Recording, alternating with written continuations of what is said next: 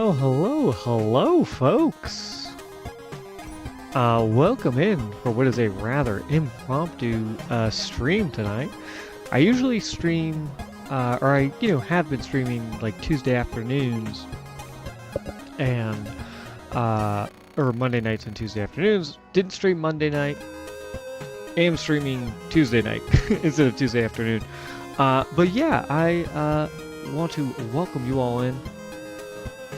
We're going to be playing some Civ 7 today, picking up our run where we left off here with Ibn Battuta and Abbasid. I tried to say Ibn Battuta and Abbasid at the same time, and it wasn't going to come out well. But yeah, I am going to be streaming today, or tonight, I should say. And then I will be away, I think, for about a week or so, maybe a bit longer. Not exactly sure. Just changing some things up in my own life.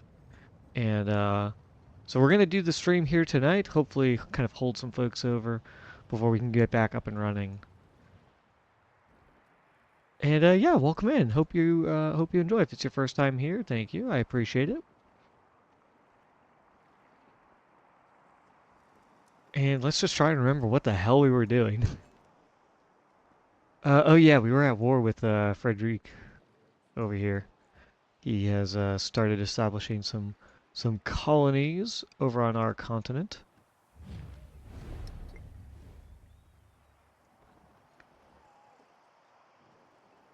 Ah, yes, I'm sending this force over here to mess with him, right?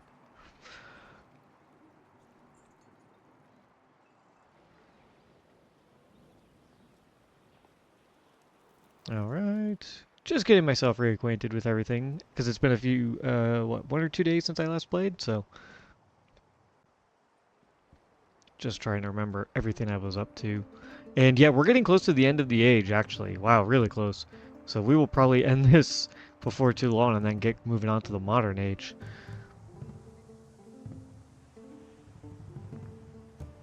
Alright, so yeah, as I was saying, for those of you who are watching, whether live or in the future, thanks for joining me. I really appreciate it. If you like hanging out with me, go ahead and give a follow here on Twitch. And I upload the videos, or the VODs, over to my YouTube channel as well, a week after they are recorded live here on Twitch. You can head over there, check it out, like and subscribe over on the YouTube channel. And I have other content over there as well. A bunch of Let's Play videos, and stuff featuring TCG Card Shop Simulator, Water Park Simulator, had Shadows of Doubt episode that just came out today.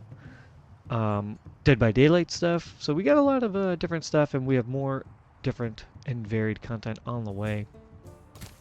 What are you doing? Oh yeah, you're gold for every improvement. So like I said at the top, I usually have been streaming Monday nights and Tuesday afternoons. Had to take Monday off. I was busy. I thought I wasn't sure if I was going to be too busy or not. Ended up being a little bit.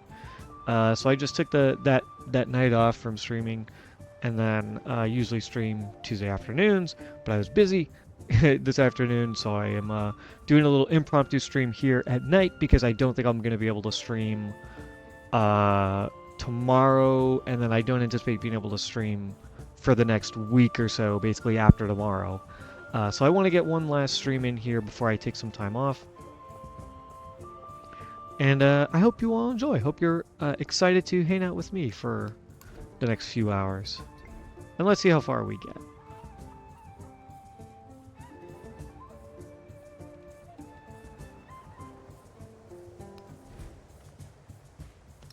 I haven't put down a fishing key yet. I actually could.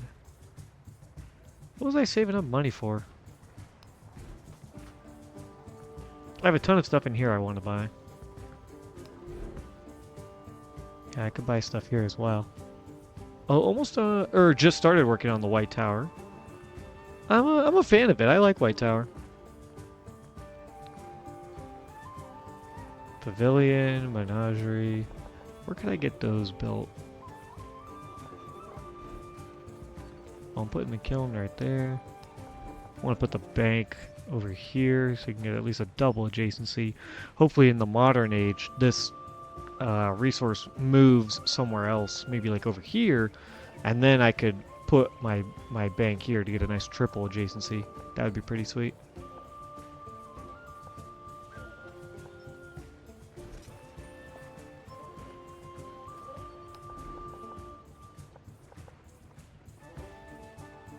Hospital's gonna go there. The inn goes right there. Put those over there. That's good. That's going right there. That's right there.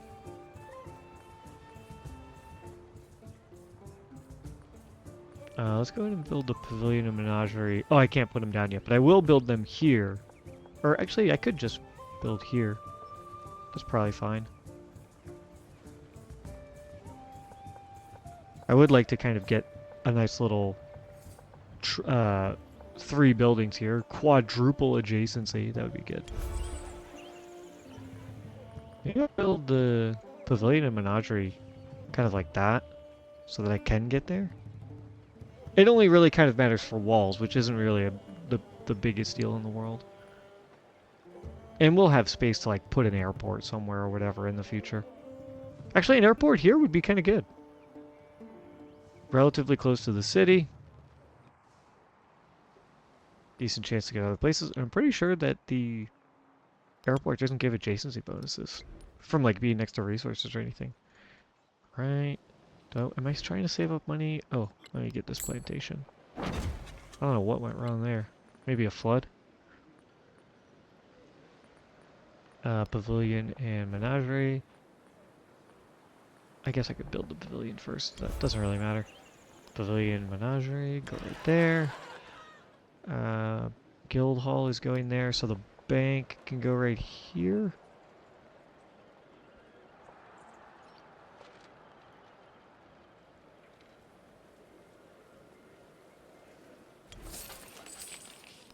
Hospital goes right here.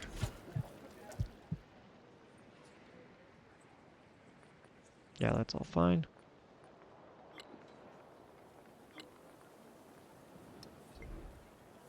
Alright, I don't think I'm waiting on purchasing anything here. These guys can probably... Well, I might not have enough time to build all of it, but it's fine. It's not like it's the end of the world if I don't get everything built. Axum... Yeah, the bank there for sure. Which I would rather have the bank... I'd rather do like this. The guild hall, then the temple, the bank. Get that stuff built. Pavilion and menagerie is gonna go...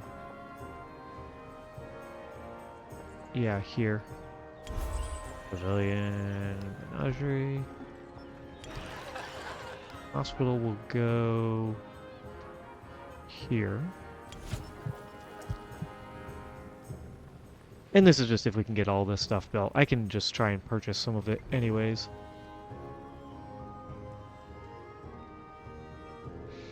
I'm building the kiln. Do I even need culture? Oh yeah, I guess I do need culture still. I'm already on future tech though. I don't need more science. Which actually, maybe we start to take away some of our science. City of Peace. 648 versus...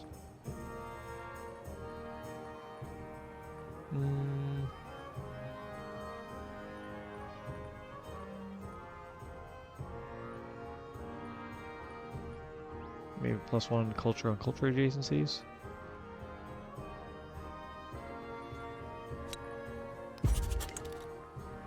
Wow, yeah, that went down a lot. That went up, I don't think a whole lot, but probably enough. We really don't need all of the science because completing... This is kind of one of the issues with Civ's progression system right now, is that completing future techs is going to give us massive age progress, which we don't really want. We want to, like, build up, you know, a bunch of our cities.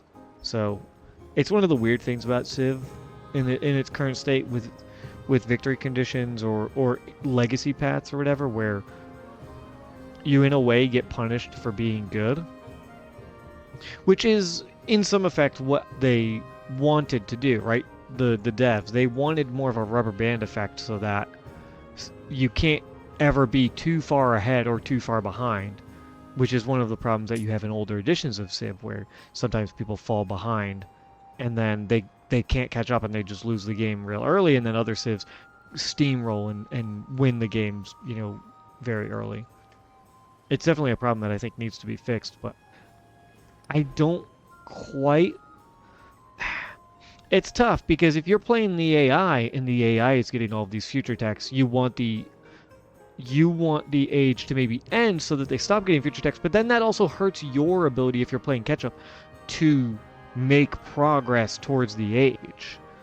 So I don't quite know if this age progress for completing future techs and future civics is the best. I need more culture because I need to get these both done and then move on to future techs. I don't think I need this for any reason.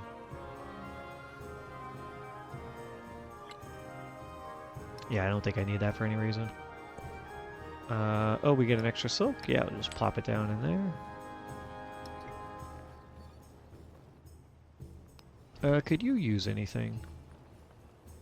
You're working on the wharf. I bought the shipyard for you. I do remember that. You got a bank and hospital, or a bank and guild hall going over here, I think. And then I think the hospital's over here. I can't quite remember. Where did I build the bazaar? I built it there. I mean, it's fine. I have a ton of room for leftover things. I don't need a sawmill or a stone cutter or anything. I don't think.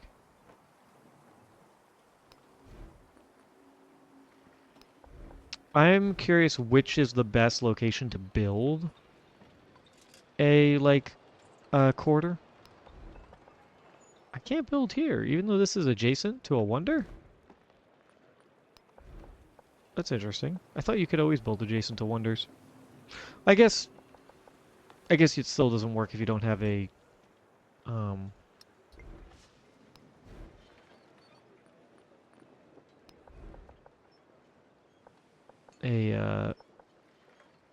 another district nearby.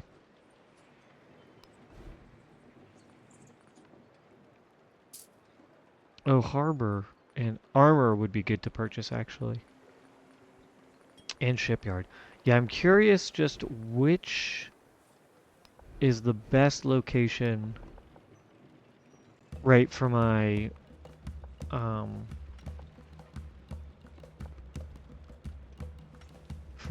coastal, or whatever, my river districts, if you will. And I think it's this one. This is the only one that doesn't give happiness. So I think I would like to build here if I can. But then at the same time, that does mean that a wharf and a shipyard would be pretty good right here. So maybe I want to build here, wharf and shipyard. I could get the bonus from the wonder, bonus from the resource, bonus from 2 river tiles. Here would actually be best for the wharf because it gets 2 coastal, or 2 lake tiles, which I think are coastal, so they count. Plus this, plus a wonder. That'd be really good. So yeah, I kind of don't want to build here. I would rather put, my gold here? Right? Build a guild hall here. And a bank. And then put my, fishing key here, fishing key and harbor. And then put my, shipyard here, and then my wharf here. I would be losing, 3 food, a gold, and 2 happiness on both of those spots, and then 3 food and a gold there. But I could move those urban tile or rural tiles to specialists, or just plop them down on some woodlands and let those become woodcutters, which will add to my production, which is very good. Also, wouldn't I get a science bonus from being here? I'd get culture. I would get science if I built there with my unique civic that I just had. So let me go ahead and just do that, right? Get the adjacency, the culture. Why not? Let's get the fishing key. This also has culture. Why is that? getting happiness, which is interesting. I would lose a production and a gold, but I would gain 4 and a culture? Wouldn't I just rather be here?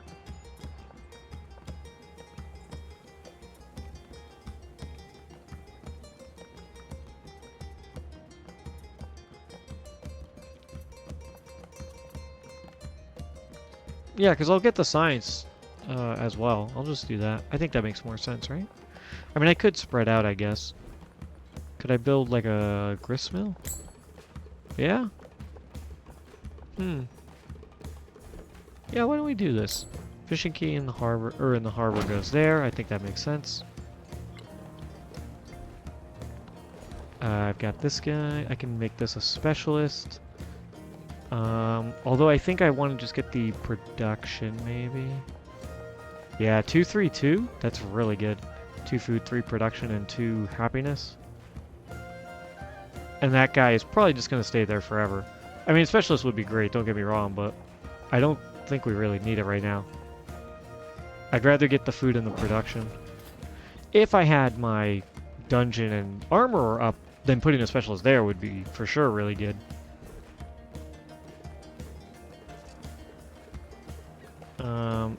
Okay, gristmill gives you farm, pastures, plantations, which we really don't have here, so it's actually not that good.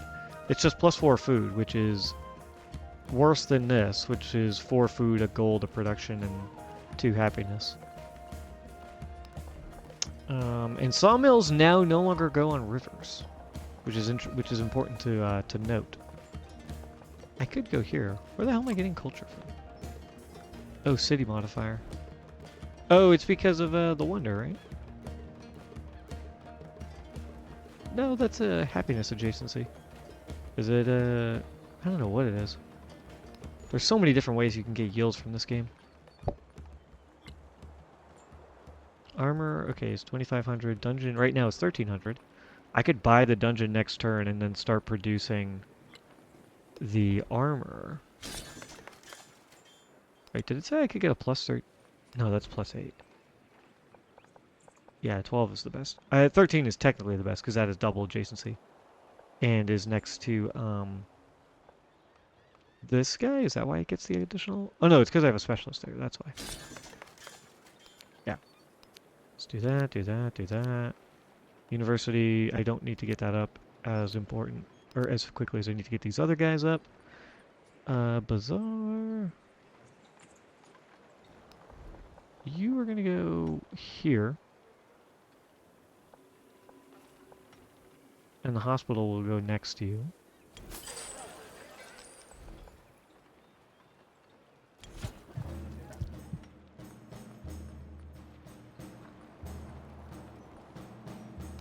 Shipyard, definitely want to go here. Gets the resource, and then Wharf, yeah, Wharf wants to go here. The inn just goes right here, yeah. Alright, and then where do I want to put the menagerie and the pavilion? Oh yeah, right here. So they're next to, they get the double mountain bonus. And they're next to my unique district. Which gets a bonus for, I forget, I think it's the mosque. Which gets a bonus from happiness and culture buildings. So you're gonna go there, you're gonna go there. I don't think I need to worry about a grist mill, a sawmill, or a saw pit.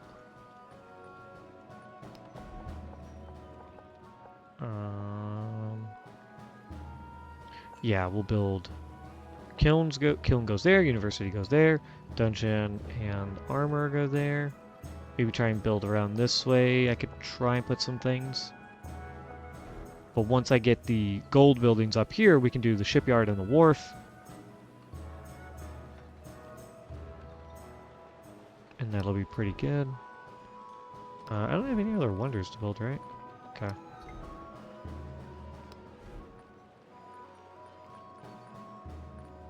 Yep, you're fine. And then we got these guys. Oh yeah, we're gonna go to war with Songhai. Yeah, we're gonna go, because my plan, what I want to do is I want to destroy both of these settlements and plop down my own settlement right here so that it can expand up, right? 1, 2, 3, grab this. It can go 1, 2, 3, grab that, and expand a little bit like this. It'll be it'll be more tall than wide, right? It won't expand out as much. But then Alpha Stat and whatever goes here, there'll be like nice little twin cities on the coast. That'll be pretty cool.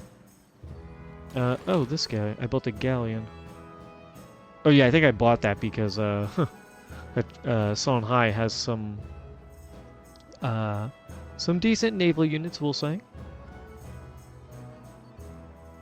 And then I just need to get a settler. 10 turns or 1100? Let me actually do this. Let me put it in the queue and build a little bit of it so that I can make it cheaper for me to buy.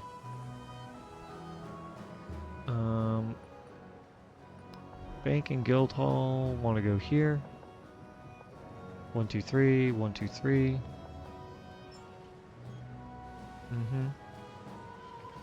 Yeah, bank and guild hall go right there. This is just sort of a prep thing. I don't know that I'll get to all of these buildings, but we're gonna try. Pavilion. You're gonna go here, along with the menagerie. Temple is gonna go right here. I'm assuming menagerie is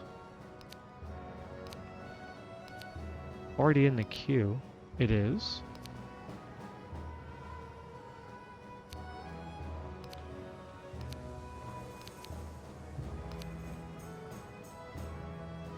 Yeah, try and like buy some of this stuff. The inn will go here. The bazaar, I guess, is the one I'm putting here, actually. That's probably what's it.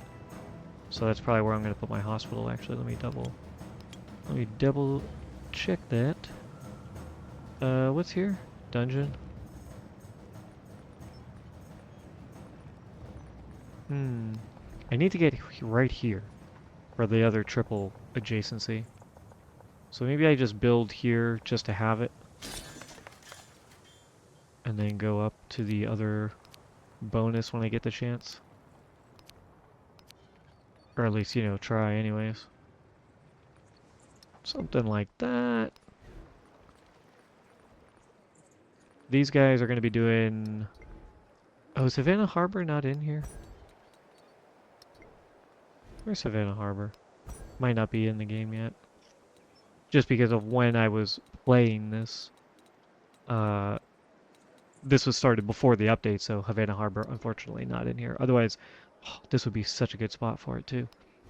But that just means we can put a wonder there in the modern age. Not that that really matters all that much, but it's still at least fun.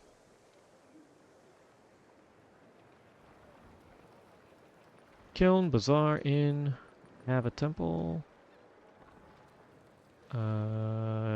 Yes. Temple and Kiln are right there. Let's get the menagerie here and the pavilion here. I think a wonder would go really strong right here.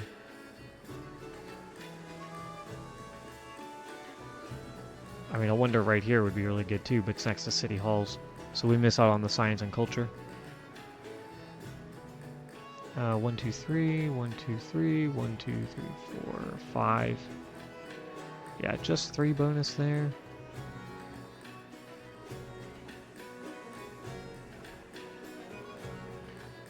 And I want my shipyard here, double adjacency bonus.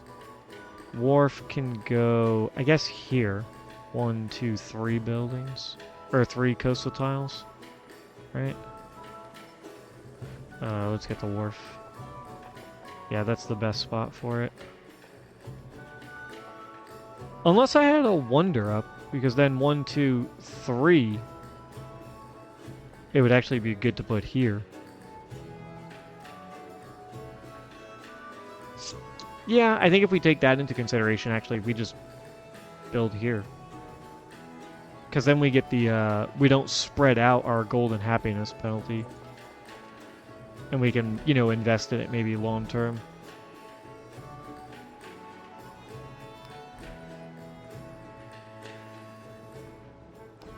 Armor right there. Get the armor up and running first. Well, yeah, armor because the production is what they need. Alright, Baghdad looks okay. Alright, a lot of thinking already, and we're, you know, just starting up the stream, but that is the nature of Civ. And it's something that I quite enjoy.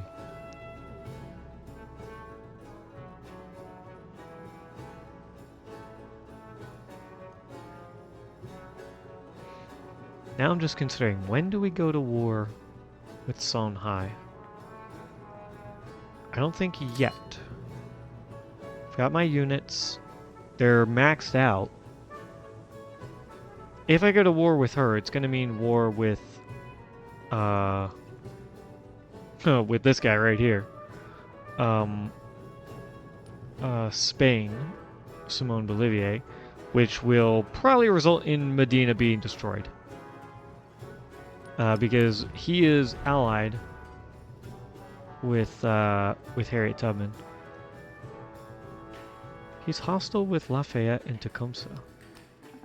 How's Tecumseh looking? Friendly with Jose? He's helpful with him.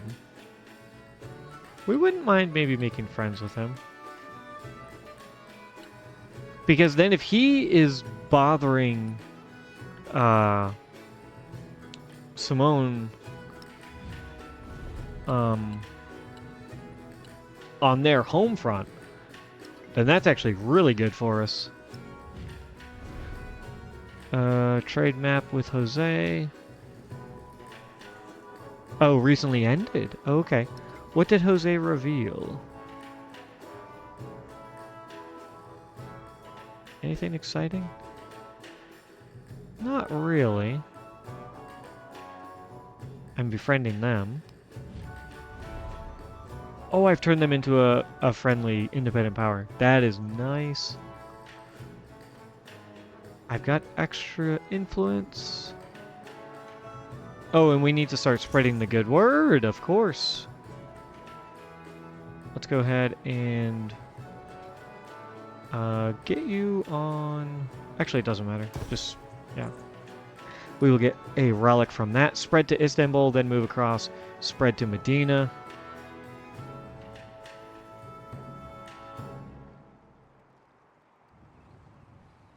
If Lafayette could somehow go to war and, you know, ally in my war and take out these settlements, that would actually be really good for him, because then he could, all of a sudden, he goes from, what, 2, 3 settlements to 6, and these are pretty good settlements.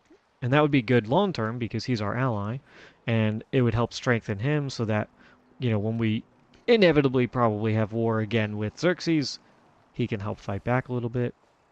Would love to be a little bit more friendly with Trontrack. I don't know why she doesn't like us. Oh, we have more fleet. We have more commander levels than her. That's on you, Trontrack. I really don't have that many commander levels. He has 7. He has 4. That's 11. And then I have... He has another 4, 15, and then this guy has 3. 2. 17 commander levels? You can't beat that when you're a commander? Civ, that's your whole thing? Or I wonder actually if that just works by giving the... Or, wait a minute, it just says dislikes the Civ with the most commander levels. Do I actually have the most commander levels? There's no way, right? There's 9 commander levels right there. 10, 11. There's no way I have the most with 17. But I mean, I guess I've seen crazier things, so maybe. I would like to trade map with Tecumseh, I think. He accepts it, so we will see his territory. And we're going to save up the rest of our influence to start, like, levying units. Because there's a lot of There's what, 2 ships, 3 ships down here that we could levy. A couple fleet commanders. There's some more like warriors down there we could levy. Maybe. Oh, it doesn't look like there's anything really up here. And I'm actually afraid of these guys getting killed if we go to war with Songhai. They will. Harriet Tubman will immediately destroy Zimbabwe. They have no units. So we want to watch out for that. You are just hanging out for now. You can go ahead and do this. I'm not sure who owns what.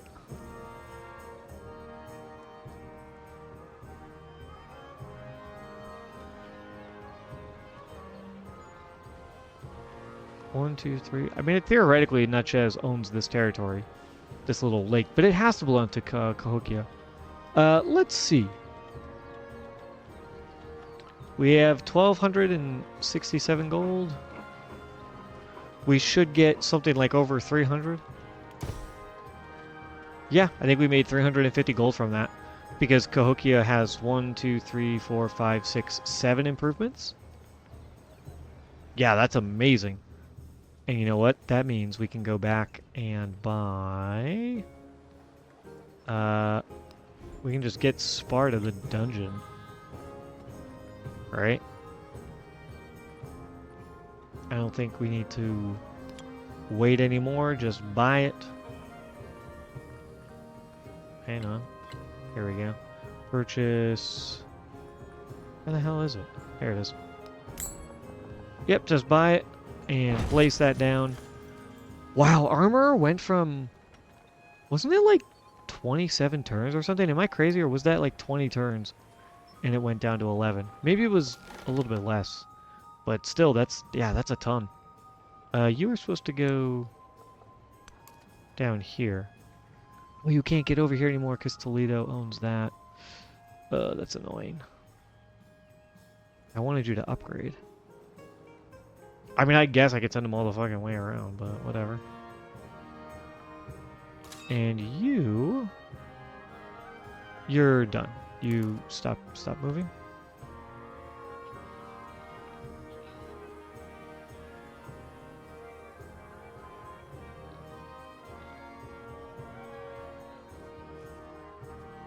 Alright, I would like to get my missionary up into Istanbul, convert them, go to Medina, convert them in 1 turn, go to Stockholm, convert them in 1 turn. He would have, I think, 1 extra charge left because I'm running the social policy to give you +1 charge and +1 movement. Let's go ahead and give you 1 production. I mean, 4 food, 1 production is actually really good, though.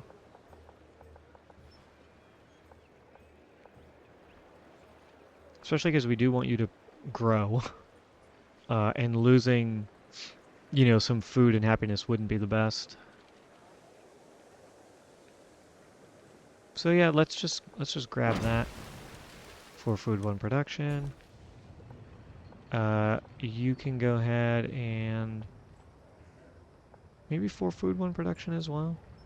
Right here. Or you know what would be really good? Grab some of this territory. 3 production, 2 science. And 2 happiness. Grab that, keep it away from Harriet Tubman, just because she's kind of annoying at the moment. You can go ahead and go here. Doesn't look like he has any military units. I could maybe even... Oh, I can't control anything that they have. But Stockholm does have some defenses here, which is nice. Get up there. That ends your turn. You... Why don't you go here? Because I do want you to be on the offense. Offensive, I should say. Oh yeah, I had this little pirate. Reveal that tile, and then go this way. Just reveal tiles. Al-Jazari. Oh, yes. This is... What is this? What is this tile?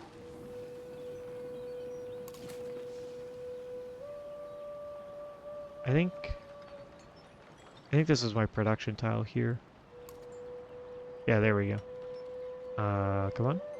Yeah, dungeon and armor. Yeah, let's add another great person there. 360 gold. Wow. That's amazing.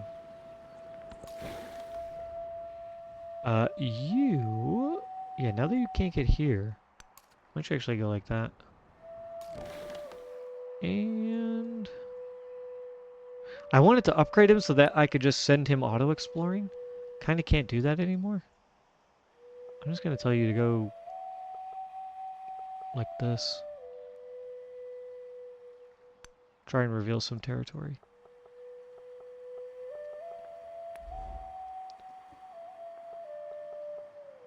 Alright, 1,400 gold. How much to buy?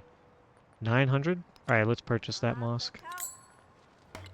Get that done. So we can focus on getting this settler a few turns. And then purchase that probably, because it's 1,100.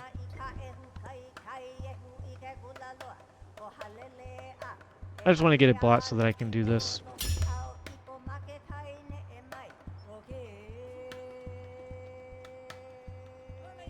Oh, and another reason we want to do that is because this just reminded me, non-sufficit orbis, or however that's pronounced, we need one more distant land territory, and then to convert it to our own religion, because we are working to convert all of our settlements, right? When we convert this one, it will increase this by 1 tick, and then a city in distant lands will give me another tick, and then converting it to my religion will get us to a golden age, which is very nice. Ooh, 2 extra slots in Kohayuto. Nifty. I just don't quite have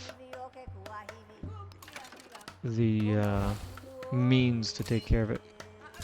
Let's go ahead and do Mamluk there. You move here. Let's do crossbowman here. And then maybe have you move like here. And then put the last crossbowman here. And then move this guy here. Oh, you can't see? Why can't you hit? Why are they too far away? That's 2 units. Why the fuck are you too far away? They can hit. You're not out of movement. That's weird. Alright, anyways. Fire at them. We don't really want this settlement. We just want to scare them. To help end the war. This is a major victory? Okay, sure. We'll go for it. Yeah, my privateer was destroyed. You can convert them. Nice, we get that. That's 2. We get 2. Oh, hey Carter, thanks for joining. Glad to see you made it. So we get 2 relics for converting city-states. So we just went from right here to 1 tick, 2 ticks. So that's very nice. Welcome in. Glad to see you. Hope you're doing well, even though I saw you, what was it, an hour or 2 ago watching your stream. Why don't you just fortify, I guess, since you can't attack? I don't know why you can't attack. You just go here and chill.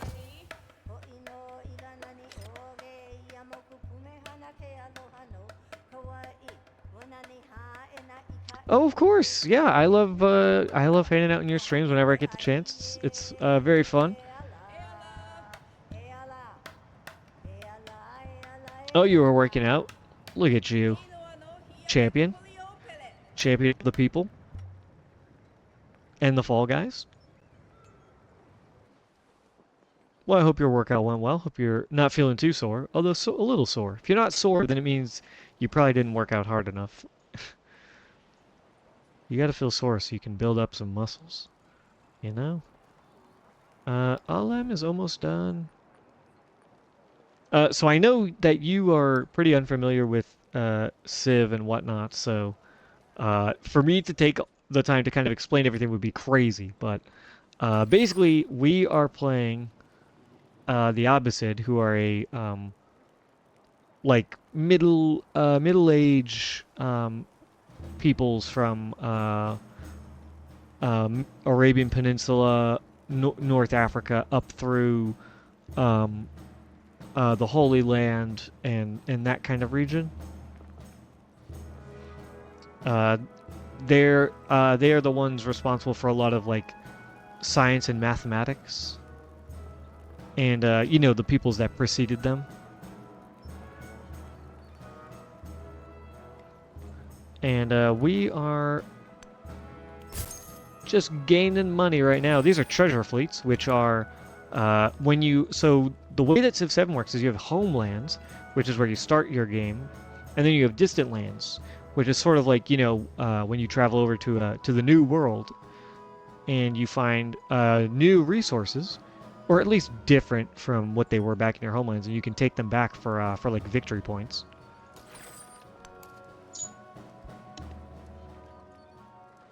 In this case, we get some gold for it, as well as a victory point in the economic legacy path.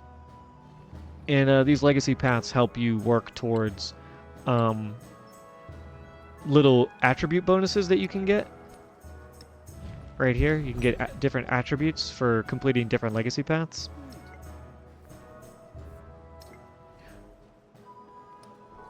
And you want to obviously try and complete as many as you can. And the more you complete, the more it progresses the age. And then when the age is over, you transition to the next one.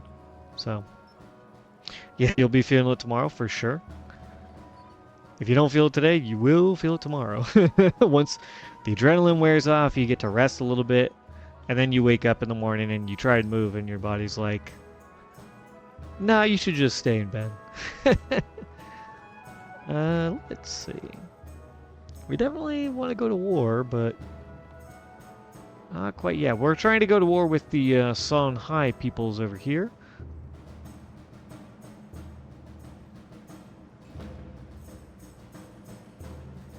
But we're trying to think of when the most strategic time to do it is. She actually doesn't have a lot of defense. It doesn't look like. Besides some naval bases, maybe. She did have a lot of fleets.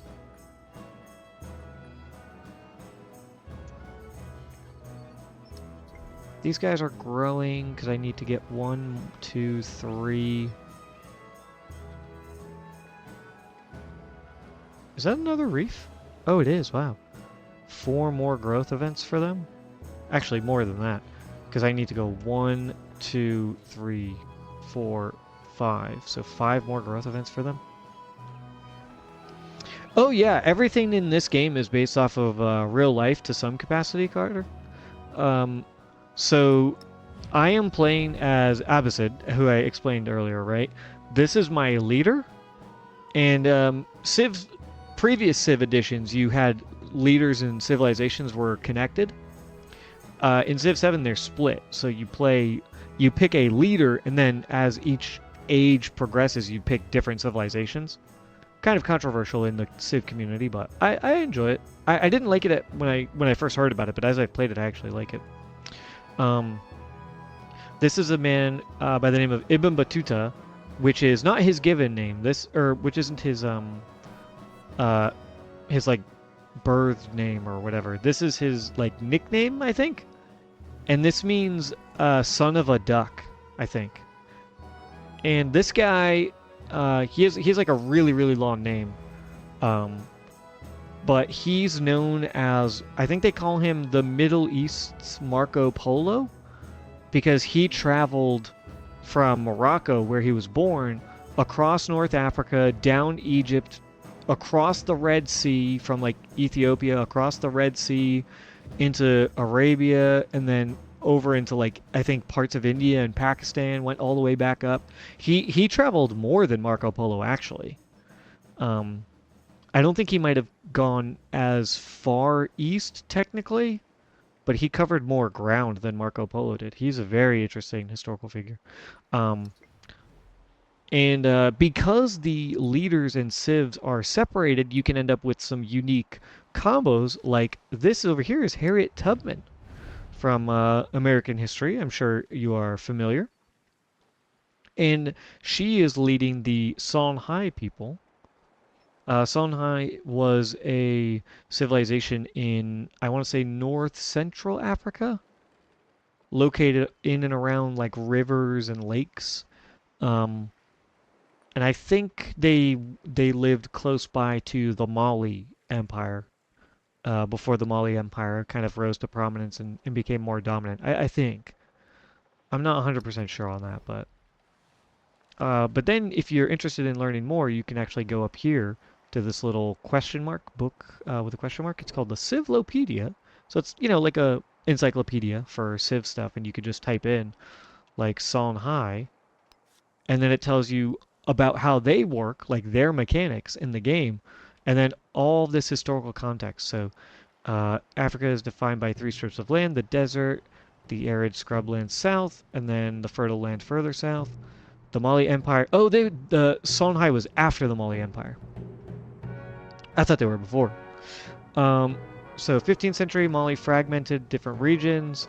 Blah blah blah. Songhai became a militaristic alternative to commerce and productivity, and it explains all of this stuff about these different historical civilizations and people who lived at the time. Here's the Abbasid, for example. Just it's really cool. If you enjoy history, Civilization is one of the more fascinating games because if for nothing else, right, the Civlopedia gives you a lot of historical context. It's not perfect by any means, but very very interesting. Um, and I think especially for folks who are a little bit younger, kids or whatever, playing Civ is like a pretty interesting way to get into history, which I think is cool. Yeah, super super in depth stuff that they have. All right. We're doing pretty good on all of our research. Wow, Jose is killing it in culture. So these are like some of the different yields, right? Gold, science, culture. Science gives you technology. You go down the different tech trees. You research like military units and like universities, and that lets you build those. And um, then you have cultural tree, which is like different social progresses, inspiration, society, diplomatic service, sovereignty, imperialism, all these different, social constructs that we have and the changes that they led to, as well as theology. And each civilization has their own unique civics tied to like their cultural significance or what have you. Let's make all the kids play it. Yeah. I mean, listen, I've always been interested in history, but I remember when I was, like 16 years old or whatever, when the very first Assassin's Creed game came out, and I played that, and that got me into like this whole rabbit hole of looking up, like a lot of Middle Eastern history, like learning about the Levant in ways that I, wasn't really taught or had never learned before. So it was very, very cool. Video games are a tremendous medium to uh, get people invested in, particularly children. I would say people, 16 and under, or even 18, 20, whatever and under, interested in more, I don't know, boring topics or whatever, real world topics, history or math or whatever. All right, there's Tecumseh's capital. Good to know. I don't know if they still do it nowadays, but when I was a kid, I had this game that was called Jumpstart, and it was a series of games, Jumpstart from like kindergarten all the way up to like, I don't know, 5th grade or 6th grade, and they were these games these like computer games, and they taught you like how to do certain skills like math and science. There was the one that I played the most of was Jumpstart 3rd grade, and that was the one with like this little robot kid, and you went to this big mansion on a hill or on a whatever, where like this girl who hated learning used her father's time machine to go back in time and erase a bunch of people from history so she didn't have to learn about them, and so you had to do all of the little puzzles to try and figure stuff out and fix time. So it would be like, oh, in order to complete the puzzle, you have to be able to do multiplication tables. You know, we had those kinds of games when I was growing up. My God, Jose has a fucking gigantic navy. Holy shit. All right, is there anything else I would like to purchase? One turn to get this guild all done is pretty nice. Wow, the production here is super good compared to some of my other cities. You have a shipyard? Yeah, you have a shipyard and a wharf. your production's not too bad. You have 9 turns on that armor. How much is it to purchase? 2,000. Try and get that reduced by a little bit more. And then... how much to purchase your shipyard? Because if I could just buy that... wow, 2,500. That's crazy. It's a little bit rich for my blood.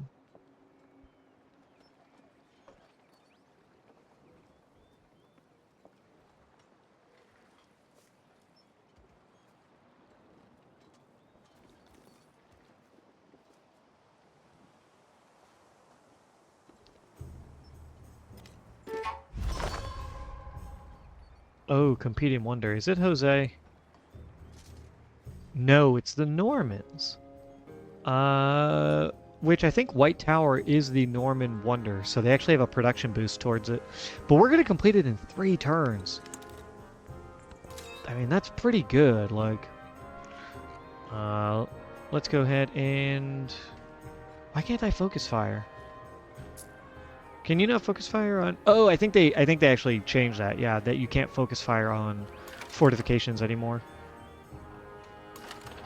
Is this vegetated? Is this vegetated? Oh, that's why. My crossbowmen can't shoot here because this is a vegetated terrain. That's why. Okay. You can just build fortifications.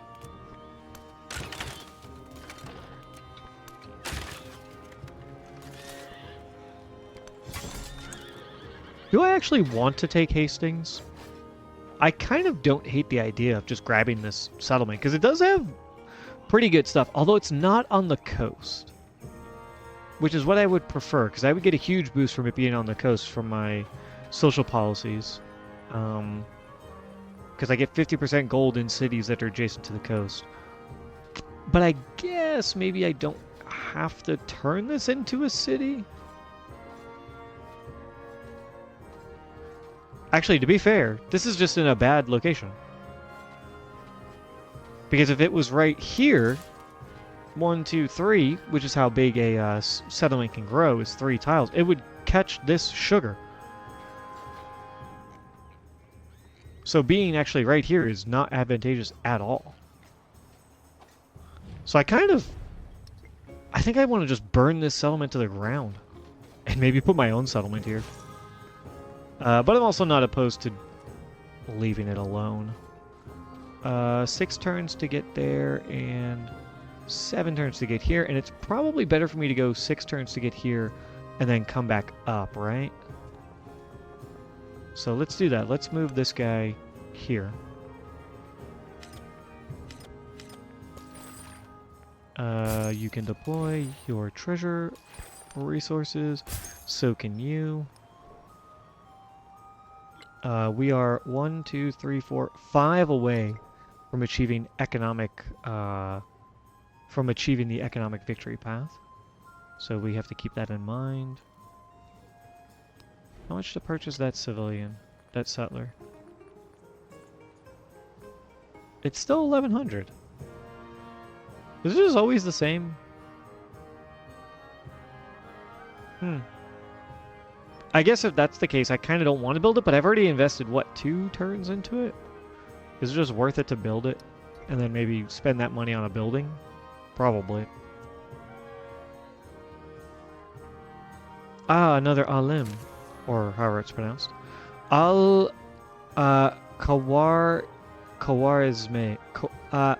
Khawarizmi. Or however that's pronounced. Activate on an ulema. Each building in the quarter gains +3 science. Which ulema is giving me the highest bonus? That's 42. This one is 37 with only 1 specialist, though. This guy's giving me 40 from 1 specialist. That's really good. That actually might be the best. 40 from 1 specialist versus 42. He has those 2 buildings, a wonder. He has what? Well, oh, you know what? He doesn't have his university, does, yet. Does he? He does. So that's probably where the extra bonus is coming from. This Ulema, though, is a 37. So hard to judge which one's the best bonus. 39, and that's, yeah, 19, that's not great. I guess... Does this guy have a university yet? No, he doesn't. How many? The bonus is 37? It's going to go up because I'm going to build a happiness building there. I'm going to build culture and happiness there, and I'm going to build it. Yeah, I guess let's just put it in Baghdad. It's probably fine. I'm not sure if it matters, really, trying to min-max that, you know? Alright, how much to purchase an LM? 1,700. Ooh, that's a lot. I don't even know how many are left. How much to make a kiln? Kiln is 156. Let's get that. And then... Why don't we do... Temple first, then Guild Hall and Bank. Back to the inn. I don't need the university. I do need the pavilion, though. And the menagerie. And the hospital are actually all more important than my university, because science... I'm swimming in science. I really don't need it right now. Also, purchasing walls? Start producing some walls? It's actually a good idea. Let's get those going. For maybe some end of the era bonuses. There we go. And I think doing the same here. 3 turns. Let's do temple first. And then Pavilion Guild Hall, something like that. Purchase the kiln. How much gold is it? 1,300. Alright, I'll leave it in. 4 turns. 4 turns isn't bad.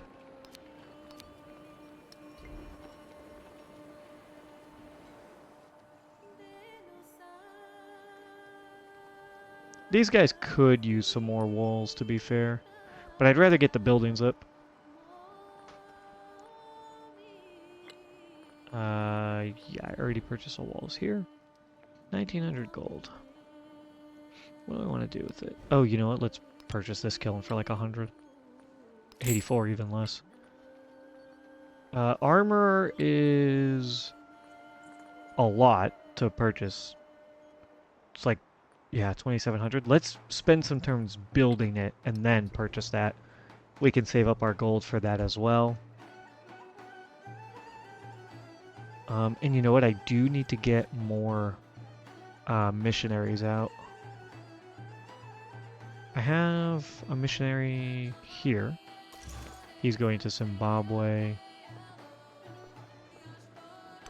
Why don't you go right there so that you can just be in the water, convert them, and then move on over to these guys, convert them, and then you can start moving over to these guys. And you have... I think he has enough conversions for it.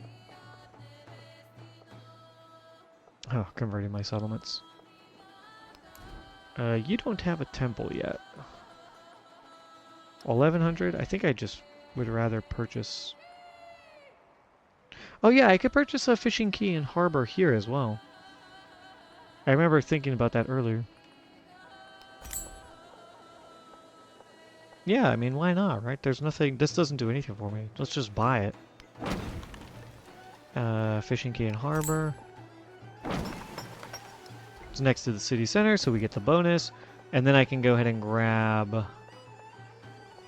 let me see. 1, 2, 3. I can go ahead and grab this guy. Some more pearls. Let me look at my cities. They don't have any extra space. Let's just do that.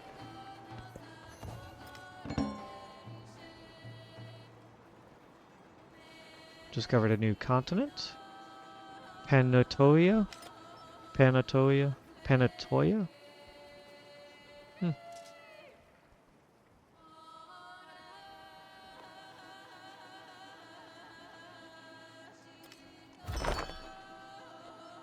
Narrative choice. I think it could be the crisis? No, it is these folks. Oh, nice. 250 happiness towards the celebration. That is about what? 2/3? Lafayette bringing some troops in. Nice. Get this guy a promotion. He's already gone down order. I usually like to go down Bastion. Bastion is going to give me defense, which is fantastic. Movement would be pretty great, though. I don't quite think that we have to worry about it.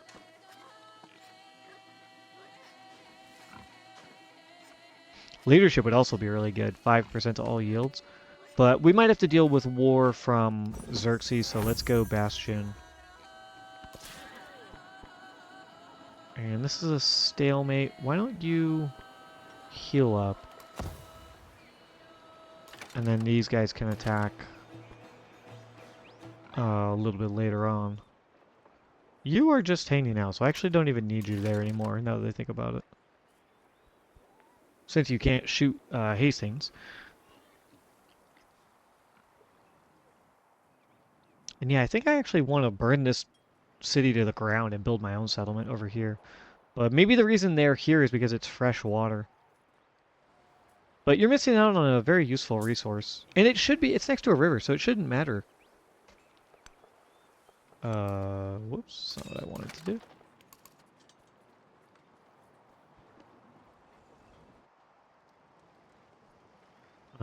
Do I have any endeavors I can do? I could do farmer's market. But farmer's market isn't that great. I would like to counter spy. I would also like to actually do open the gates. But it's a little expensive. I think instead let's just levy a... I can levy a fleet commander? That's crazy. Do their fleet commanders have any levels? No, but it's still good. I'll take the Carrick, though. And you go over here and heal. And then we can grab another Carrick and another one and help build up our navy through influence. And we're crushing it in terms of influence. 74, 67, and 69 are obviously very good. And then they only have, like, no one else is really close, so we're in first. Tecumseh's in second, no surprise. Frederick is in third, which is interesting. I didn't expect him to be that high, but then nobody else is really, even has like half of what we have. Or Harriet Tubman had, what, 39, so that would be 78, just a little bit over half. Zimbabwe, they are converted. We get 2 more relics. Just like that, we reach the next one in 1, 2, 3, away from getting our golden age for the next era.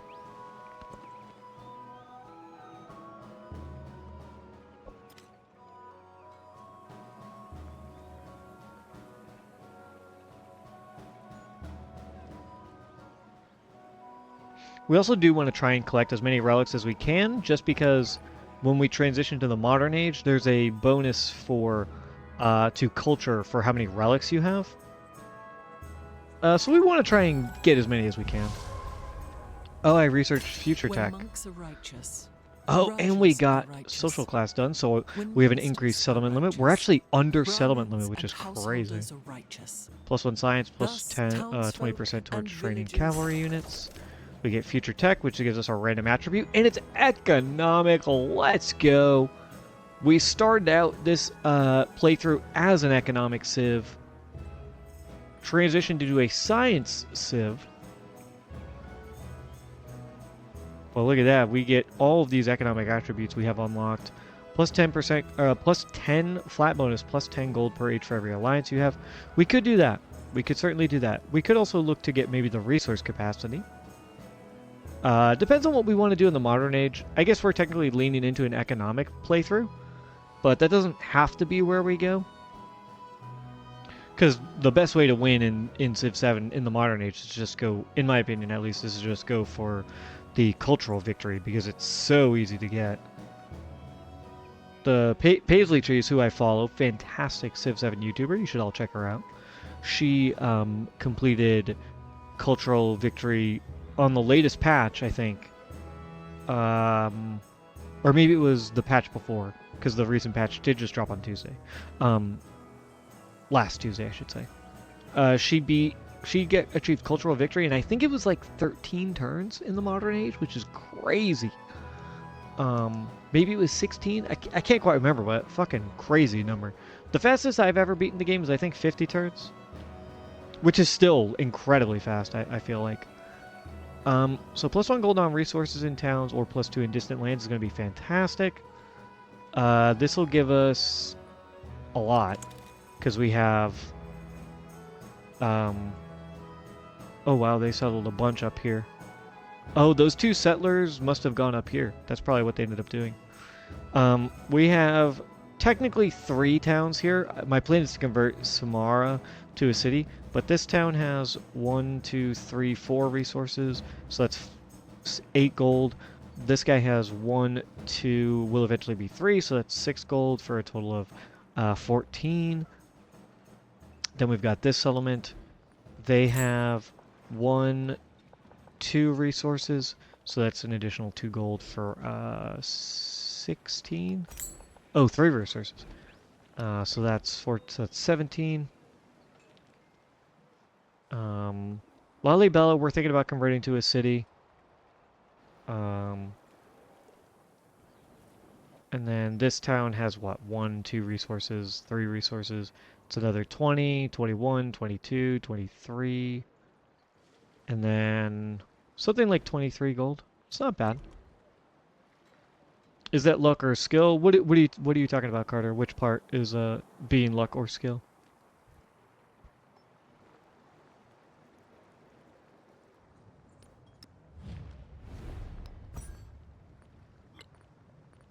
So this would give us what? 23 gold, I think, approximately. Versus this, which is 10 gold per alliance. We only have 1 alliance right now, technically. So yeah, the 23 gold is technically better. But if I do go 5 gold and then 5 plus, or 10 gold per age for 20 gold, because we have 1 alliance.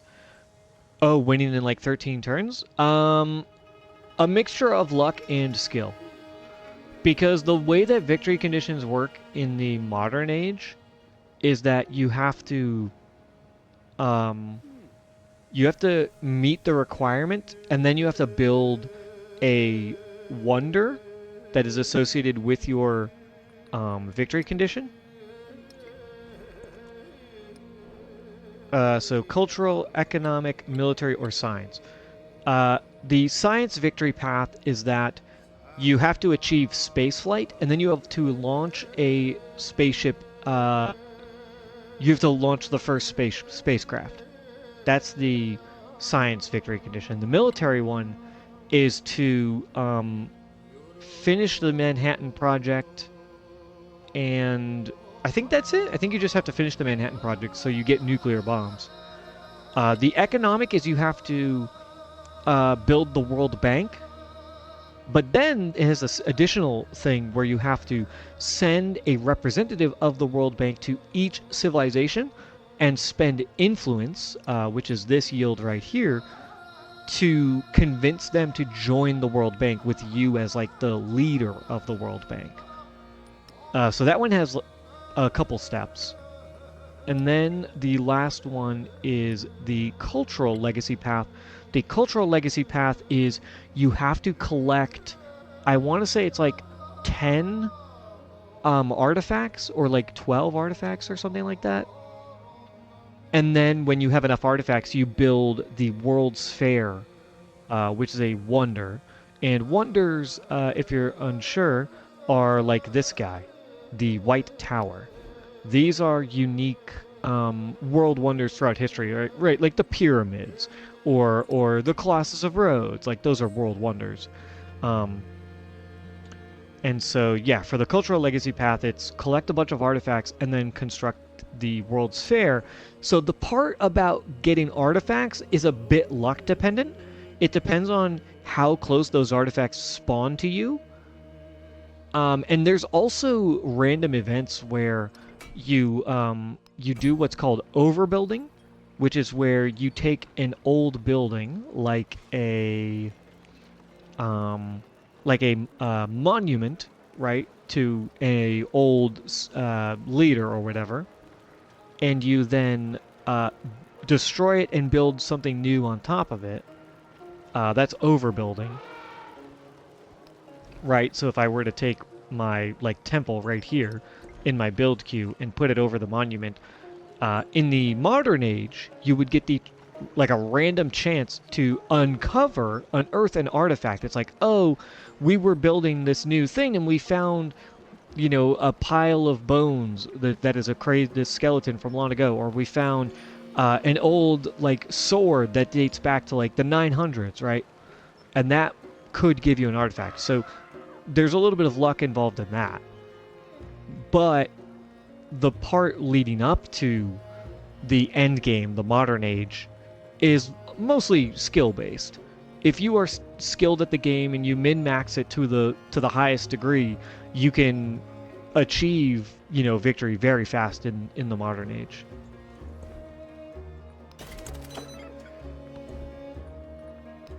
All right, we want to work on getting these both completed before moving on to future techs. Let's do that. Actually, let's do this one first, because I could build Notre Dame. Nobody's built it yet. These guys are still pretty hurt. Let's go ahead and do that. And I think we will conquer this settlement. Yeah, I can't do coordinated attacks or anything. But let me move you right here, just so that you can absorb everyone. And I'm going to have to think if I want to destroy this or not. Oh, it's not destroyed yet. Oh, well, it will be soon. You can go 4 turns to get here, only 2 turns to get there, and the 3rd turn would be my, the turn that I convert them, so that we'll do that. You can go here, that's fine. She has a bunch of ships. That is frightening. Can you steal artifacts, or do you have to get them ethically? Artifacts appear randomly, so they can be in anyone's territory. And currently in the game, there's no interaction between taking an artifact that used to be, or that was in someone else's territory. In older editions of Civ, like in Civ 6, if you went onto someone else's land and took an artifact, they would get pissed. And they would be like, that is our artifact, you stole it from us. And it could lead to war. Currently, there is no mechanic for that in Civ 7. I anticipate we will probably see it at some point. But at the moment, no. People don't get mad at you if you steal their artifacts.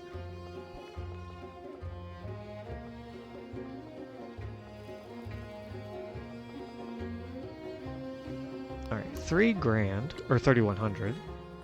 It's still 1,100 to buy a settler. That's unfortunate. But I can purchase this armorer. How much is he to purchase? It was like 2,500. How much is it now? 2,400? I mean, I kind of just want to purchase it and get it over with because it's going to help their production by so much. I think we just do it. Purchase armor. Get that guy built. And yeah, it shaved off what, 3 turns off of everything? Which is pretty good. Working on the bazaar. I think I'd rather build the pavilion next. Menagerie fine, inn is fine. But after I get this bazaar built, I actually want to put my gold buildings down right here because it gets adjacency bonus for being next to the coast. So this is a +5 adjacency bonus if I build right here. And then I want to build here because I want to put my shipyard right here. Shipyard gets an adjacency bonus for being next to resources. So this would be +2 on my shipyard, which is a production building. So I actually don't even really want to build the bazaar. Actually, why don't I just build the pavilion right now? Although,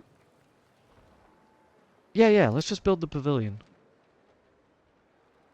Because then I can maybe spend some turns building it and then purchase it for a little bit cheaper. And then we can maybe save up some money to just purchase the shipyard and drop it down.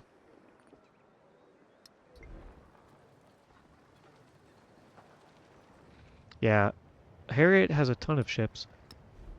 Oh, I never took my economic attribute. This would be 20 gold, and this would be +5 gold per age, which would be +15 in the modern age. So, and this would be +30 in the modern age, which is way more than the +23 that I'm going to get on this. And the resource capacity, I'm not sure if I care about. It would be good if we're going for an economic legacy path. Because you need resource capacity to build up towards the economic victory condition. But I think the gold is just better because I can just buy everything that I want. So let's do that. +20 gold. Wow, we're producing 855 gold right now a turn, which is by far and away the most. Next closest is 690. Wow, and no one else is even over 100. Oh, no, 270 and 108. They're the only two who are even remotely close. After Jose Rizal over here. Who converted? Oh, they were converted. It's annoying, but whatever. I just need to purchase another missionary so I can convert these towns. When I convert them, though, it will complete the military, what's it called? Militaristic legacy path. Which, the sooner I convert that, the faster the game ends, which is not really what I would like to do.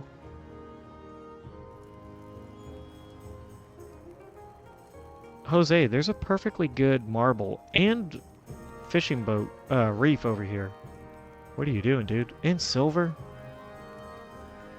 What are you waiting for, bro? Is this a town that he's just not growing anymore? I think it's a town. And he's just not even growing anymore. That's interesting. That he didn't convert it to a city, because that would be a great city.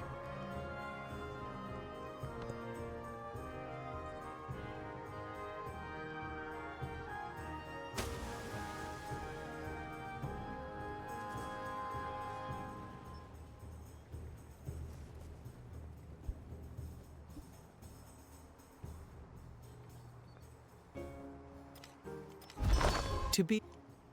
Oh, whoops, I accidentally skipped the building of the White Tower, but we finished it! Which I love. White Tower gives +4 happiness in the settlement for every tradition slotted in our government. Has a base yield of +4 happiness. It's not the strongest by any means, but it's pretty cool, and I love how pretty it is. The when you build it, you get this really cool crow effect. These crows that fly and swoop around the White Tower. It's very cool. And let's see, how many... What is this? How many traditions do we have slotted? Traditions are going to be symbolized by these guys because it means it came from a past era or from a current era. So 1, 2, 3, 4, 5. We have 5, and we can get, what, +4 happiness? So that's, yeah, 20 happiness we're getting in this settlement from that. That's pretty good. Working on the shipyard. I want to build the bank and the guild hall over here. I would much rather build the guild hall first. Let's do like this. Get the guild hall and the bank up and running.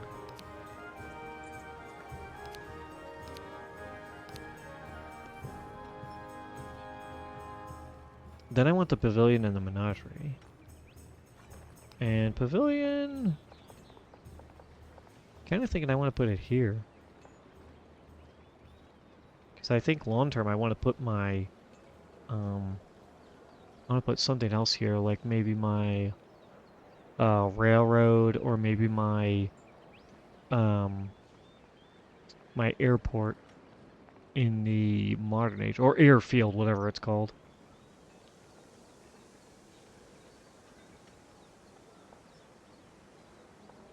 And where did I build? Oh yeah, triple adjacency there. That's really good. So yeah, let's do that. Build the pavilion and menagerie. And I want to build those right here. Yeah, I like that order. How much is it to purchase a shipyard? 2,500 right now. Let's give it 1 or 2 turns and then do it. Oh, and we get a... we can claim a specialist. Do I want to? Or do I want just a rural tile? We get gold for specialist because of how many rural tiles we have, which we have 1, 2, 3, 4, 5, 6, 7. That is really good. So yeah, maybe we just go ahead and claim the specialist. And this would be, what, 7 total yield? Which is technically the same as this guy. Oh, he's next to a wonder. That's why his numbers are so high. But we're not gonna lose yields for our unique quarter here because these buildings are ageless. Ageless buildings do not lose their adjacency bonus when you progress to the next age. Like this is technically 7.5 gold, or 7.5 yield for science 2 culture, and 1.5 gold. But it will go away. This is not going to go away. So this is a much better long-term investment, and we get 210 gold from it. We love that. The reason we get gold is because we're playing the Abbasid. And Abbasid has a unique ability where you get 30 gold for every rural population in a city when you create a specialist. And specialist is just a population that goes into an urban district. So it's kind of like, if you have a university, a specialist in there is like a professor or whatever. Right? So it's someone who specializes in that type of work is how it kind of you can think about it in the game. You should be able to conquer this real easy. Yeah, there we go. But I don't actually think I want this settlement here. I think I want you here. So, if we keep the settlement, we get -4 influence per turn while we control the settlement during this age. So our influence will go from 74 to 70, as you can see. If we destroy it, we get -8 per turn for this age once it's finished being raised. And we have -4 influence while we control it during this age. But it only affects us during this age. And I don't like where he located it, because here, if you put it right here, it goes 3 back to get me a nice sugar resource. And it can reach maybe some extra time. Right here, it could reach this hardwood. It can still reach the coast. And the fact that it's not on the coast means I'm not going to get really any bonus from it. So we're going to burn this mother down, is what we're going to do. We're burning Hastings to the ground. You can pack everyone up. And then you can upgrade everyone, which I really don't think you need to do. The extra gold is like worthless. Alright, and do you want to make peace with us now that we just destroyed one of your cities? Yeah, of course you do. Do you want to give us anything for it, though? Do you want to give us anything? No. He won't give us anything. Yeah, not even anything. Who are you at war with, anyways? Oh, wow, you're at war with everyone.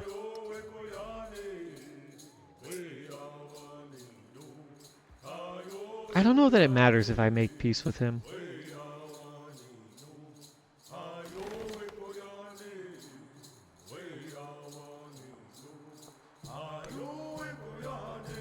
Let me just go find this territory.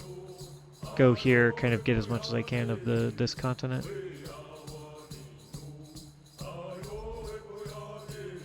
And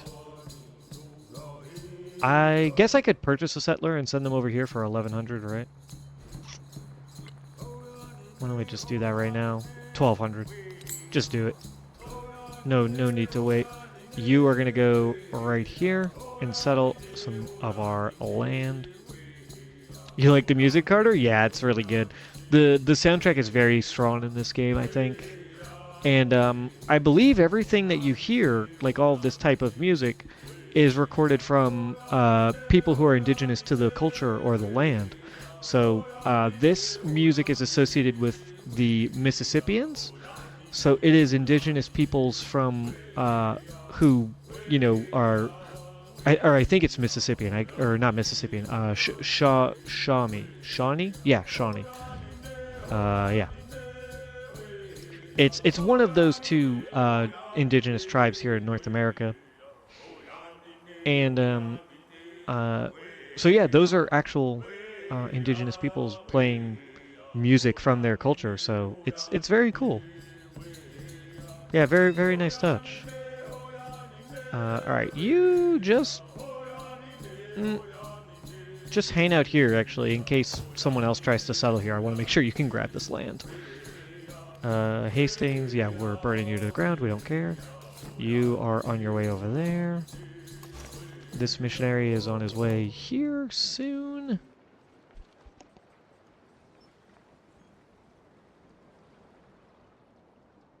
And when we had the update last week to introduce the Pirate Republic, we got pirate themed music, which is fantastic. And then they introduced the Tonga civilization, a Polynesian peoples, and they have their own music as well. So it's very cool to see them. Whenever these new cids get put into the game, they immediately have their own music. It's very cool.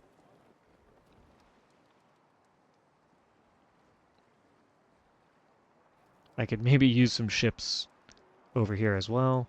I don't have enough. I think it was like 360 uh, influence or whatever to get these units.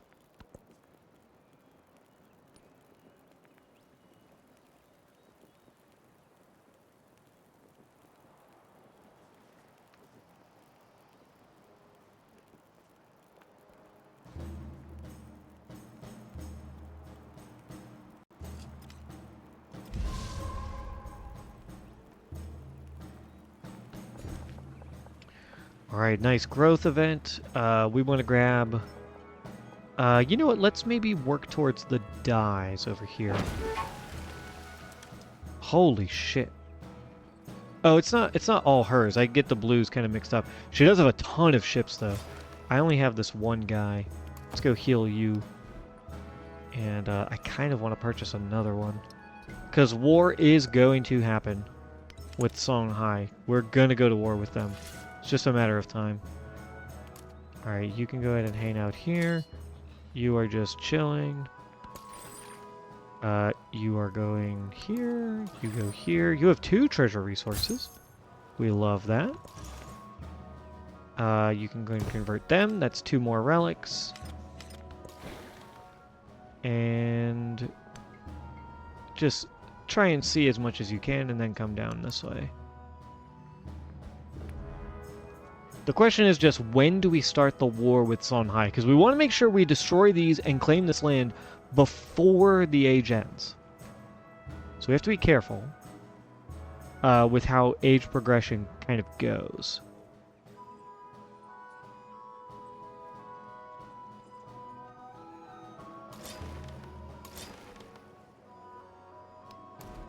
Alright, how much have I purchased this now? Shipyard is 1900. One more turn, it should go down to like maybe 1700. We'll have a ton more money, we can purchase it. And that'll help Pathragata just get, those buildings out just that much quicker.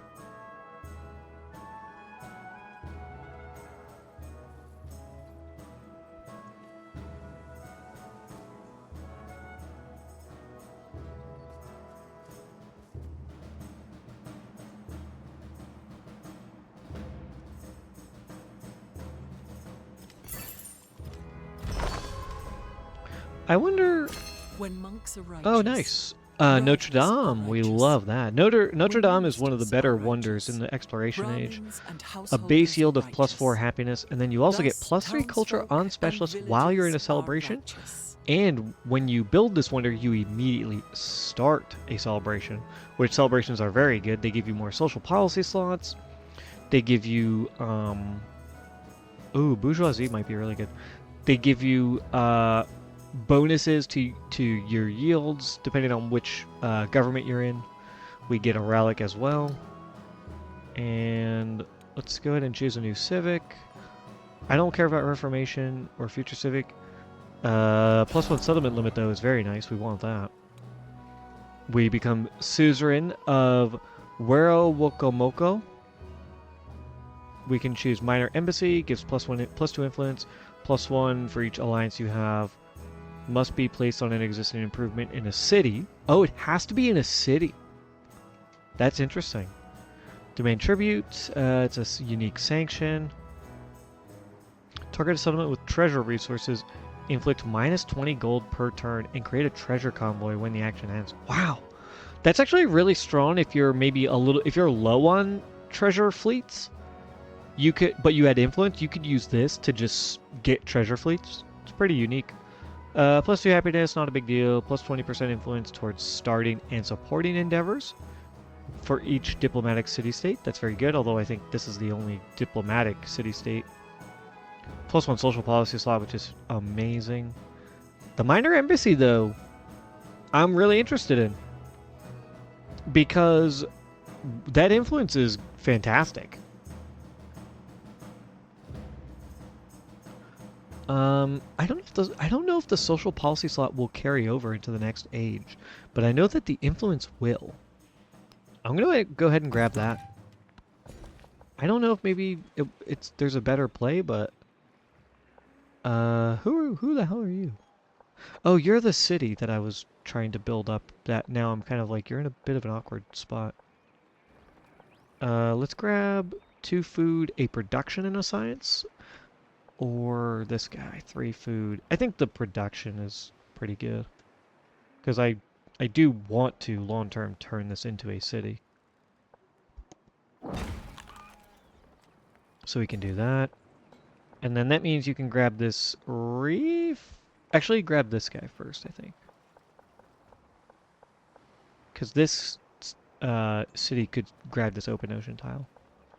Grab the pearls. Plus the pearls are going to give me better yields, right? 4 food, up production, 2 gold, 2 culture, 1 pearl. We can slot that in. We can slot it in right here. Ooh. Rabia of Basra. Activate on a happiness, +10% happiness in that settlement. That's really good. You only get 36 happiness, you have 64, and you have 35. I guess we just give it to Baghdad. That's probably fine. Is there any reason to give it to anybody else? I mean, I could give it to my distant lands. That's actually not bad. But if I want to maximize happiness, I think putting it on Baghdad is going to help them become a little bit more happy. And it won't overwhelm my happiness to the point where it's kind of useless. I think that's, yeah, it's fine. It's probably the best use of it. Do I have any more alems? No, that was the last one. Okay. Notre Dame, though. I could build this. I could put it right here. It would give me a nice little bonus to this temple, or kiln, and what will be a temple. Can I build Notre Dame here? No. Can I build Notre Dame over here? I cannot. Over here, I have rivers. But I don't think I want to build it there. I'd rather have a building here so that I could maybe put up some walls. And what about you? You can't build it. These guys have no rivers nearby. That's actually a pretty good spot to put it. Let's go ahead and put Notre Dame up. Get that completed in 4 turns. Probably even less, honestly. Whoops. Do. The production is just crazy on here. Yeah, I can do it in 3 turns. We finish a celebration in 2 turns. That's perfect. We're gonna immediately go into celebration when we finish that. You head over here. You converted them. Now you need to head over here.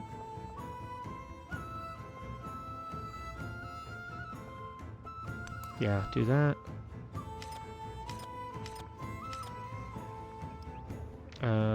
How is our relics looking? We need 2 relics. I'm gonna slot in 1 relic, and I will then leave the other one. So that we don't hit max yet. And ideally the game doesn't screw me over and accidentally give me max. Oh, and we are going to buy the shipyard for certain. 1,600 gold. Get these all reduced by, what was it? Maybe 1 turn? Oh yeah, minor embassy as well. Which is only 300 gold.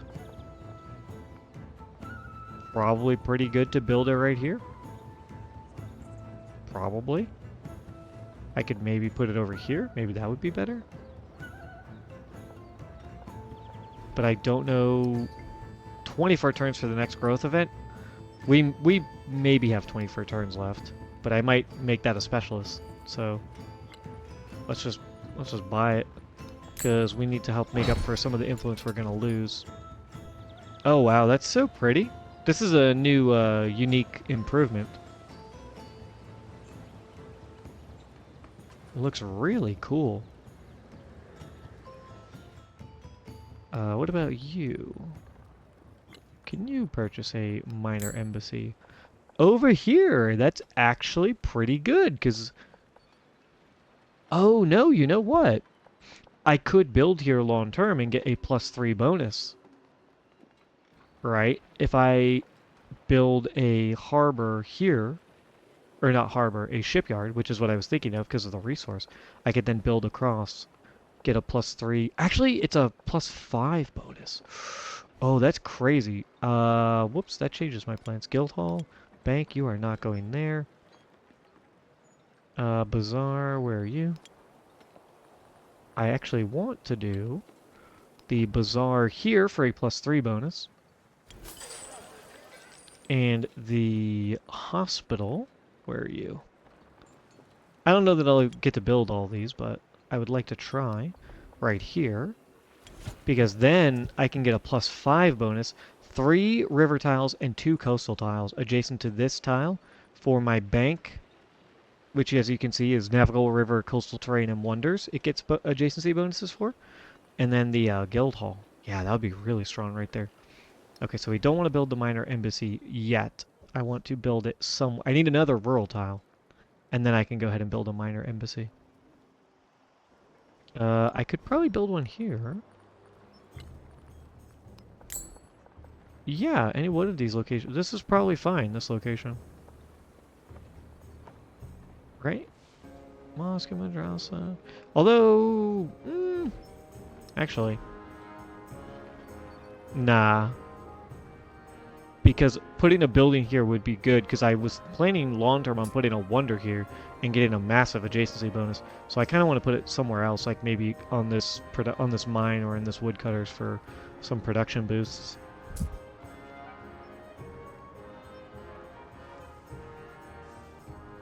Alright, what about Axum? I can only build on these 3 locations, which is unfortunate. So I'm going to have to wait for my next growth event, which is 5 turns. Whoops. So that's not bad at all. Adulis, I think, has the same problem, where I can only build here. So I have to wait for a growth event. 6 turns, we could do that. What about you, Baghdad? Minor embassy. Do I put the minor embassy here? Am I building anything here? Guildhall, Garden, or Guildhall and Bank are going there. The Bazaar and the hospital are there. So, probably just, yeah, drop it right here. Why not? Nice minor embassy for some extra influence. And then these guys don't really have the space to build yet a minor embassy. That's alright though. That's what, +4 culture? Or plus... Yeah, +4 I think, so it's negating Hastings, and then it will negate half of what we're going to lose when Hastings is destroyed, which would be -8. Convert Stockholm. Nice. Okay, it gave us the relics, but it didn't slot them in, which is what we want. We don't want to progress the age. Or wait a minute. He's already got max capacity. It doesn't matter. Once anyone reaches one of these ticks right here,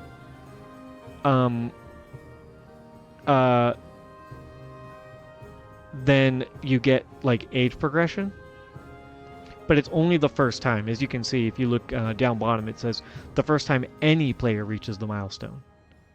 So because someone has already achieved it, we actually don't care about progressing it. So let's just go ahead and slot these guys in. Thank you. And let's get this one here. And then you can go in... why not go in Kohaito? Or maybe it's Koheto? I'm not sure. It's African pronunciation, but I'm really not familiar with a lot of African languages. And I'm horrible at language when to begin with, so...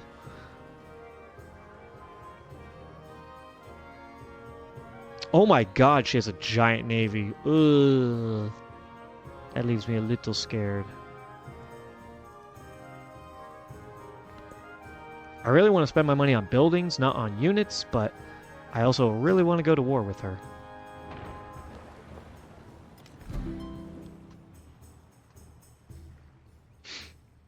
Oh yeah, this is also Frederic. We could maybe mess with his ships a little bit.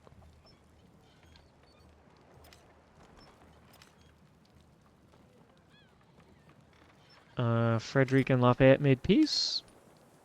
I guess we can make peace with him. Lafayette's our ally, and if Lafayette isn't at war with him, we really have no reason to be at war with him either. I would love to make allies with Jose, but I also want to take Jose's territory, because he's been a pain in my ass, expanding into my territory. Alright, growth event here. A specialist would be great, because it'll give us extra gold, but we're trying to build a embassy, so I think we're gonna go right here. 2 production, 1 culture, and 2 happiness. It's the highest yield we can get besides the fishing tile. So let's go ahead and drop that down. And then, where was that? That was in, that was here. And then let's go ahead and purchase a minor embassy, drop it right here. Oh, you know what though? I wanted to put a wonder here. I'm so stupid. 18 turns. You know what? It's only 100 gold or whatever. It's 300 gold. I can wait. It's not the end of the world. You. Where do I want you to put a minor embassy?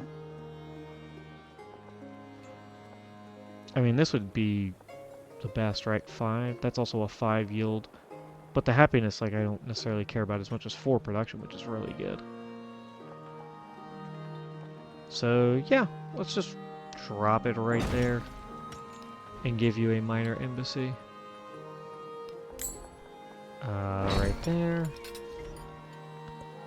Diplomatic action. Harriet Tubman making me lose happiness. Alright, you converted them. Now, time for you to get over here and go convert these people. You are just chilling, doing some exploration for me. There's Songhai. Here's Tecumseh. Using our trade map feature. He shows us his territory.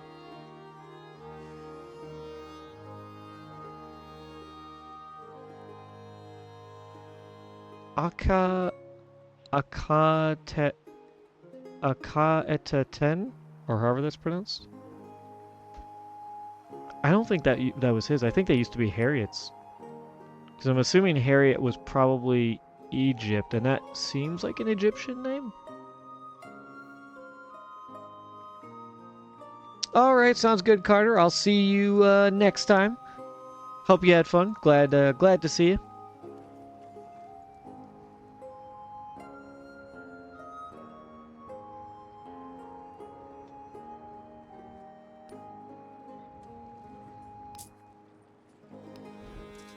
Oh, there we go. Or maybe it's possible that that was Egypt, but it was like Hatshepsut or something. You have a good night as well, Carter. Appreciate it.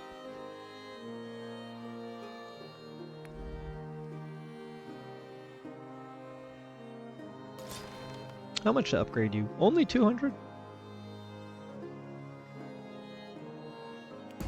Yeah, I'll do it because Harriet has a ton of ships, although they're only tier 1. So, but they can still beat up on my tier 3 ship.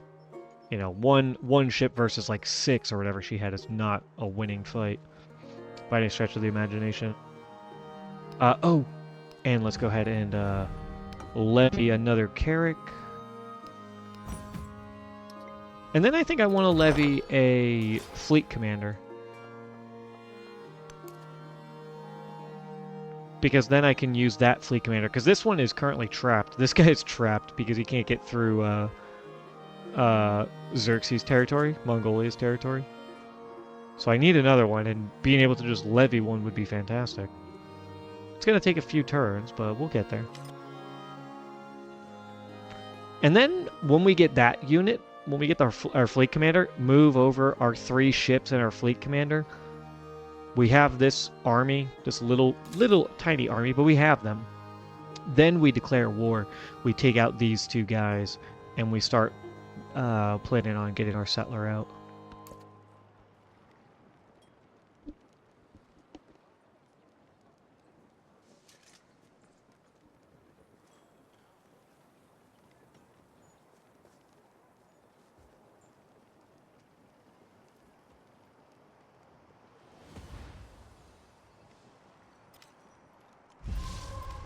The social pact ensures that men become equal by covenant and by right. All right, so we can't build House of Wisdom. We tried to build it because it was our unique wonder, playing as the Abbasids. But Jose got to it. I think he built it in like literally 1 turn. Because I started it and only had 6 turns to go on it, and the next turn it was completed by Jose, who I got the warning was started working on it, and I went and looked over at his territory, and it was just foundation. So, yeah, I think he got it in 1 turn. I was upset. But we also get +1 settlement limit, which is fantastic. And then we have a relic slot, or an extra relic, and we can sabotage specialist morale, which is pretty good. New currents in the arts. As a community, authors and visual artists band together under one inspiring imperative to expand the mind, freeing each individual from dated social constructs or constraints. We can gain 300 culture by deconstructing the old ways through art, or hold to tradition and creative practice, gain 600 happiness towards the next celebration. We are literally in a celebration. We're getting so much happiness. And we're about to start a celebration because we're going to complete Notre Dame. I want to work towards getting culture. It was only half a turn, but maybe we can try and get the rest of it somehow. I already have an embassy. Have an embassy, excuse me. So let's go ahead and put a specialist down. +4 production. We absolutely want that. 420 gold. Oh, that's fucking beautiful. Fucking beautiful, bro. Let's go ahead and put our robes in here. Happiness plus 20% gold. We go from 678 to, let's see.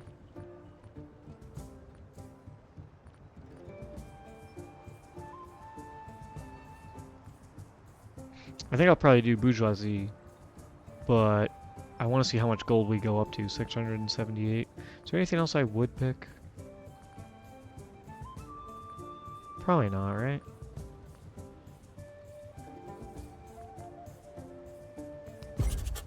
Yeah, what are we gonna go up to?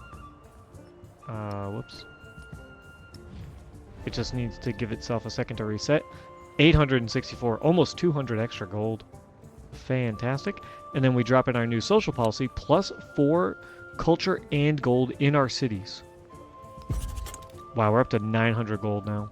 Because we have 1, 2, 3, 4, 5, 6 cities. So that's 30 gold. And then that gets added added to our total, which was 670 or whatever, and then 20% of, 700 or whatever it was gives us an extra like 60 gold, or way more than that, like 300 gold. All right, I have a settler here. I want you to just hang out with this guy. You are starting working on your armor. Okay.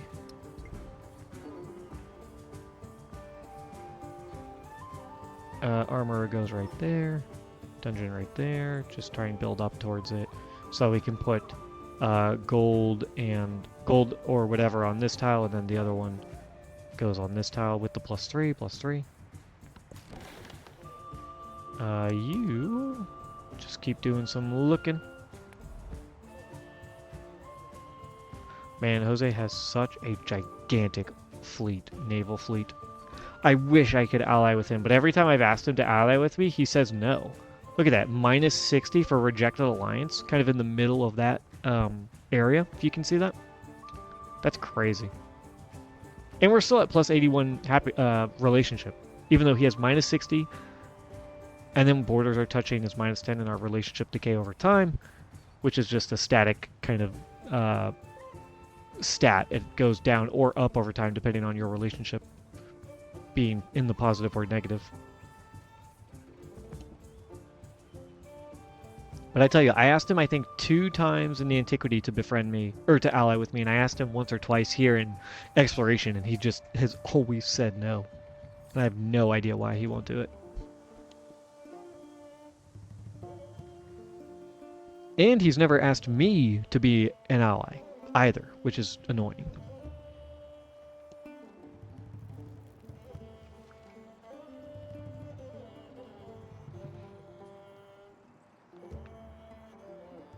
Alright, these guys are all building. Oh yeah, my settler right here. Yeah, exactly. This is what I was saying. This is exactly the perfect spot to settle. Now, we would love to be on the coast, so right here would have been actually more ideal for us, but because Lafayette settled Baden down here, we can't go here. We'll just gain no territory. Here is better. So let's get our butts over here.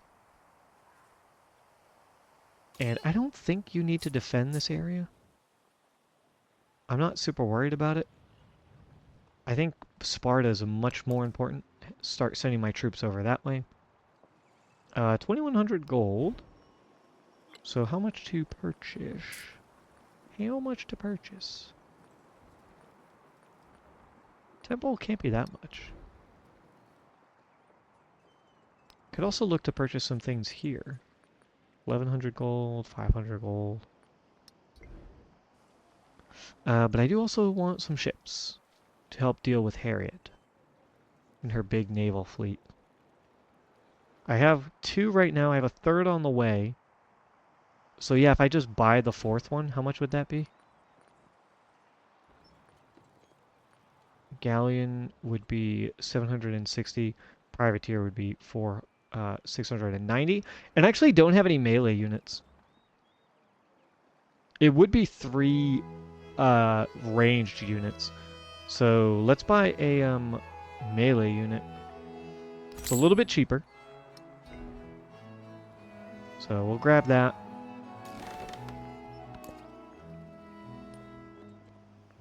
And honestly, I can send my privateer to just kind of fuck around with Harriet, maybe. How far away are we? How far away are we? 1, 2, 3. Okay. We need to keep that in mind. That's 1 victory point. This will be 2, this will be 3. So we want to make sure we build up all of our treasure fleets and just let them chill in our homelands for the rest of the game, basically. Because we don't want to spend those guys. We want to hold off to the end condition until, kind of last minute. or at least until we get to the 10-turn end game. The echoes of our glory and our losses, Yeah, of our Notre Dame. victories and our Let's go. disasters, Beautiful wonder, and one of the better have wonders always in the game. resounded under those vaults. Absolutely beautiful. One of the things that is like way at the top of my, bucket list is gotta go to France, gotta go see Notre Dame, go to the Louvre. I mean, my family, I still have family back in France, actually. Because my grandfather was from France. Fought in World War II. What a guy. Alright, and then you just hang out. Yeah. One turn left. We're just going to stockpile the rest of our treasure fleets until we get to the point where we are at the 10 turns to go to the end of the age, and then we can use all of them super fast. Can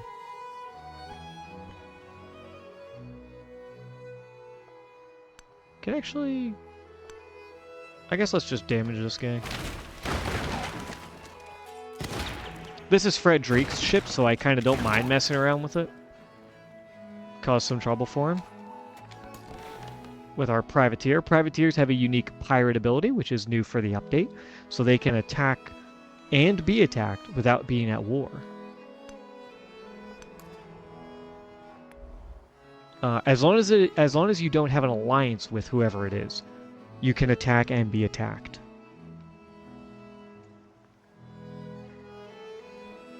And Notre Dame is now giving us +4 happiness and then +3 culture on all specialists while in a celebration. So our culture is crazy right now because we have a ton of specialists because we're playing as the Abbasids. So you want specialists when you play as them. It gives you that big gold bonus, as I mentioned earlier. We're up to 2,800 gold. Holy shit. Let's just purchase this guy. It's one turn. Purchase that. Kiln is over here. Very nice. And then we want to get the guild hall going, the bank going. I think I want the pavilion next. Maybe guild hall, pavilion. Guild hall's going to give us influence. Then pavilion, bank, menagerie. Maybe do the inn just because it's going to give us food. This is also going to give us food. The science we would love to get maybe long term, but food is maybe more important right now because it's going to lead to growth events. Oh yeah, and I need to start doing missionaries. Let's go ahead and buy a missionary. And convert my settlements. Because I get +1 gold for every friendly settlement that follows my religion.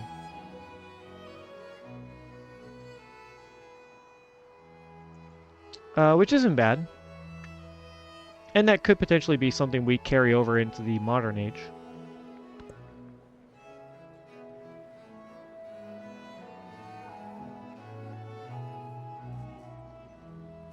Four turns. Let's see how much it is to buy this as well.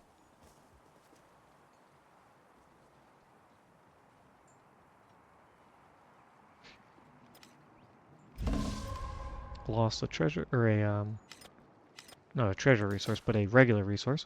Alright, you go ahead and get a new settlement. And grab this. And grab... I would love to grab that iron, actually. Just be a total dickhead. And, yeah, grab that iron so that... so that Lafayette can't get it. Alright, you come down here. Just get a look at everything. Missionary over here.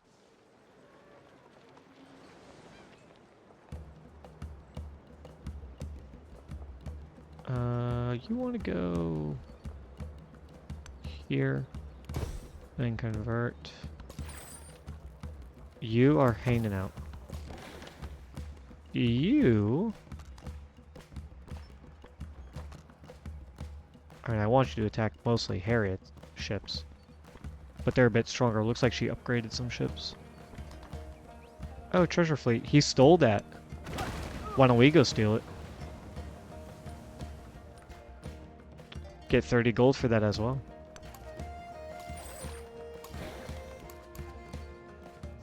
Alright, 2,800 gold. Let's go ahead and just build a temple real quick. It is 700. Sure. And then I wanted the pavilion. Pavilion is going here. Oh yeah, I accidentally did that. It's fine. Let's do this. Pavilion first because we want the culture, then the guild hall, then the inn, then the university. Bank goes there. We want that before those. Hospital is gonna go probably here, right? Why can't I build here? Oh, because I have another building queued up, that's why. Such a weird interaction, but I understand why they do it.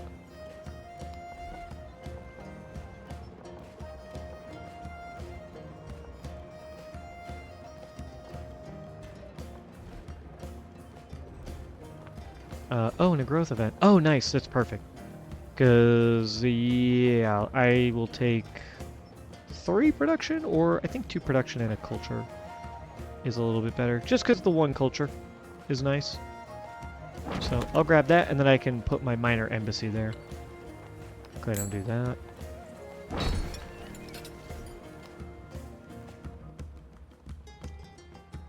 Alright, all 3 of these cities have a minor embassy. Then we have a bunch of towns. And then we've got these 3. You do not have a minor embassy yet. You will in 1 turn.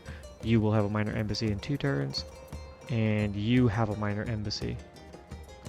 And I will try and get these 2 cities and then hopefully get them upgraded to a city.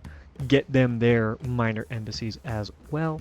But they have a lot less land to kind of work with, so a little tougher.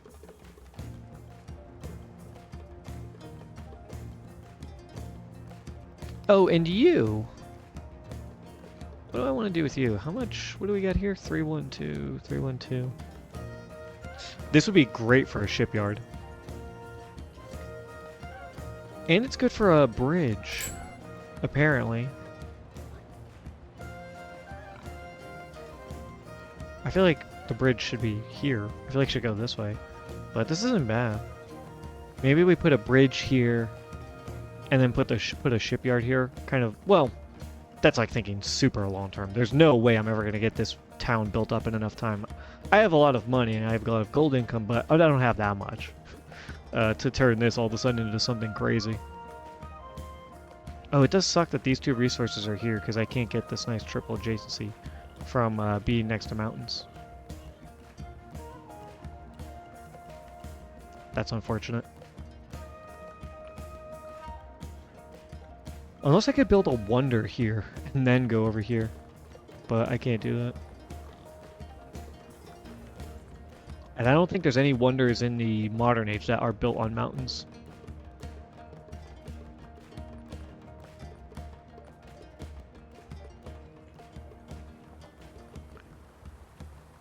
So I think just build a bridge right here. How much is it? 600 gold. It's a bit much. And what's the +4 gold really going to do for me? Nothing. So, you know, fishing key, getting that like down here would probably be good. Wharf would be good, but like, yeah, there's only so much I can do with this town because it's so brand new.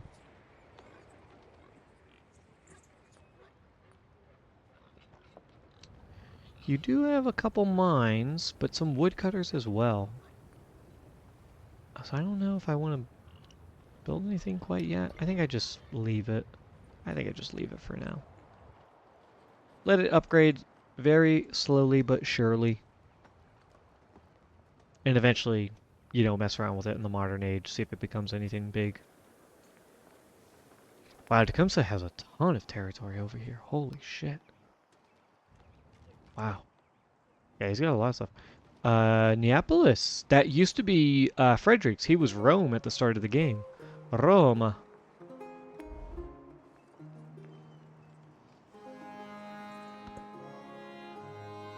Man, age progression is going to start flying. We're just going to be really moving things along here, which is not what I want to do. But there's nothing else I can do about it. My science and I could technically reduce my civics by studying 2 turns of theocracy, whatever it was, Reformation, I think. But I really just don't think it's worth it. Because getting future civics is going to get me attributes, which are incredible. Alright, there was a flood here. Doesn't look like anything was hurt, though. Didn't affect anything over here. And we get a growth event. You are going to go... here? 4 food and 2 happiness. Because I could go here. Well, either one is probably fine. You know, probably doesn't matter much. Going here, though, would be interesting. 3 production. Pretty good. And I think we do have a sawmill. I think I also have a... Do I also have a... No, just a sawmill. I do have a grist mill, which helps with farms. But I think the production is just so strong. So let's grab that. And then put our minor embassy there. Bada bing, bada boom. You are going here. And convert them to home crabism. 25 gold. You are going here. Send you there. Oh, this is our treasure fleet now. Quickly, run, run, run. Get the hell over here. You can go right there, I guess. Nothing was destroyed here. Let's finish working on the shipyard. 4 turns. We can purchase it for 1,900. I think that's well worth it. Get everything else up and running that much faster. However fast as we can, man. We're trying.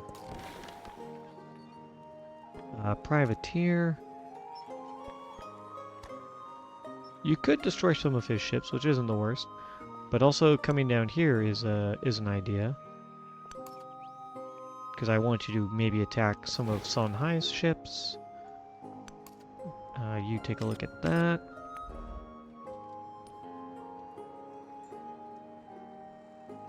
Man, converting all of my settlements. Super annoying. I need to save up some gold so I can buy another missionary, send him down here, try and convert all of these by the end of the age. But if and when we get to that point, we can try and rush it. Alright, that is every single city-state that we can reasonably reach. Oh, no, no, no, we're missing them. Okay. Almost every city-state that we can reasonably reach converted to our religion. Wait a minute, are you not converted to my religion? Oh, this guy's on his way. It just took him a while. Okay. Alright, let's go to the next turn.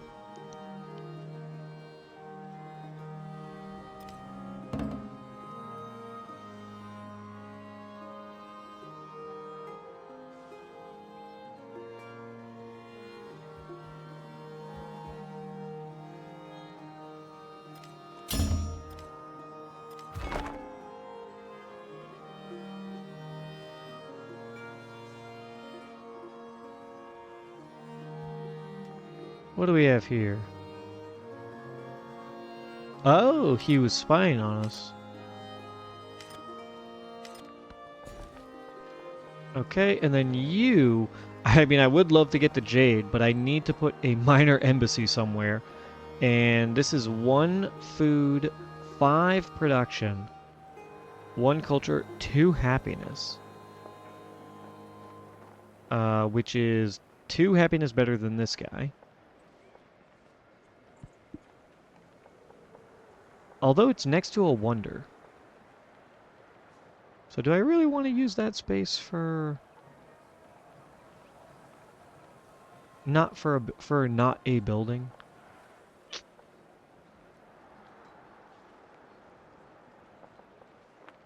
I mean, we're going to have to add some new buildings, and that means these toilets are going to be gone. Hmm.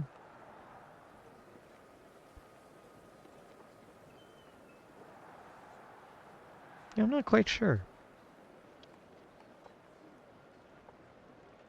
Oh, I guess this is also next to a wonder, technically. And the only reason I would build here is to get, like, being next to a natural wonder. But I already have that. My culture and happiness buildings over here are already next to a natural wonder. I guess, technically... Oh, no, no, no, because my madrasa and my mosque, my unique quarters here, I want them next to culture and happiness buildings.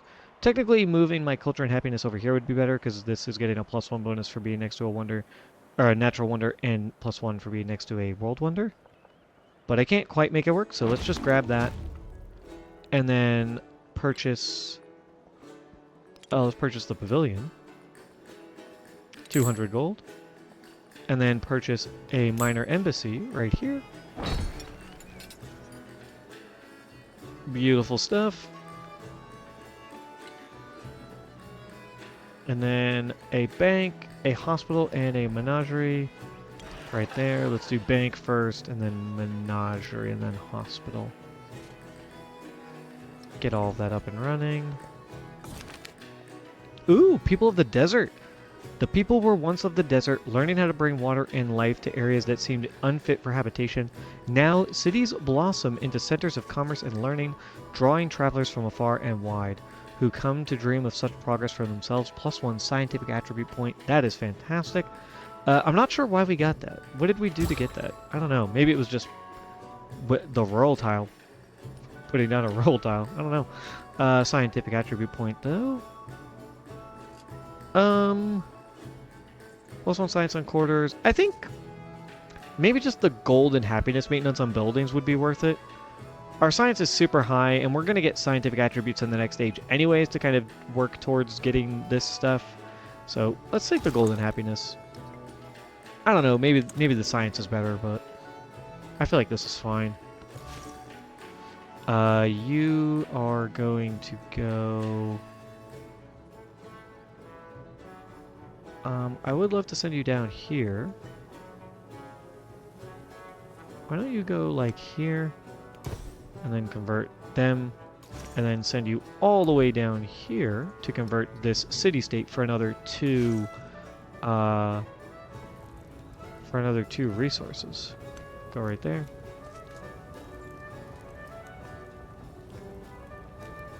Oh my god, I have so much influence. Levy a fleet commander. Yes.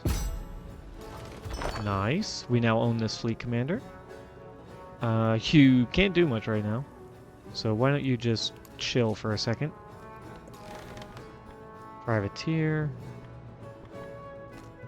Go beat up on these guys. Oh wow, you took a ton of damage from that. Whoops. I didn't think you'd be that hurt. But... Ooh. Befriending you would be interesting. I didn't think he would take that much damage, but the naval combat is so fucked. It's never accurate. And they've talked about fixing it, but I have yet to see it be improved. Where it gives you accurate readings.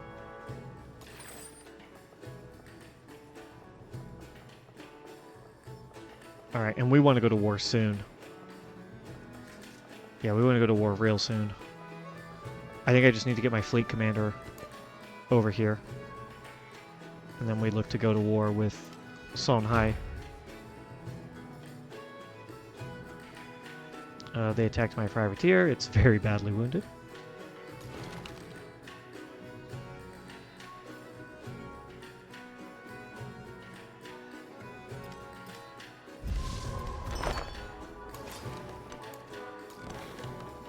Why don't you just heal?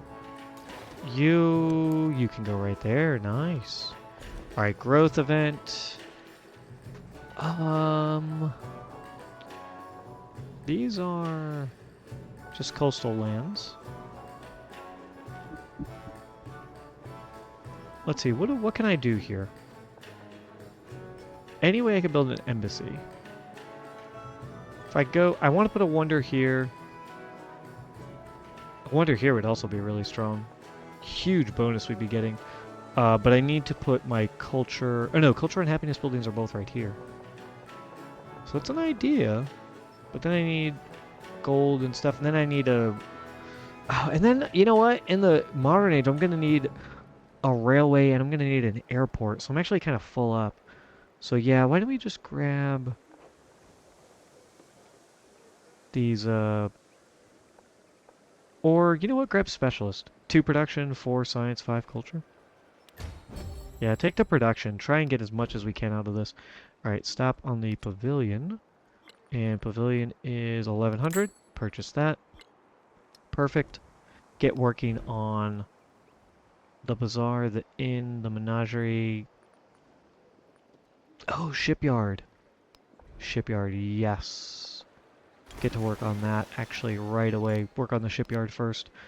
Shave off some turns and then purchase it. And we get a... We completed our civic tree, future civic, so we get an attribute for that. And select future civics again. Galleon, you are just hanging out. We get a wild card. Or we don't get a wild card. It picks one random. And we ended up with culture, which is really nice. +1 culture per age from great works on display. Pretty useless, honestly. It would be really good right now, but in the next age, it's gonna do nothing for us. +1 culture from specialists is not bad. We do have a lot of specialists, but +5 culture per age is gonna give us +10 right now, and then it'll be +15 in the future. Do I have more than 15 specialists though? Let me check. Is there any way to check? Not immediately. Well, you know what? I know I have 3 cities that have at least 5 specialists, which is already 15. So, actually, yeah, let's just grab this. And then we can look to get +5 culture repeatable for the rest of the game. Let's do that. You are... Who is this? Who the hell are you? And why can I shoot you?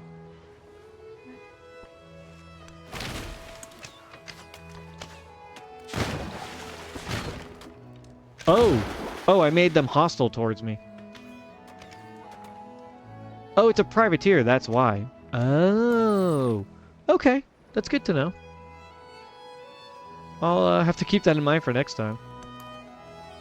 I was considering maybe ally, or, you know, befriending them or whatever, but now I'm like, probably not. It's going to be a lot of influence. It's going to take a ton of turns to get them. Just not worth it. Let's use the influence on ships, right? We can get another fleet commander, which isn't the worst idea. But maybe saving up for a ship is better. And let me just go ahead and purchase the missionary right now. Because I need to spend 2 charges here, 2 charges here, and 2 charges here. So I need at least 2 missionaries to do all of that.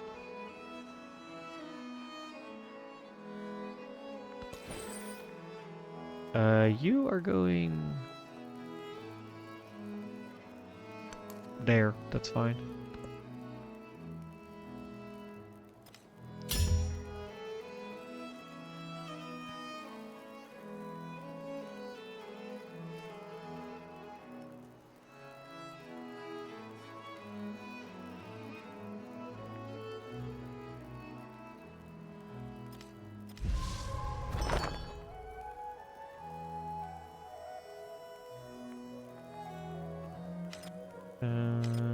Okay.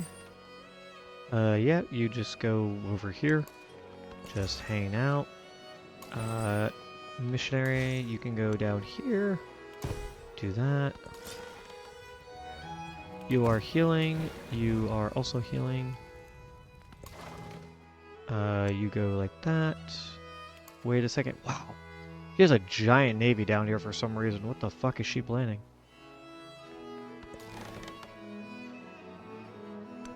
You can go right here. I could disperse them. I don't even know what I would get. Probably just influence, which I kind of don't want to disperse them. I was thinking of maybe being friends with them, but can't do that anymore.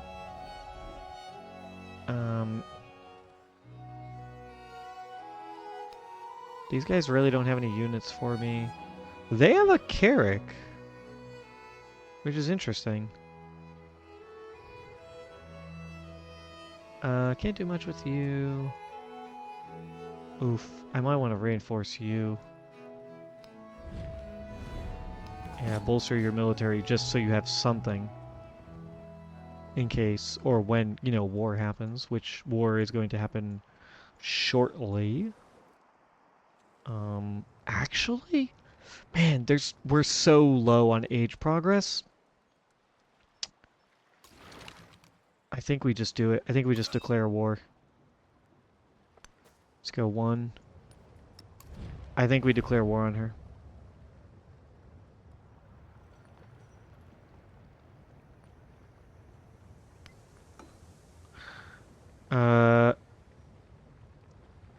It is a formal war. They have a huge bonus.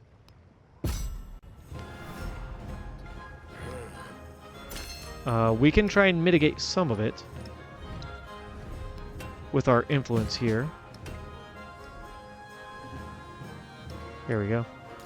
Let's go ahead and Mamluk right there and a Mamluk right here. Can I move this guy? Can I move this guy? And then bombard right... right here. I don't want to get hit by any ships. Aquerbusser, or however you pronounce that, right there. And let's do ranged attack. Hit them hard.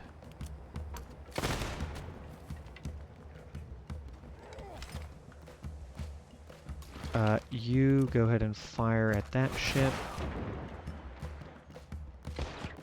Oh, they might destroy my fleet commander. I'm so stupid. But the fleet commander, I think, will return over time, because the army commanders do as well. I was just worried about getting to the age progress all the way to the 10-turn end of age limit and not being able to go to war, destroy these, and create my town here. So I want to make sure I can take care of that. Alright, he is 100% going to declare war on us, Simone, because he's allied with her, with Harriet. And Lafayette will then declare war on them. So Lafayette's going to have to hold his own over here. Hopefully he does. And then we just have to try and take these out. Honestly, if we can just capture one settlement, that might be enough. But we'll see. Alright, 2 relics for that.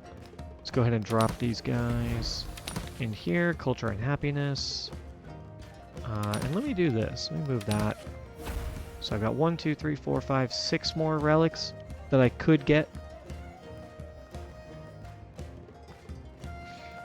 But I think I'm out of relics at this point, so pretty good. Pretty good by us.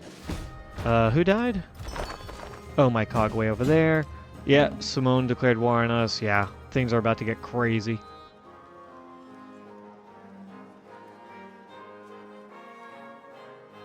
They destroyed my fleet commander. Yeah, it's fine. Hopefully, as long as it returns, it's not a big deal.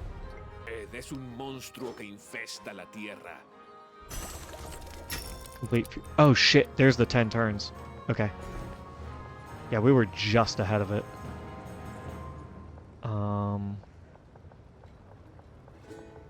This would be 3 production. Let's grab it. Grab dies. Leader attribute. We gain 1 in diplomacy. That's good. Ooh, +1 happiness for settlements for each resource assigned to them. It's actually really good, like right now, because we're at war and we have a ton of war weariness. But long term, I think it's not that great. I would rather do 50% influence towards befriending people, because we can use that in the next era. Future tech, which we're not going to complete, but whatever. Just put dyes in there, who cares? You are hanging out until you see an enemy. Simone declared war on us. Extra resources from a new trade. And then Simone became hostile with us. Lafayette declared war on Harriet Tubman and Simone. My fleet commander was attacked 2 times. Mamluk was attacked. That guy was attacked. Wow, Galleon was attacked. Okay, they are no joke.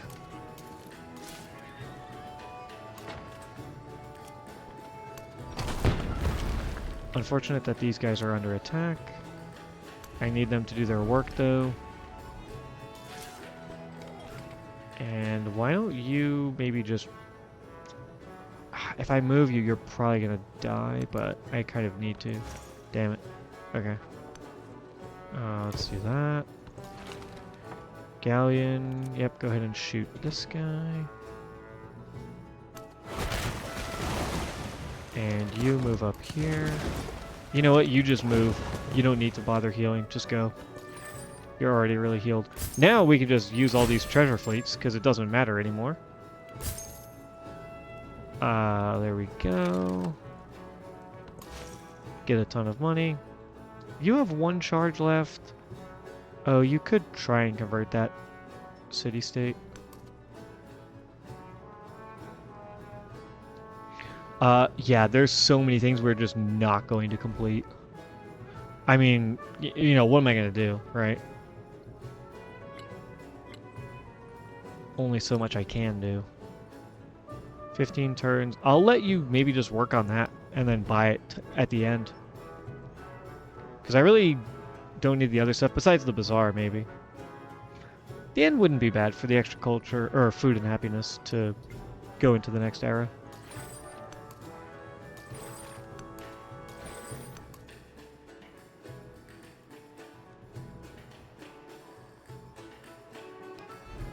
But I do need to purchase another missionary. Because we want to make sure we go complete that as well.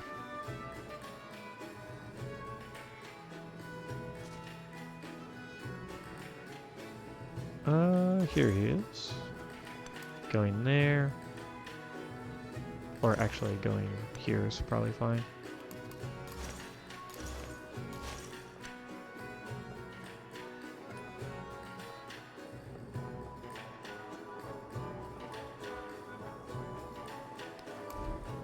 University. I'd rather you get a pavilion, but it doesn't matter. Oh, Guildhall would be really good though, actually. But I want to build it here. I need something here to build a cross, like, damn it.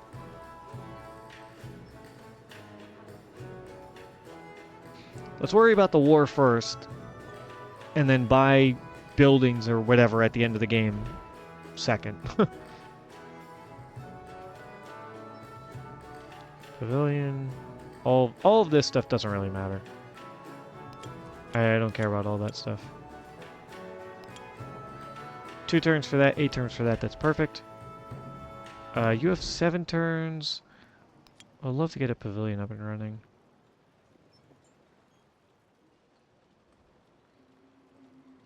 Oh, I do need a bazaar, though. Let me actually do this. Build the bazaar first so that I can build like a shipyard here and then build a guild hall here. I want that. Because the guild hall giving me all of that influence, or any influence, is going to be really good in the next era.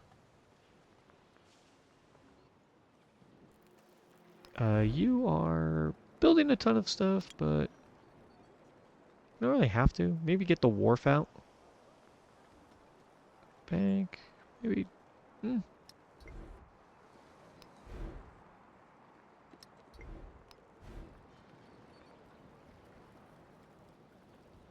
Yeah, it's probably fine. It's whatever. I don't need to build all that stuff. It's pretty rare that I don't build every building in all of my cities during exploration.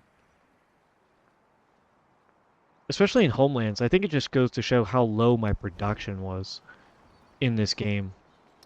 Because I usually can get everything built. And I usually have a ton of money, but my money, even though it's 1,000 gold or whatever, is still not enough to really buy the things that I need. However, I might buy... How much is a bombard? 6? Yeah, let's just get another one. Because it's good against fortifications. Alright, let's go, go, go. Do our best. Kill these guys. My Memluk...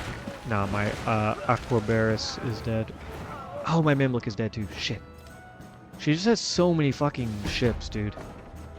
She doesn't have any land units, but she has a giant fucking navy. Jose declared war. Is he allied with Lafayette? It's really good though, because he has a gigantic navy. So if he starts sending ships over here, now we're talking. Because he can kind of help support me indirectly. Or directly.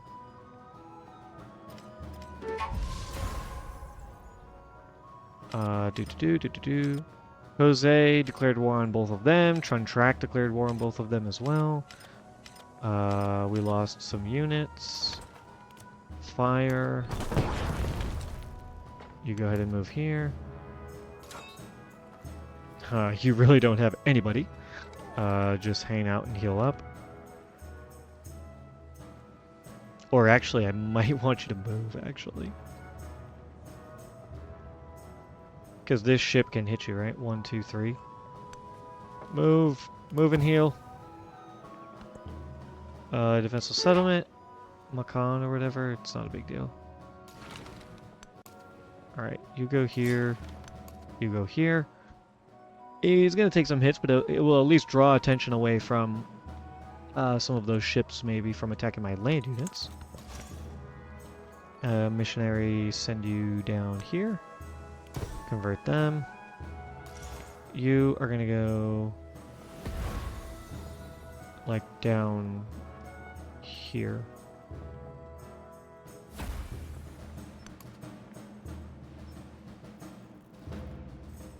Okay. Okay. Let's see what we get. Pavilion, let's just purchase that. Wow, 1,000 gold. Holy shit. I'd rather just build that, actually. Whoops. Let's build it. And then, I'm not going to build a bank. I'm not going to build a university. I probably won't build an inn. I think just focus on the pavilion and then get the guild hall up. Because I have everything else that I need here. Like the important stuff. Yeah. How much would it be for you to purchase a bazaar? 1,100? Build it for a few more turns. One more turn, maybe, and then just purchase it. You're doing that. How much is it to buy a guild hall? 200. Easy. Just snatch that up. Get to work on this pavilion. Right here. Yep. University would also be good, but we need, I think, the... Yeah, I think we need the culture more. Our science is pretty nuts. Even though it looks like it's not as good, we actually have a... Right here, City of Peace, which will give us a ton of extra science. This is the temple, then the wharf. Menagerie is not going to be built.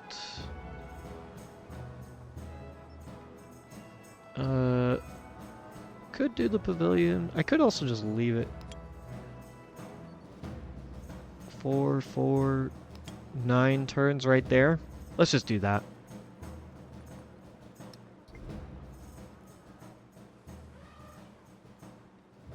You are working on the shipyard. I definitely want to get that. Why don't I just... How much gold is it? 2,300? Keep working it for a little bit longer. And then not doing that and not doing that. And bazaar we are gonna do. Bazaar is gonna go right there. Yeah. We're gonna build this for a little bit, purchase it, build this for a little bit, purchase it, build the guild hall for a little bit, purchase that. I think that's what the plan is. Speaking of, what the hell are you working on? Armor? Do you even need to worry about you? You can't build anything. Your production's horrible. Yeah, get to work on the armor. Or, wait a minute, how much to buy? 1400? I'll just buy it. And then guild hall, 10 and 6. Why is that 9 and 6? Why is that only 9? Oh, I guess maybe I'm getting a gold from this, right? Yeah, 1 gold from that. I'm not getting any gold from that. Get to work on the guild hall. And do I have a shipyard? I don't, but I want to put the shipyard right there. You know what? Do the shipyard first. Because shipyard, when I complete its production, will make that get completed a little bit faster. Okay, a ton of stuff going on. And let's do that so we get 1 production and 240 gold, which is nice.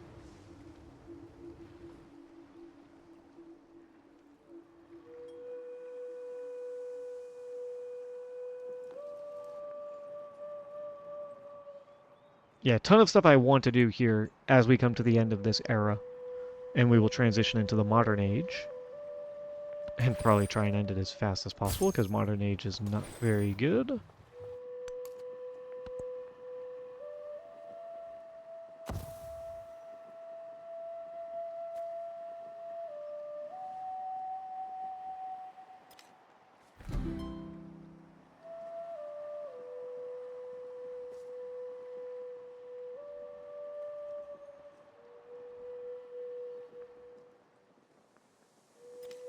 I could spend my influence, but I think I might just be better off hanging on to it as we go into the next age.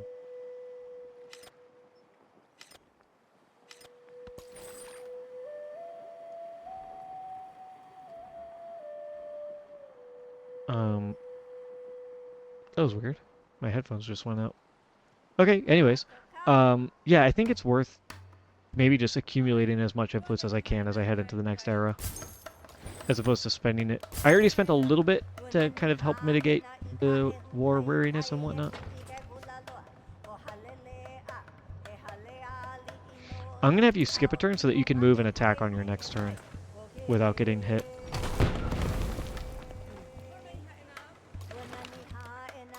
Oh, nice. This guy... 200 to upgrade? Yeah, sure. And this pirate is almost done. Let's move him. Let's just go. They attacked the army commander, I think, and killed that. So let's go ahead and attack. Missionary. You can go right here and convert this population. You can go here. 4 turns. Try and get as many of these treasure fleets as we can to end the age.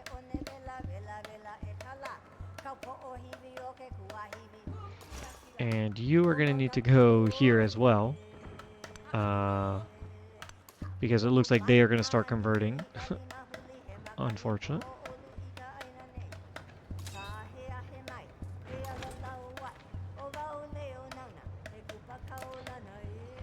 Can I do this? No, he has no movement. So if I put him, plop him somewhere, he's going to not be able to shoot, which is what I want him to do. But I'm pretty sure if I move him again, he won't be able to shoot. Alright, you're working on that, and then this is 11 turns. Let's X that out. Get the pavilion 600 gold. Sure. Get to work on this guild hall. We will purchase that when we get close. 3 turns, 7 turns. How much for you to purchase that? 700? Ah, I can get it a little bit lower.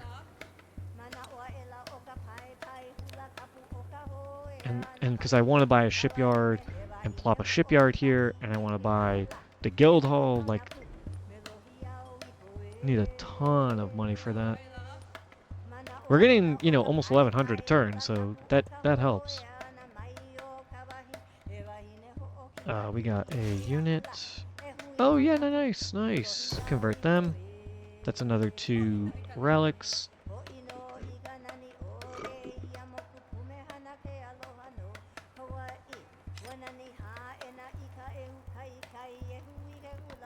Wow, even though we have a -4 war weariness penalty, which is a ton of happiness, we still have 540. Our happiness is crazy. And I'm not even over settlement limit, which I usually am by a decent chunk. So I usually don't even have that much happiness to go around. Oh, she is kind of messing around with Canuge. They are withstanding as best they can. But Medina will probably become his territory, which is unfortunate. Ah, the old regime is broken. This is interesting because we will select the government type for our modern age playthrough early. So monarchy, what do they give you? Republic is culture, monarchy is food, dictatorship is production.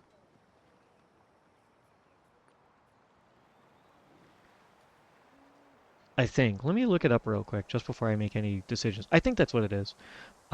Civ 7. Here we go.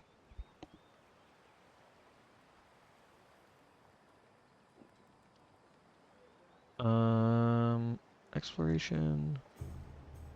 Constitutional monarchy is...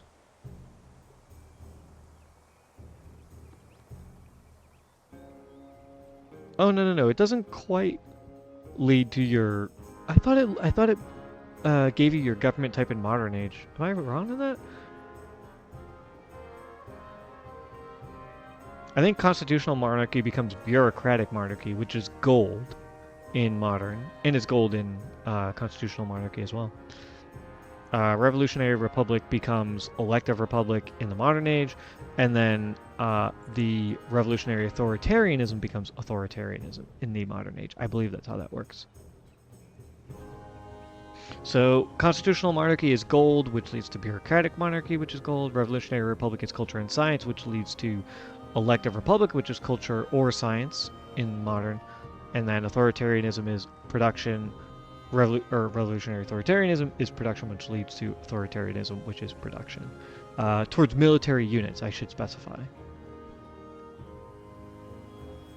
So I think we just want gold. Especially because I'm pretty sure we're going to transition into the Mughals.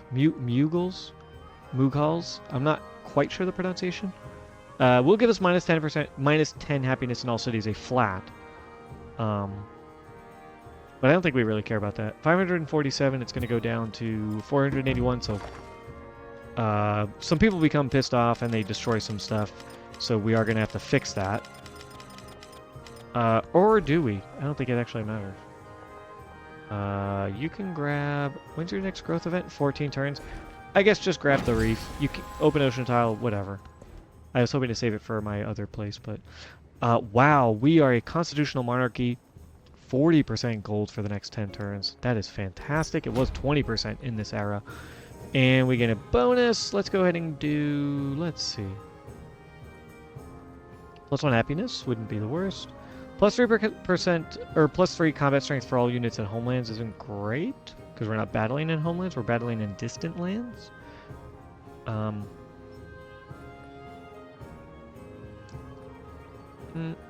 -1 gold is interesting. +30% commander experience though is yeah. It's all commanders. And we do have a commander right here. So I feel like why not? Crisis policy, let's go ahead and do...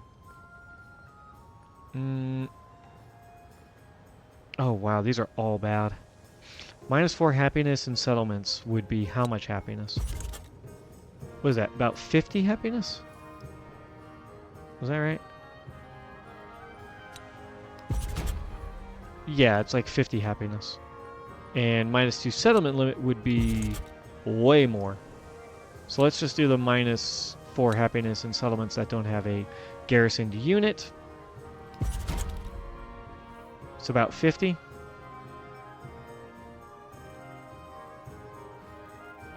Which is not great, but I mean, it's fine. We're friendly with Tecumseh. Probably because we're at war with people he doesn't like. Go here. Galleon is pretty hurt. Let me swap places with them. And you can go like this. You can fire at them.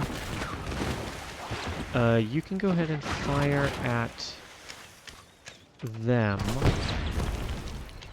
And then you go right here and you fire at them. Yeah, beating the shit out of that ship. We get a promotion. I guess we go ranged. Oh, he has 2 promotions? Holy shit. I didn't realize that. Whoops, he could have been doing more damage. It's fine. And then privateer. Why don't you go right here? And then like 1, 2, 3, 4. Yeah, just like heal up for a turn. Okay. 19, 18 turns for you. Bunch of stuff got destroyed. How much would it be to repair? 700. I just kind of want to repair the armor. Because that's, yeah, going to reduce that from 17 to 13 turns. That's huge. You repair the armor. That goes from, what, 19 turns to 13 turns? I think is what it said. I mean, I could be wrong.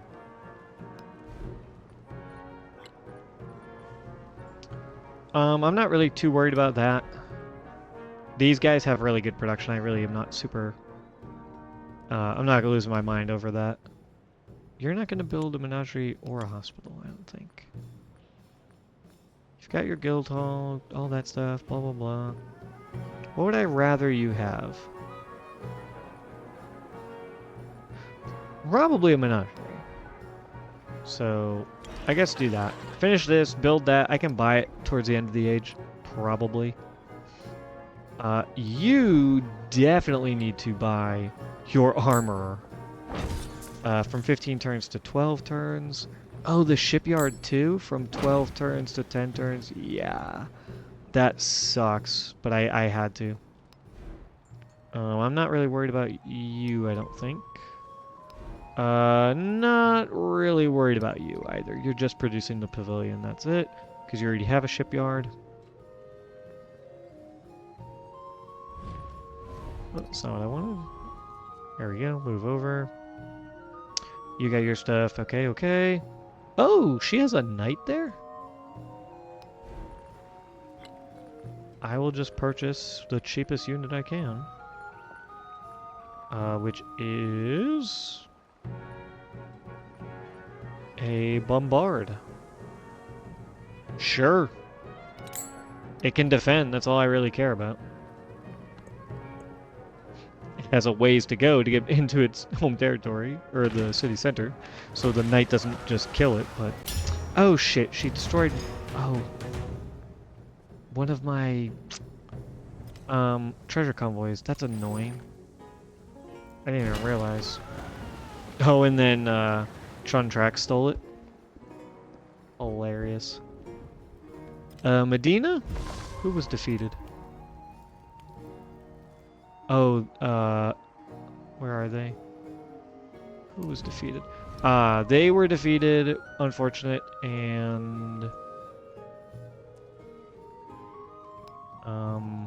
yeah, they were defeated. Yeah, kinda knew it. But to me, 'twas worth it. Because I want this territory.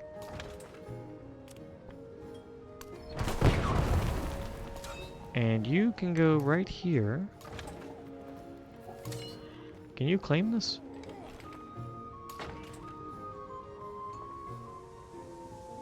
Why can't you... Oh, because it's rough terrain. Actually, wait a minute. This time I can utilize... oh no, because their turn's over. No! Oh, that's so unfortunate. His turn's over, so I can't use the movement. Damn it, they're going to be able to put another ship there. Not a huge deal, but just a little annoying.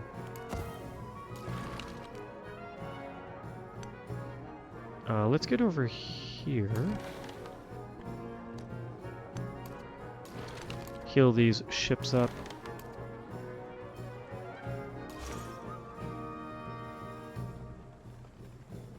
Why don't you just go here, convert this royal tile and that urban tile.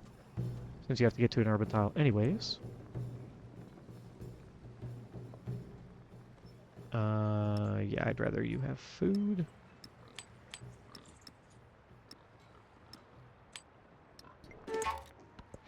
Low happiness, that's fine. Command units, yeah, just go here, I guess. Damn. I didn't realize they had all those ships there. Otherwise, I would have been more careful with my treasure fleet. Oh, they moved. Okay. That's interesting. Yeah, just fire on her ships, why not? Go here so that the knight can't attack you.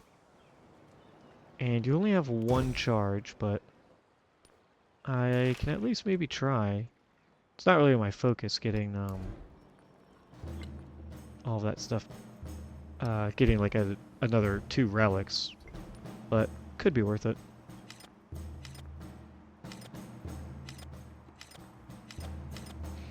Alright, now ideally, Songhai takes this back, and then we fire on it, and we take it back, and then I move it, and get it out of danger, but... and, you know, having Majapahit having ships here will hopefully cause trouble for them. The Hawaiian ships, oh my god, this massive fleet should be working its way down here. And really what we want to do is, if we can knock out Tenderma, we might be able to propose peace, take this settlement, and then just raise both of them and plop down my settlement. I might be able to do that. Because we are a turn ahead of her for peace. Although, to be fair, it's probably faster to just get both of them and destroy them. And then put my own settlement down and defend it for, you know, endgame. Alright. You should be fine to just build both of those. You... Actually, let me get rid of that, because I can just purchase it. Bank for 132 gold. You have 3 turns on that. Could I build all of these before? I can't remember. I just don't want to waste money repairing all that stuff. Because I want to save money for up here, getting like some stuff here. So, let's just focus on that.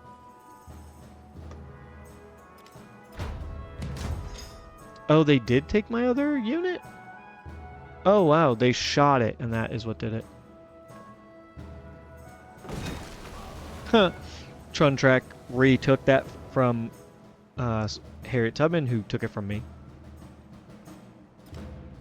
Now we're getting to the point where only 5 turns left. Like, it's not going to matter who has that treasure resource. Oh, that wasn't even enough to kill them. Oh well. Yeah, that's fine, whatever. Because it's going to take... Yeah, like, there's nothing I can do about it. And treasure fleets don't do anything in the modern age. They're literally just useless. You just destroy them, so that's it. Go ahead and put the bombard in here. This is mine, and now... Take that, Harriet.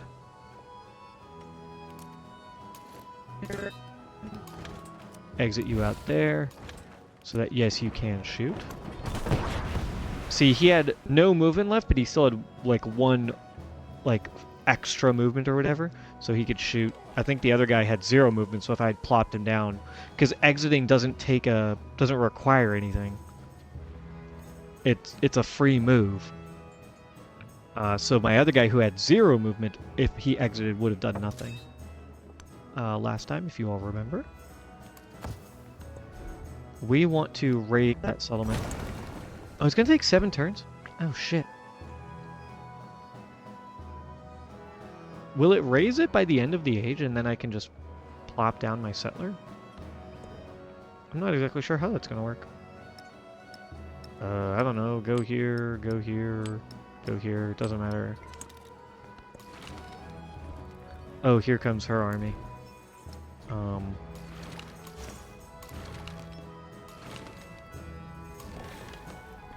I'll attack with my privateer first, because he can deal the most damage, I think. And then these 2 guys can attack this one ship, and they're going to get destroyed. But we are hindering her to our best ability. Because I can't propose peace yet. 4 more turns. You go right here, and then convert them. Alright. Oh my god, I have to reconvert them. That's so fucking annoying. How many charges do you have? 3 more, so 1 to convert, and then 1 to convert. And I might have to convert that as well. Yeah, we might have to purchase another...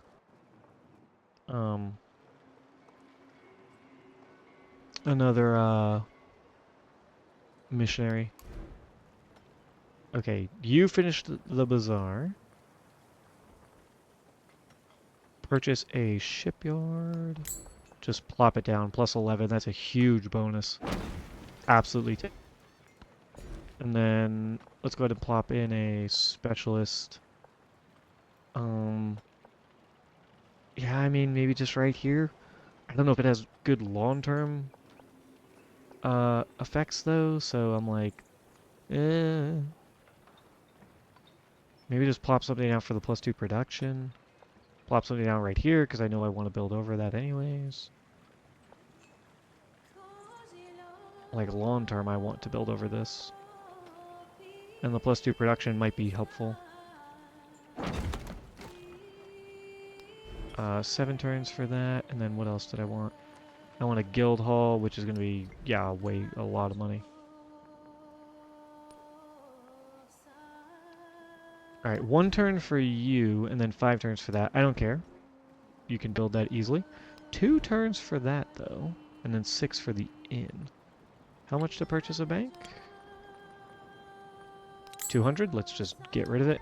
Get the bank going, because I can finish that. I can't finish the pavilion. I'll just finish the bank. 8 turns for the guild hall. We'll purchase that when we need to. And I wonder if raised settlements disappear during age transition, or if they stay. Because if that stays, that's super annoying. I don't want that there. But I guess if I can destroy this settlement, even if I can't settle it this turn, or this era, I could settle it next era.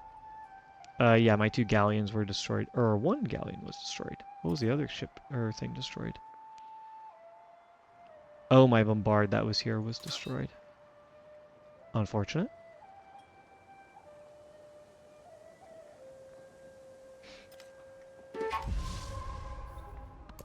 Wow, yeah, 4 turns till the age ends. Go protect me, destroy that guy, or whatever. Nice. Alright, hopefully he can survive. You can just attack this ship, I guess. And you can just play defense, maybe? Or you can... yeah, just heal. It's fine. Whatever, I don't care. Missionary, go here. Do that. Treasure convoy, sorry dude, there's nothing you can do. Just fire on this guy, capture him, whatever. Galleon, bombard, blah blah blah. I think I have to just buy this right now, because there's nothing I can do about this. It's gonna take him way too many turns to get up here, right? I have like 4 turns left. He can do it in 4 exactly. But it only matters if it's rural tile. If it's an urban district that I need to convert, then it's... oh, it is rural. Okay. I guess I will wait on that and just try and convert a rural tile.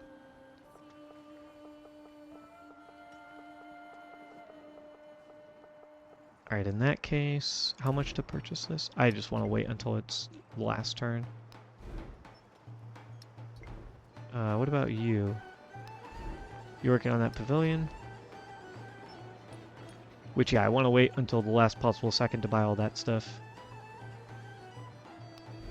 As well as the menagerie. And this guy, I think I need to spend one turn purchasing, which is fine.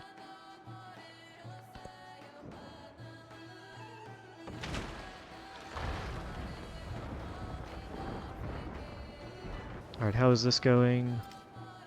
Oh my god, that bombard is almost dead. Or he is dead?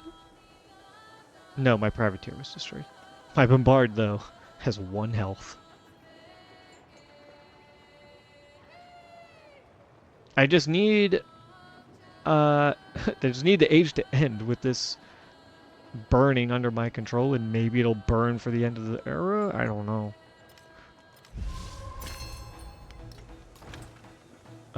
Get in here, and... I'm actually like, what if you just leave?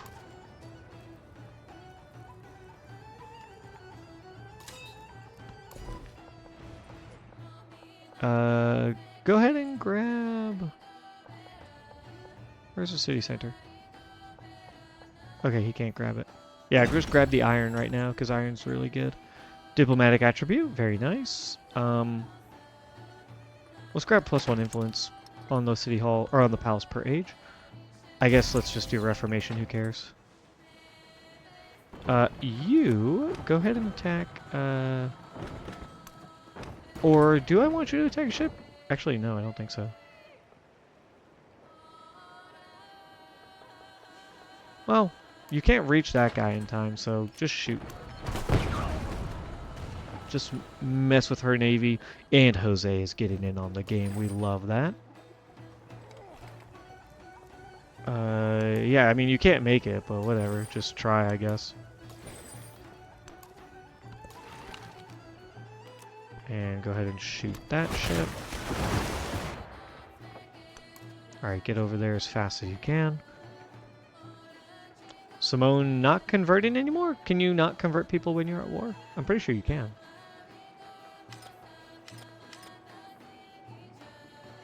Alright, well those ships that we levied, they did what they needed to. They played defense so that Songhai, I don't know, I want to keep saying Hatshepsut, it's Harriet Tubman, couldn't destroy my little town here. We will, you know, buy a unit or whatever if we have to. But we're trying to hang on until the last possible second. Where's the guild hall? Boom, plop this down. That's a huge bonus. Yep, build that right away. And let's go ahead and grab... maybe just the +2 production to help. I guess the specialist would be pretty good, actually. 210 gold? Yeah, I mean, we could use it. Every little bit counts. Because we're trying to work up towards getting some of these last-minute things before the end of the age. Oh, Harriet left that? She just left this city? The hell?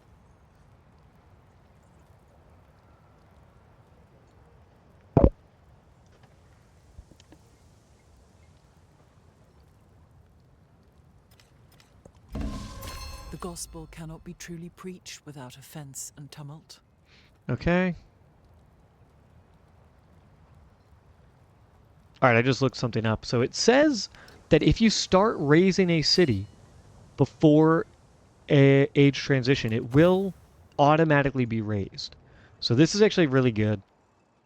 And then you... yeah, just cause as much havoc as you can over here. We'll heal up a little bit, destroy this, and then put our guy here for our settlement. I see no problem with that in the modern age anyways. Galleon. You know what, just heal. If she's gonna kind of back off, just heal up.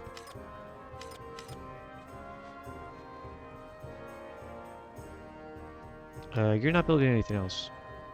Oh, shipyard. I want to get the shipyard and the guild hall on both of these so bad, but I just don't think it's gonna work. Damn. Oh well, I mean, nothing to be done.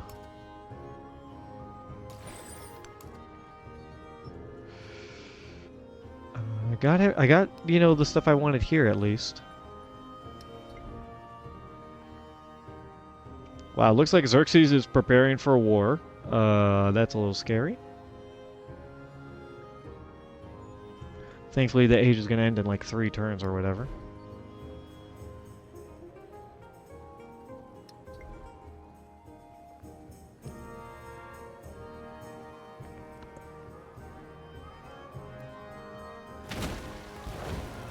And alliances I know are maintained when you go through the age transition. I don't think wars are though. Oh, they destroyed my galleon. Okay. Now I'm like, should I put a unit here? Because if they attack it, they will probably destroy it in one shot. Or one go, I should say. Man, I wish treasure resources would still give you some gold in the modern age. The fact that they do absolutely nothing, at least as far as I'm aware, seems kind of stupid. Yeah, you can just heal up, I guess. And get ready for the modern age when we're going to attack and destroy this and put our new settlement down.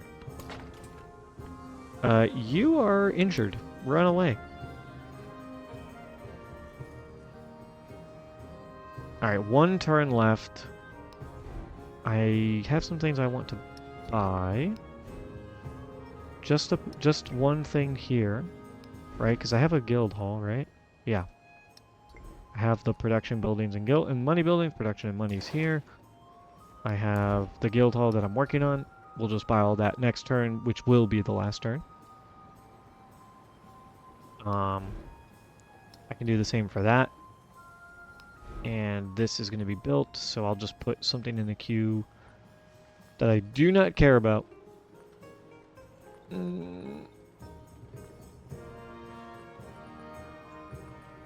don't know. Where a scout. That's usually, yeah, just a scout's usually what I do.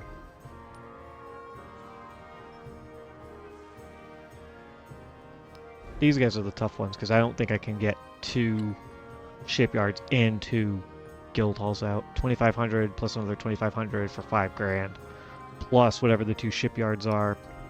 Yeah, I'd rather have the shipyards because they're gonna at least give me production in the next age, which is probably better than the influence because I already have so much influence. But I could be wrong.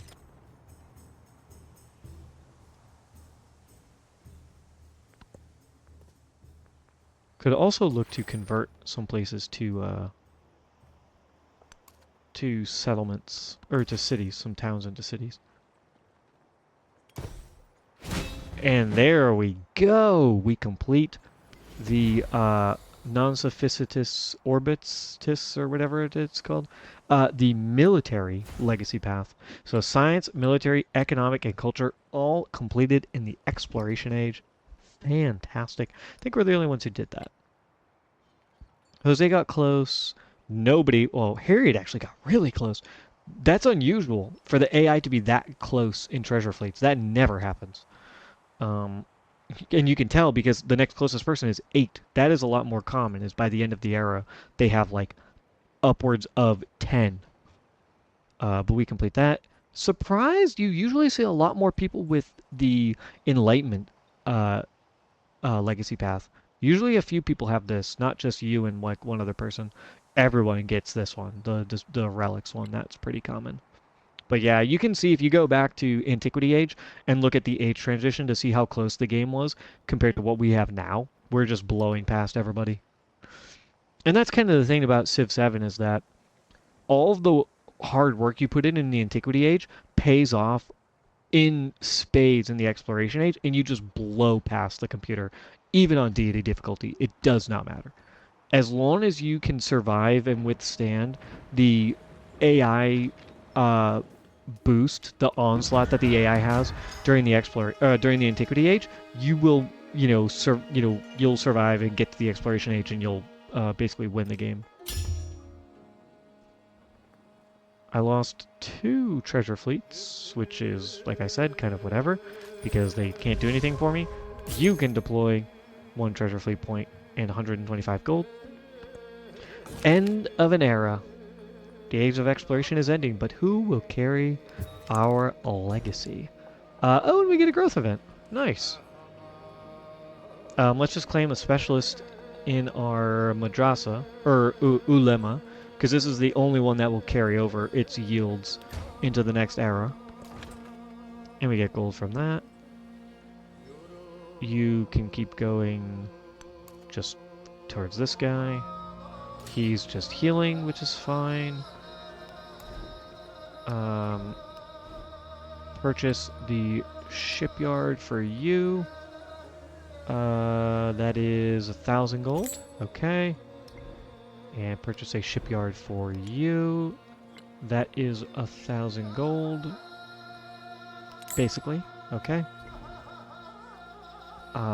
You're done. Let's go ahead and purchase the menagerie for you. 1,300. Let me think about that. Might not be worth it. This is definitely worth it. Just purchase an inn for like 200 gold or whatever. 4 gold? Oh my god, dude, are you joking? 4 fucking gold. And then you can just repair. Who cares? Whatever. And then buy the guild hall here for 700. Okay. And then these 2, I want to get the university for, what is it? 1,000 gold? 600? Okay. Another 600 over here for a pavilion. Presumably 600 anyways. Yep. Gives me 900 left over, which I don't know if that is enough. No, menagerie was 1,300. Oh well, I mean, not the end of the world. I guess also you just repair. Who cares? You... I mean, I can't do anything with you. There's nothing I could buy, right? I don't want any of the warehouse buildings because they're useless to me. That's fine. Just repair. Like, who cares? Whatever. I do not care. Can I purchase anything? Oh, you don't have a minor embassy. I could actually put an embassy here. That's a thought. Is there any reason not to? I have extra room to build next era. Yeah, let's just do it. 300 gold? I think that's worth it.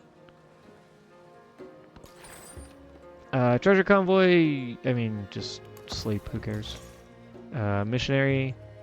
Is everyone converted to my religion? Yeah, nothing you can do. At least all my distant lands are. My homelands are terrible for my religion. I have one in my capital, my holy city, and nobody else. Treasure fleet, nothing you can do, just stay put. Those are gone, those are gone, done. They're not going to conquer this in one turn. Even if they attack with all 3 of them, they don't have any melee units to take the actual city. So, oh wow, they pushed back against Jose and Truntrak. Wow, she has a giant fucking navy, dude. Holy shit. That's all done. That's all done. Alright, I mean, this is it for us. We only have 600 gold, which is not ideal. We will get the 1,300, though, I believe. I think we'll get all of our end-of-turn yields.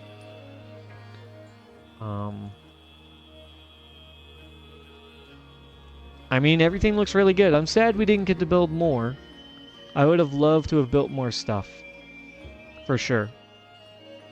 You know, get some really cool buildings in here. Have crazy, you know, yields going into the next era. Well, maybe not super crazy, but a little bit better than what we would have otherwise, maybe. But, you know, just couldn't do it. Couldn't upgrade this to a city. I wanted to make this an urban city so that I could buy a bunch of stuff and then convert it into a city. Didn't quite happen. So, unfortunate.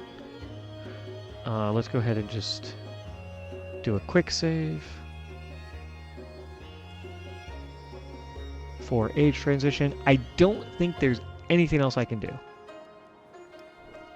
Oh, I could slot in a few of these relics and stuff that got pillaged. Okay, that's fine. That might matter. I'm not sure for end game stuff or age transition stuff. But besides that, everything looks really good. Well, folks, let's go on and transition into the modern age. Yeah, see, they destroyed it, but they couldn't conquer it. Because they don't have any melee units to go in there. Maybe the ship could eventually get in there, but because they're all ranged, their ranged attacks do nothing to capture the settlement. So that's why I wasn't worried. If I believed in the AI, if I was believed more confidently in the AI, maybe I would have been worried, but I know that the AI is going to do weird stuff, so the exploration age comes to an end. Mountain and desert, land and sea. The Abbasids spread across the earth, unstoppable and forever remembered.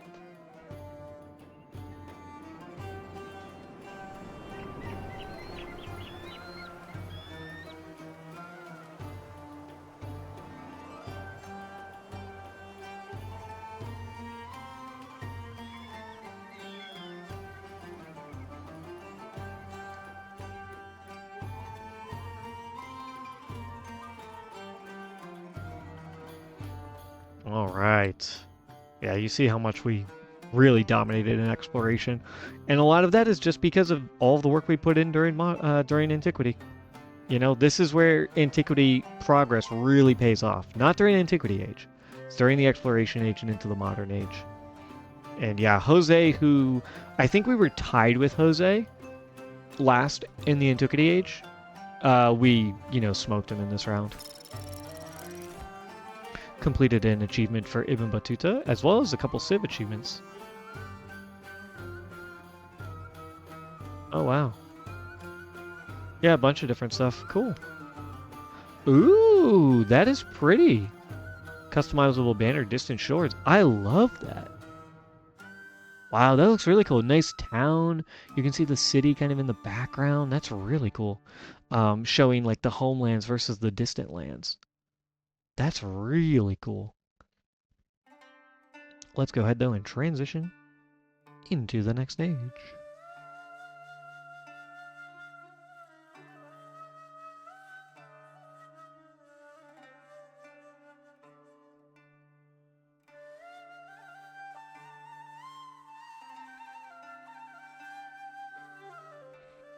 And we are going to play, I think, the Mughal.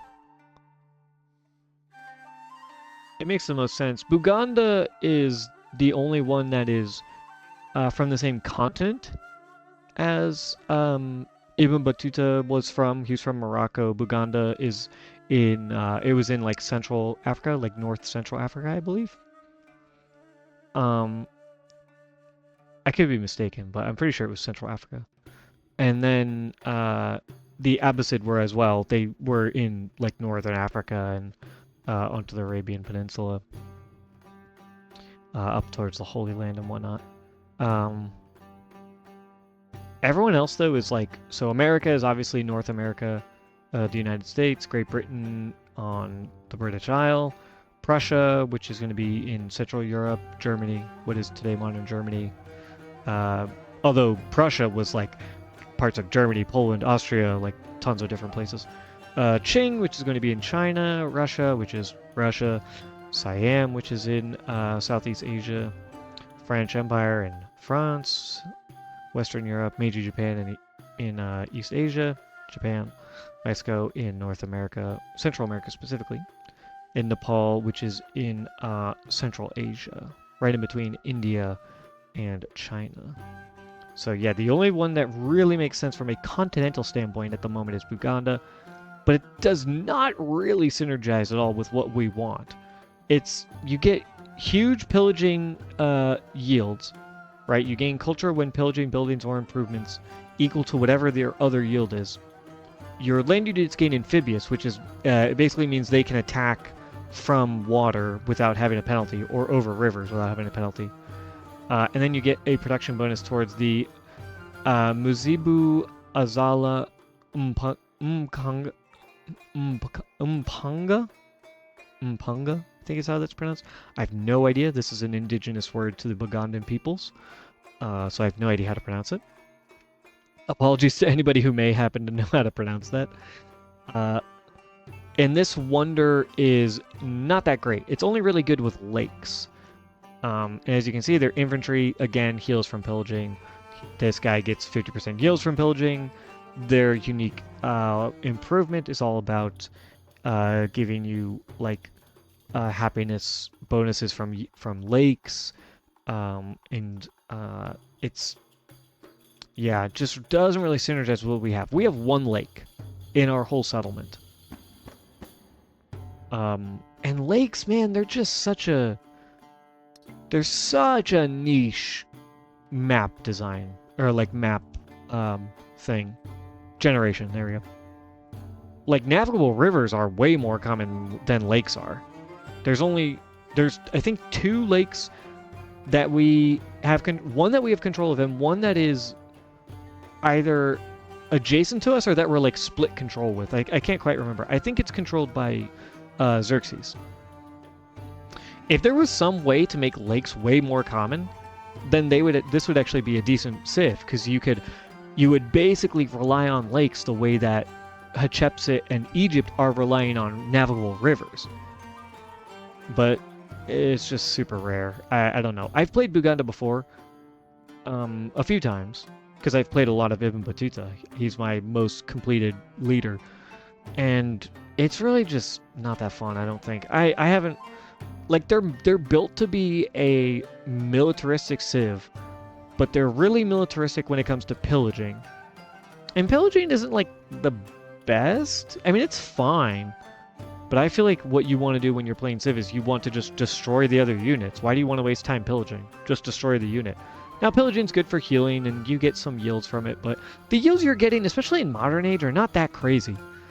Pillaging is really good for pirates and exploration, because you're getting a huge gold bonus on top of what you normally get for pillaging. So you can get... I pillaged in my exploration Pirate Republic game, and I got like 400 gold from pillaging at one point, which is nuts. Like, absolutely crazy.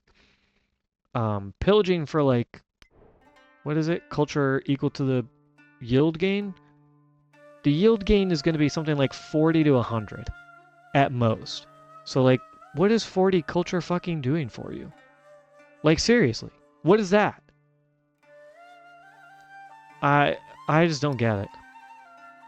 Maybe there's people out there who like and appreciate Buganda more than me. If so, you'll have to let me know, whether you're in chat or in the comments, if you're in the VOD later on YouTube. But I really just don't see it. I think Mughal are way better, especially for what Ibn Battuta, or not Ibn Battuta, what Axum wants, which we started as Axum, which is a wicked gold civ, and Mughals are huge into gold, right? So if we look at their details, we get plus 75% to our gold yields. Everything else is minus 25, which is not good. Right, so our science and culture and influence and food and happiness, everything's going to take a huge hit.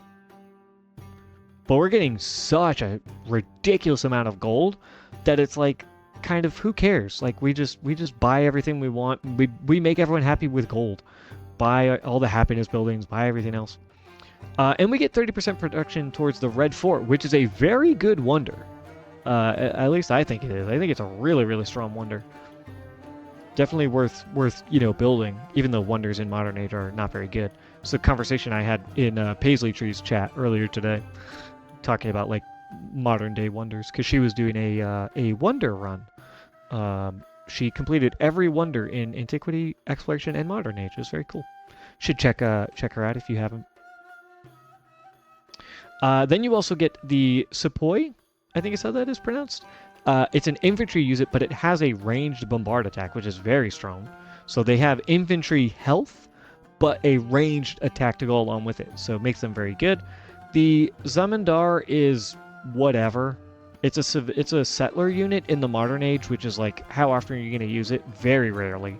So it's, it's fine. You get +1 population on the town, but I really don't think it's that incredible.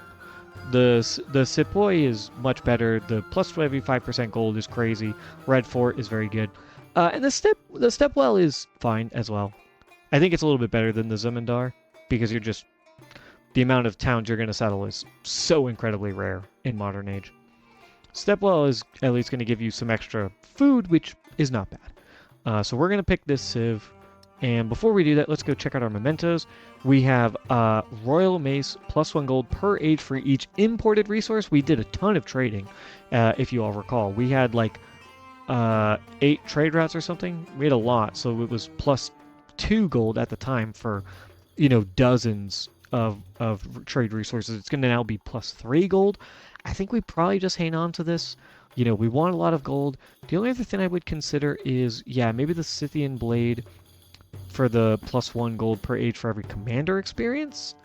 But I'm pretty sure I can probably get more trade resources than commander XP. And when it says commander experience earned, I think it means promotion. But I could be wrong. If it's literally every experience point, then that's incredible. Because you're talking like, a commander has like, 300 experience for, to get to like level 5 or whatever it is. I'm not exactly sure. But times that by 3, because we'd be in the modern age, that's a shit ton of gold.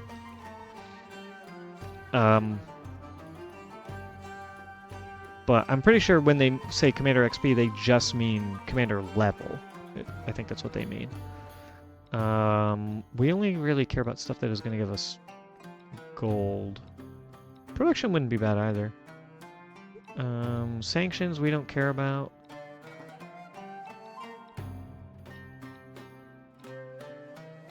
There's only one natural wonder we have. This wouldn't be terrible. +1 culture, gold, happiness, science per age for each attribute tree we have points in. I have a point in each one. And there's culture, diplomacy, expansionist, militaristic, economic, and science. I think 6. So it would be +18 in all of those, which is not bad.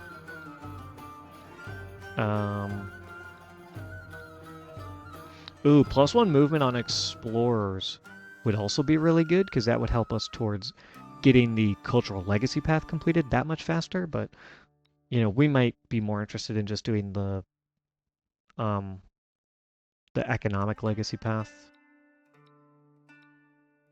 We have a ton of science. Let's convert that into factories, convert those factories into resources, which converts into economic victory points. And when you get to 500, you can create the World Bank, which, as Mughals, as you'll see, we'll be able to buy we'll be able to buy it, because Mughals have a special ability where they can buy world wonders. And then we can send our guy around, and we have a ton of influence, and we can get everyone into the World Bank. So might not be the fastest way of victory, but I kind of like it. Seems thematic. Yeah, and Lotus Blossom, we gain culture and science equal to 4% of our gold income. Makes a lot of sense, since we're going to have a +75% to our gold, so we're mitigating some of the -25% to our science and culture that we're losing. So I think this is what we want. The only other one I would consider is the commander one, but like I said, I don't think it works by experience points. I think it works by promotion levels, but I could be wrong. Please let me know if I'm wrong on that, because that will definitely change the way that I play the game long term. So.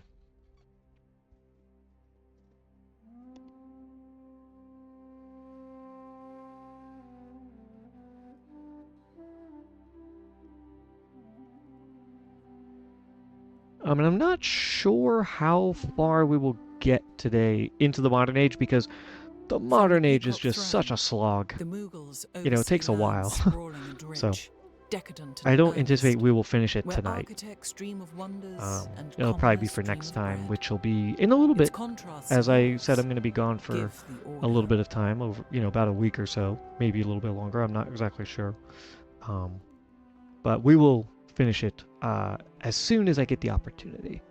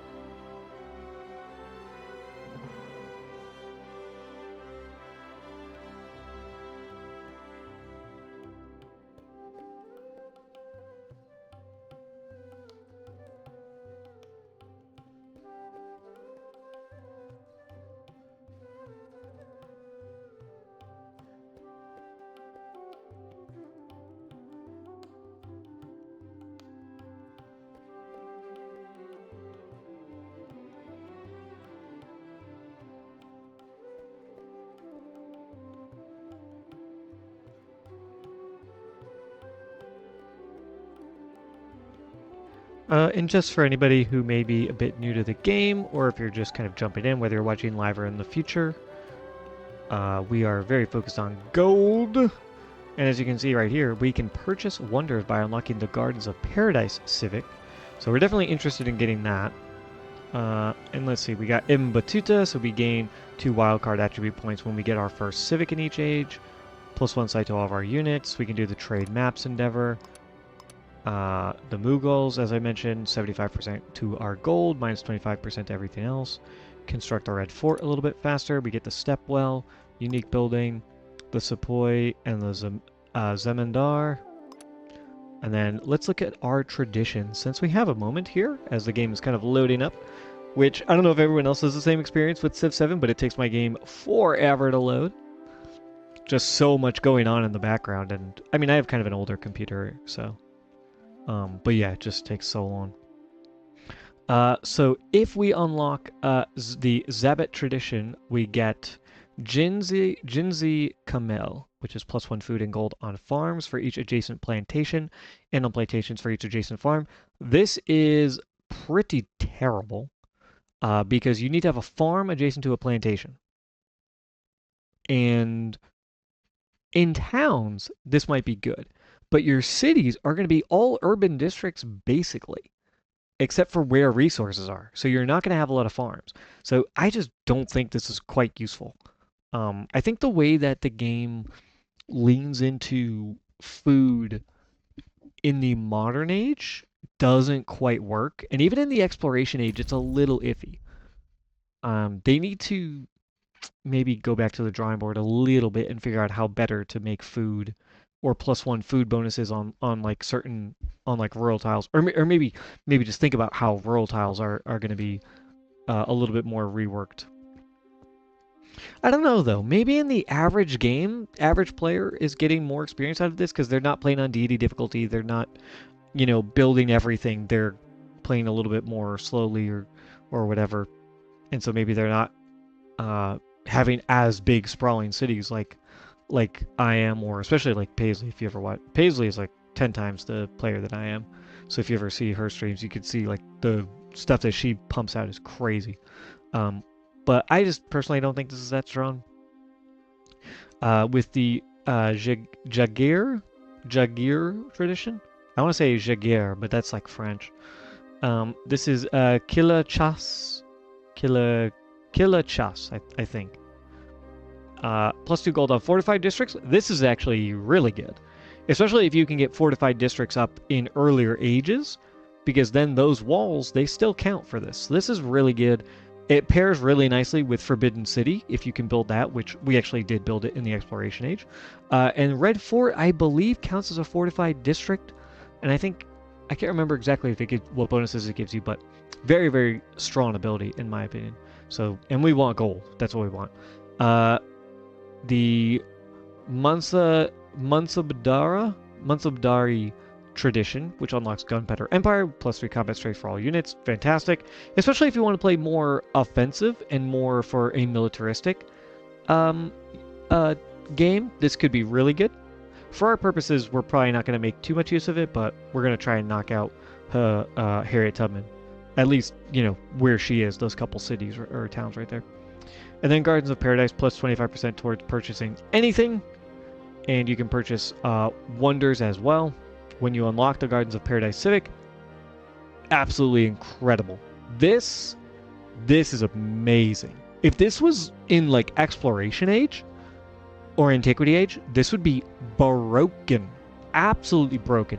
Because purchasing, the sooner you get the ability to purchase stuff cheaper, the faster your scaling is going to be. So that's an incredible Civic to unlock.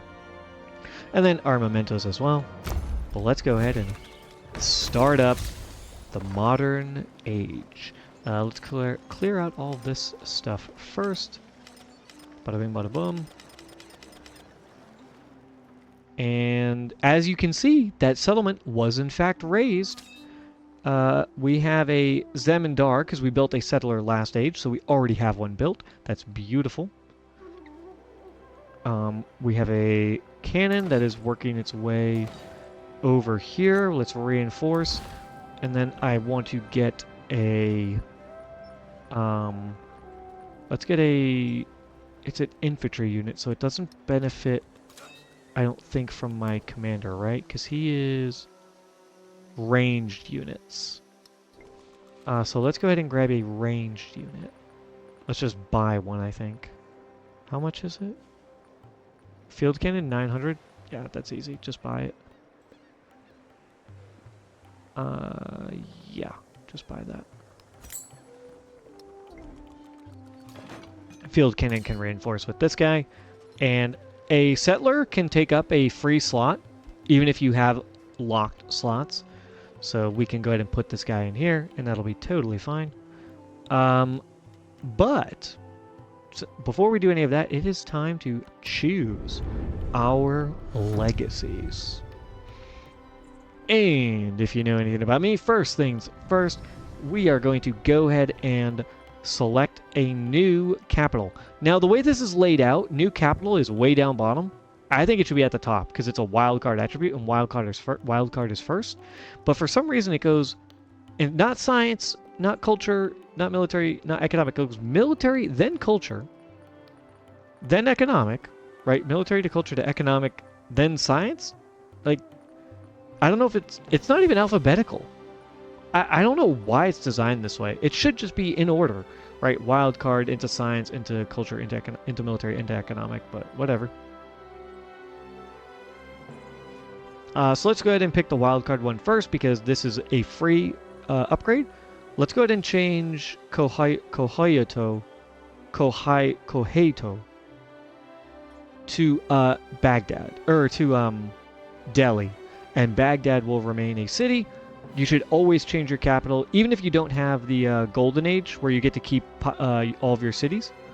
You should always, or I was going to say, even if you have this, you should probably change your city, but especially if you don't have the Golden Age economic legacy path to keep all of your cities, choose the change capital because you get a free city out of it. And we don't want to convert Axum because that would be weird. Axum was our capital back when we were in the Antiquity Age, playing as Axum. So I want to keep that the same. You know, it makes sense. All right, 1 scientific attribute point for sure. We could retain our universities, but I think we probably just do +3 science per turn for each quarter. I think that will add up to way more science than we're getting from this. So let's do that. I could be wrong, but I'm pretty sure. We could do our tithe religious doctrine from the Exploration Age, which is +4 gold for foreign settlements that follow our religion and +1 for our own. We just didn't spend any time doing this, so I'm going to ignore it.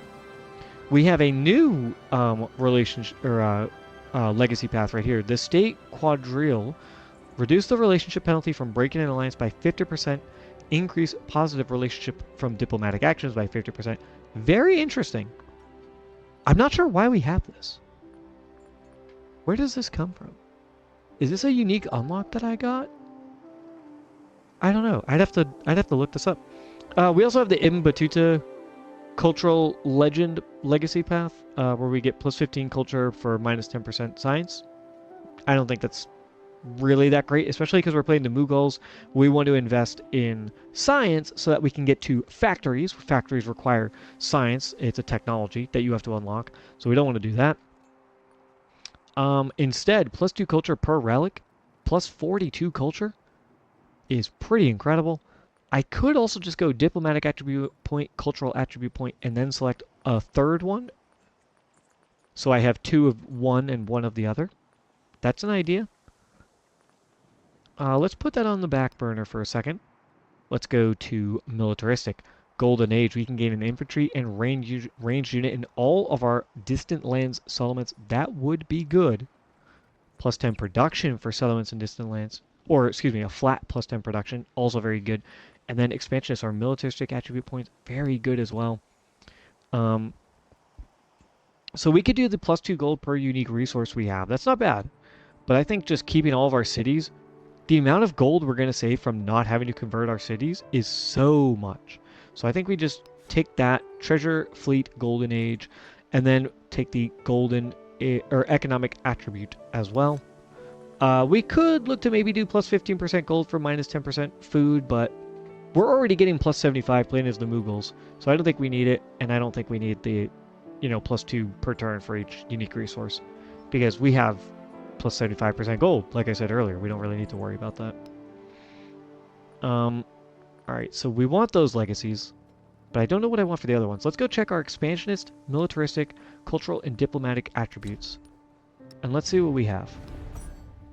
Alright, cultural. I don't care about this attribute path. I have all of these, so I could get +5 culture per age, which would be +15 at this point. Diplomatic, I could look to do +25% influence towards supporting or rejecting diplomatic actions, which would lead into a social policy slot. Now that is interesting. That could be 2 diplomatic purchases and then 1 cultural to get this. I like that idea. +1 happiness in settlements for each resource assigned to them. Not horrible either, but I think this is better. A social policy slot is way better. And we don't care about 50% celebration length. This is actually a trap because you want celebrations. Celebrations give you social policy slots, so you don't want your celebration length to be increased.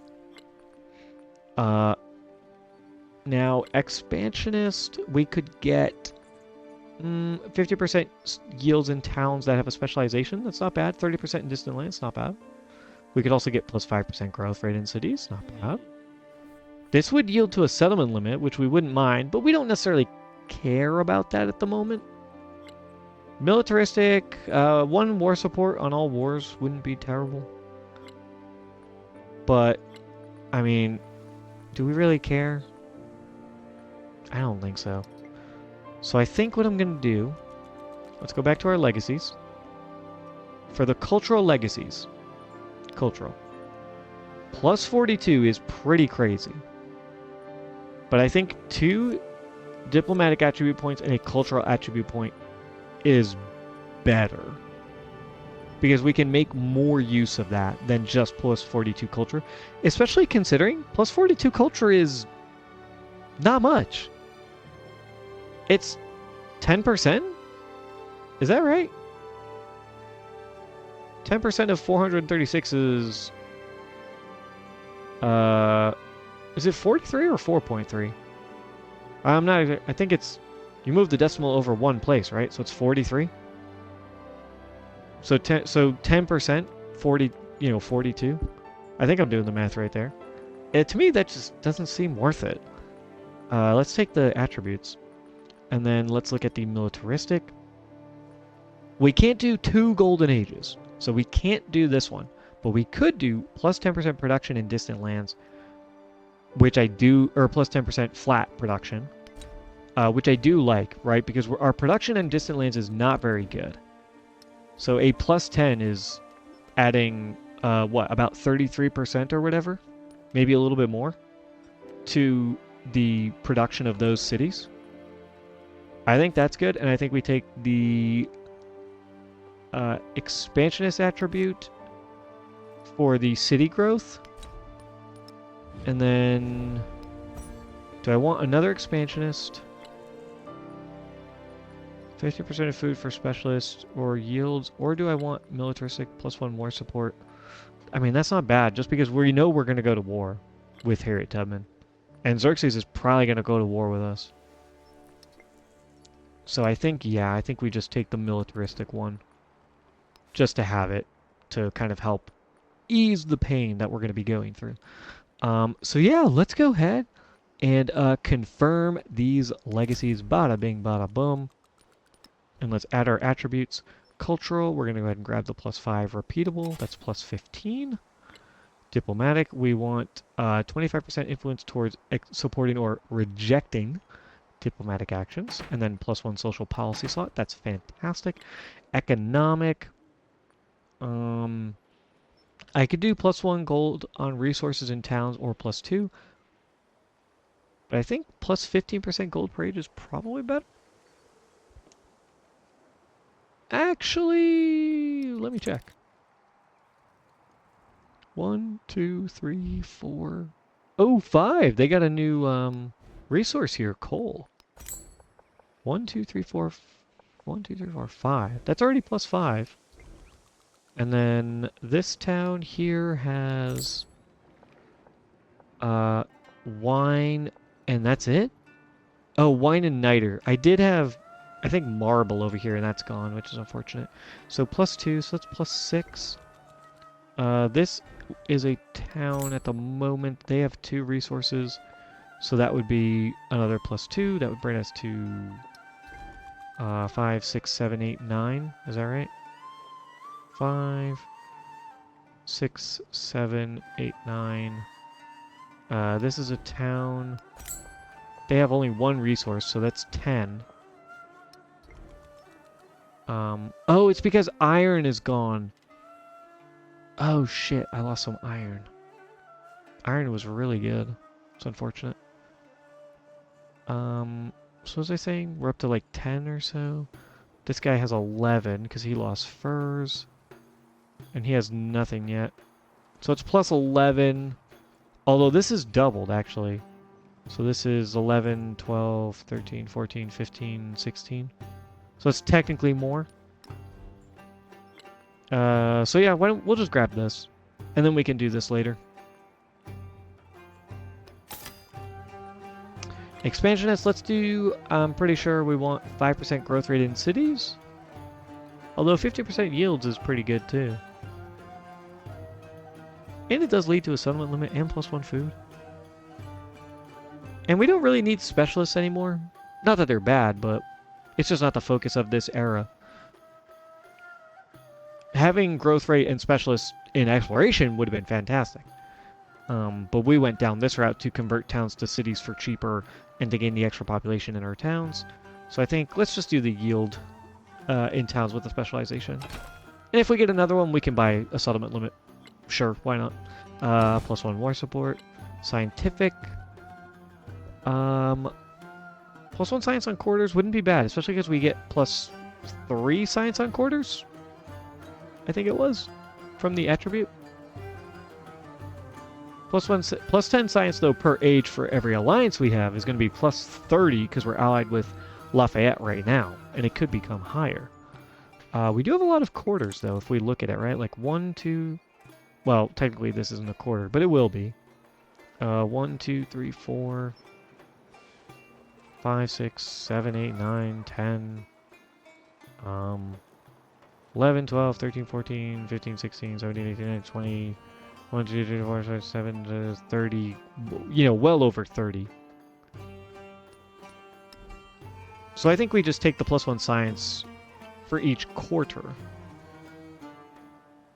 And that should be... Yeah, we're at 364. It should be something like plus 50 or whatever.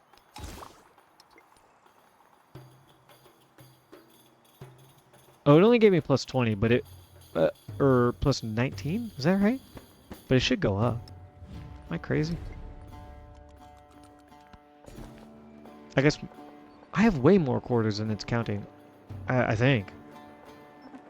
Alright. We get upgrade to this city. What do we want?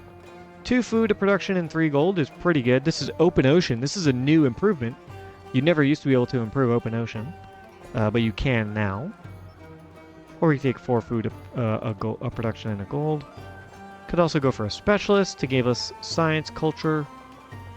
Could work over here, a mine for 3 production, 2 production, a culture. Could work a mountain, 2 production, a culture, and a happiness.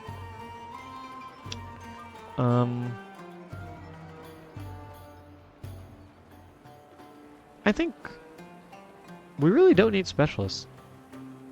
And it gives us negative happiness in production, or in food. I mean, Delhi's going to take forever to grow anyways. I think we just go for the additional gold. I could be wrong on that, but I think this is just better. And I think 2 food, 3 gold is better than 4 food, 1 gold. So let's grab that. It went from, what, 75 turns to 72 turns for the next growth event. Yeah, that's crazy. Alright, what do we got here? What do I have built here? A brickyard? Alright, let's get a mine. Yeah, 4 production, 3 happiness. Let's grab that. You get a growth event.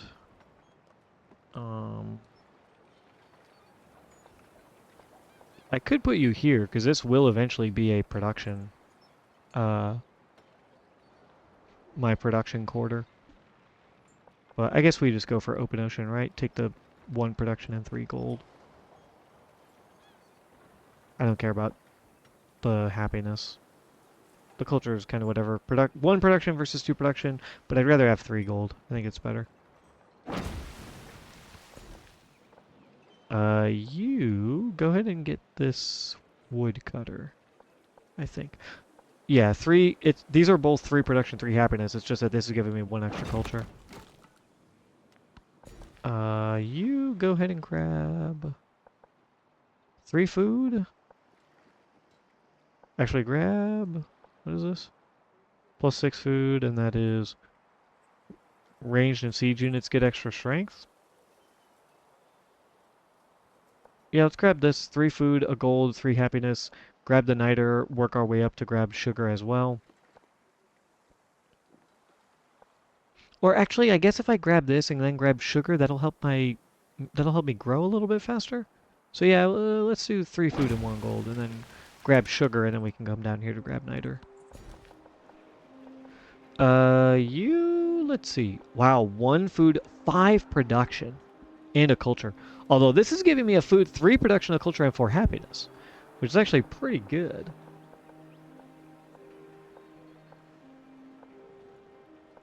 Yeah, that used to be jade. It's nothing anymore. 5 production versus 3, but I'm getting all the other resources. I think this is probably better, although I do have a saw pit, don't I? Yeah, saw pit and a sawmill. Yeah, why don't we just take it?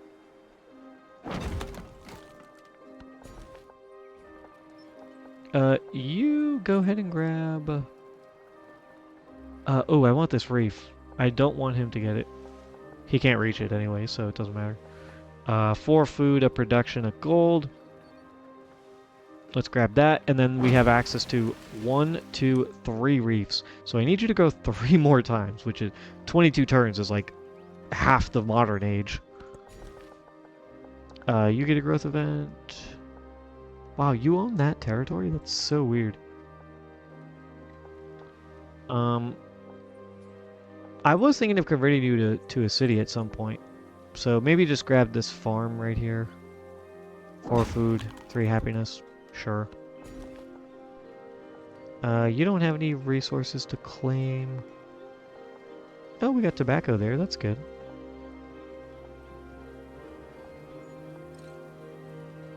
Um, 2 production, a culture, and 3 happiness. Sure. I think that's fine.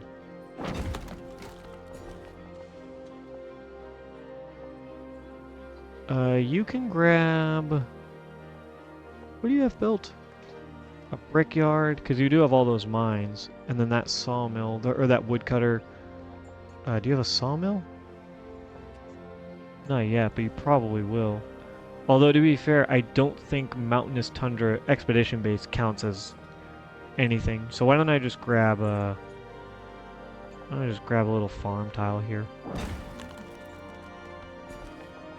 Alright, you get a growth event.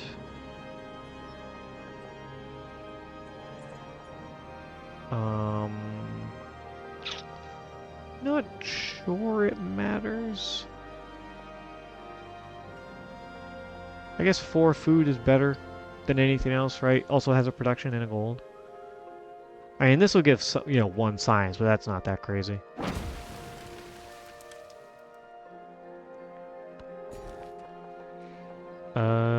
You can go ahead and grab 2 food, a production, 3 gold. Yeah. Seems good to me. You are a little town. So let's just grab... Well, I guess, I mean, the 3 gold is better. It's just better, I think. So let's just grab that. Influence, yada yada. Growth event. I guess at this point you can grab this territory here.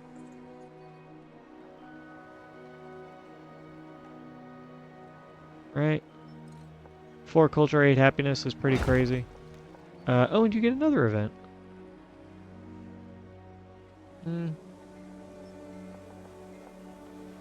3 production is pretty good, and I kind of want to build over here anyways, and then I could move it, but...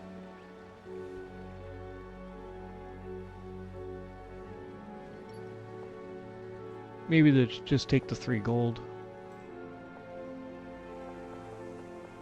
Let's just do like that. Oh my god, you get another growth event? Let's grab that. Wow, 3 growth events, holy shit. I wonder why. Oh, is it because of distant lands? That might be why.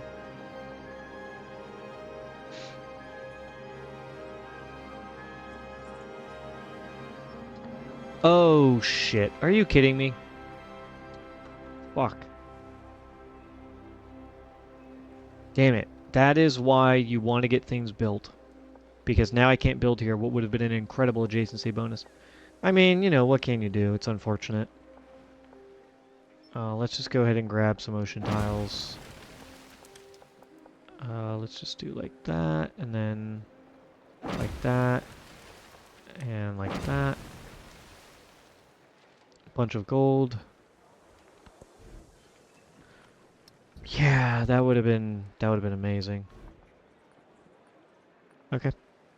Well, let's look to build now. What do we want to build? Do I want a grocer? It would actually be pretty good. I have a specialist there, so maybe not the best. What does a city park get adjacency for? Natural wonder, mountainous terrain, and wonders. Wow, right here would actually be good. Oh, right here would be pretty good.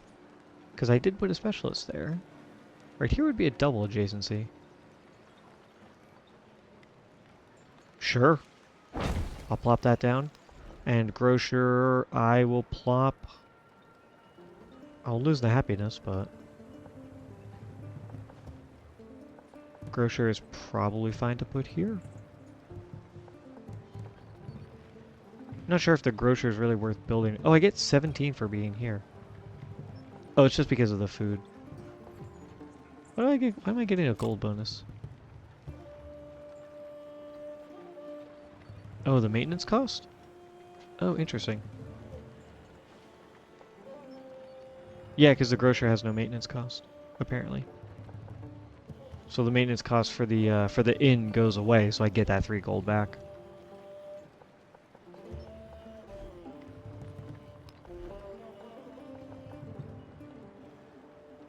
And I don't know that I would really build anything else here, right? What other buildings do we have to look at? Let's check. The aerodrome, cannery, which is a food building. What's the other food building? The tenement. And those can both go like here. +2 with an adjacent wonder for a +3. Could even put them here if I wanted to for a +3.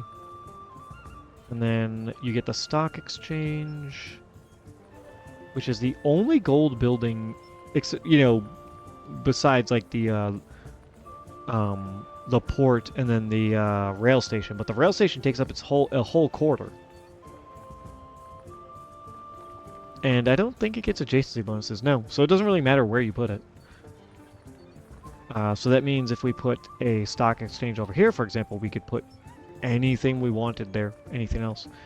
So let's go ahead and I guess, yeah, just build a grocer right here. It's fine. I guess we could do the grocer first, just because it's going to give me additional food, which means that we'll get growth events that, little bit faster. Oh boy. Doing resources in modern, bro. It's... pull my hair out. It's so crazy. I wish there was a little bit of an easier way to do this. I don't know how. I can't quite think of an easier way to do this, but the setup they have is just so tedious. You have to remove every little thing, every little resource, like... all of the min-maxing is just... The potential is there if that's what you're into. For me, it becomes a little too fiddly at this point. It's fun in Antiquity, and it's not bad in Exploration. I think it's pretty good. But besides that, man, it's woo. Alright, let's see. We can go... Oh, yeah. Just military science in 2 turns, get the red fort, and build it. Which, in my opinion, they need to change this. You should never have a wonder that you can get in the very first slot before I can even get it on my civics. Like, look at the Mughal civics. Why the fuck is red fort over here? It takes me 2 civics to get there.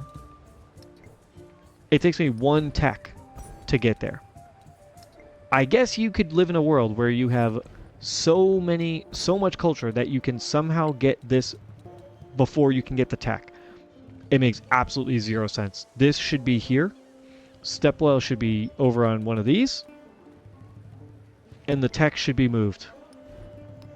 I don't know why they haven't done this already. Tech should be somewhere. I don't know. I get why it's on military science because it's a fort. But like, you gotta... You have to fix that. You absolutely have to fix that if you're the developers.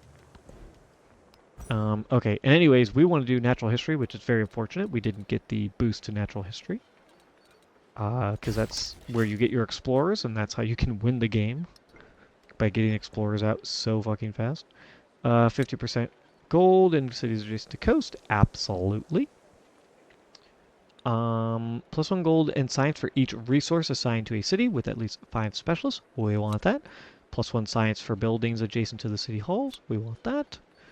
And we don't have any trade routes up. The +2 science for towns I don't think is a big deal. Let's do culture on resources on our adjacent to coast. Let's take a look. 385, 414 is what we're currently at, and 527. Wow, science went up by a ton. Gold went up by a tiny bit. Or wait a minute. Did it go by 200? Am I crazy? Yeah, I don't think it went up by that much.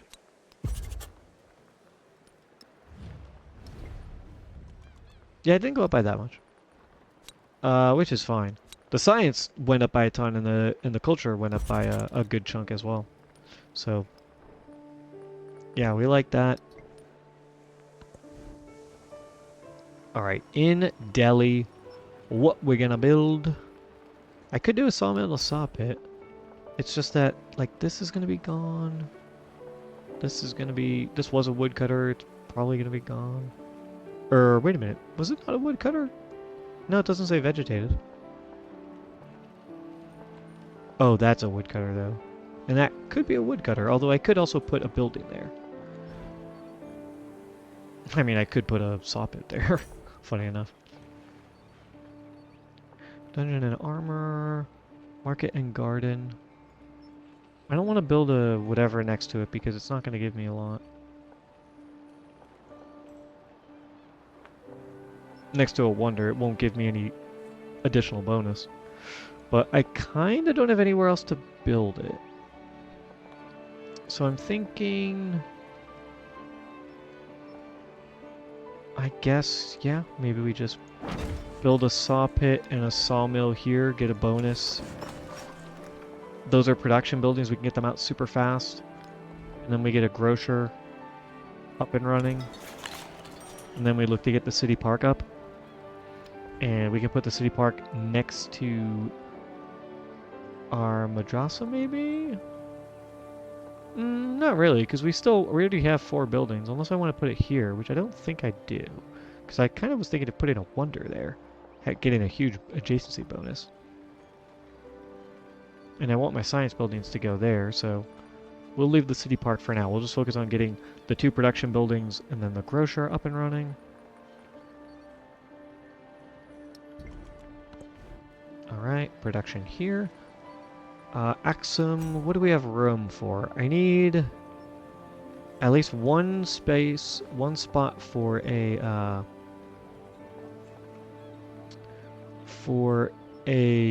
aerodrome. So I guess right here is fine for an aerodrome.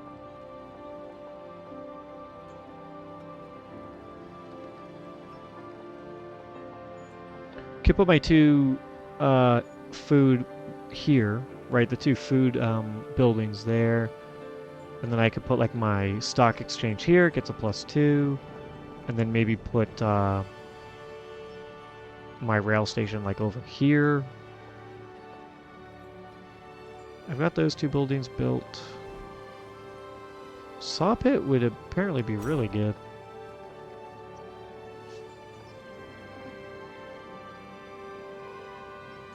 I think rail station here, though, is just so good.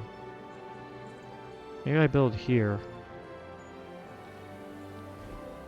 And then aerodrome. Put a saw pit. I mean, I do have a sawmill, so I guess I might as well, right? Saw pit over here. Yeah. Get that in 1 turn. Grocer. Do I want to build this? It's a good question. I don't think I do. I don't think that I do. I want to put my 2 food buildings here. My production buildings go here. My science goes here. Happiness and culture in these 2. That's already taken up. This is going to be where my stock exchange goes. And then we're going to put... then I have room for a... railway and an aerodrome, which means my park could go here or here, which I really don't care about. I could put it just here, +2. That might be fine. Grocer, you know, really doesn't have room unless I want to get rid of my toilets, which I guess I could get rid of them, but I kind of don't want to. 5, 6, 7, 8, 9, 10. It's giving me 13 yield as opposed to 14. But it's giving me production, gold. It's also adding to my, to the saw pit and the sawmill. Because these were vegetated tiles, so they were woodcutters way back when. Grocer would be pretty good, though, because I have all those fishing boats. I think for right now, I'm just not interested. What do you build if you're not... Oh, merchants. Just build a ton of merchants. So that we can send those out and get a ton of,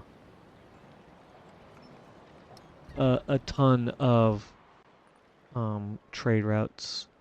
You are pretty compact.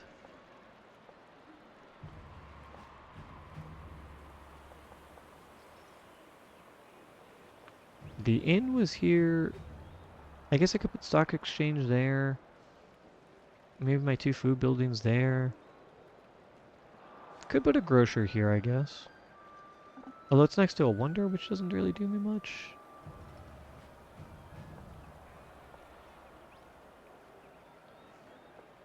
That would be a good spot for a city park, actually. Next to a wonder, next to a natural wonder. And then, do I put a grocer there? I think I'd rather have an ironworks, which is the warehouse production building for the modern age. Stock exchange, science, culture and happiness, production, food. Still have some room for like an aerodrome and a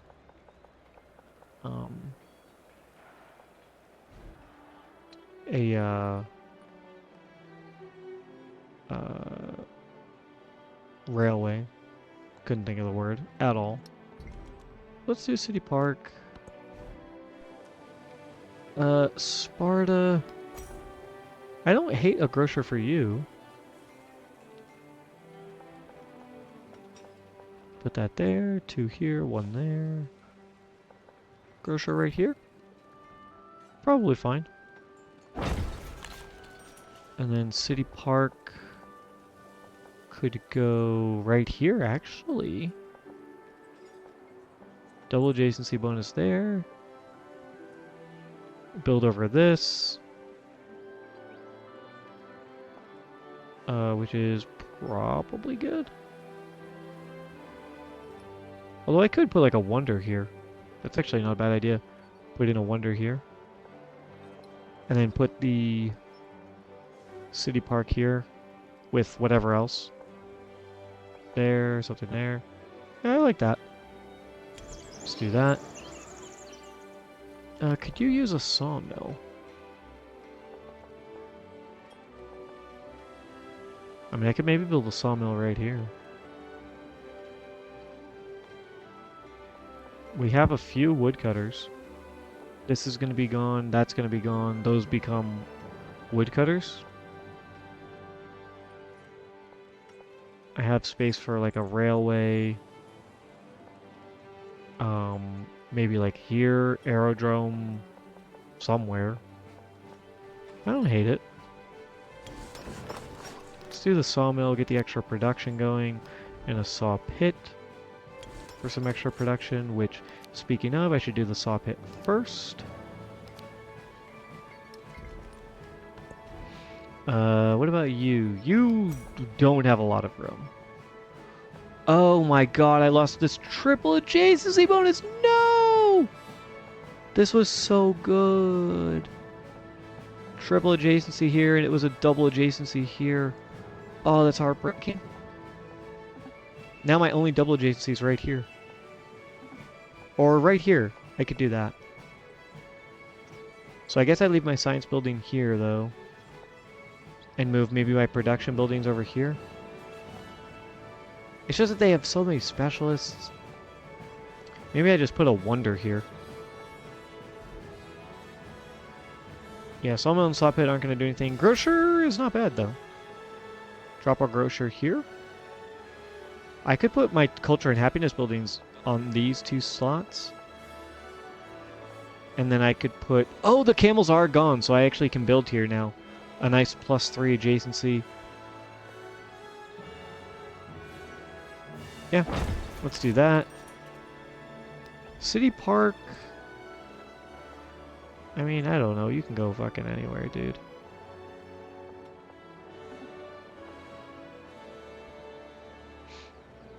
I guess right here. It's next to a wonder. Sure. You do your thing, dude.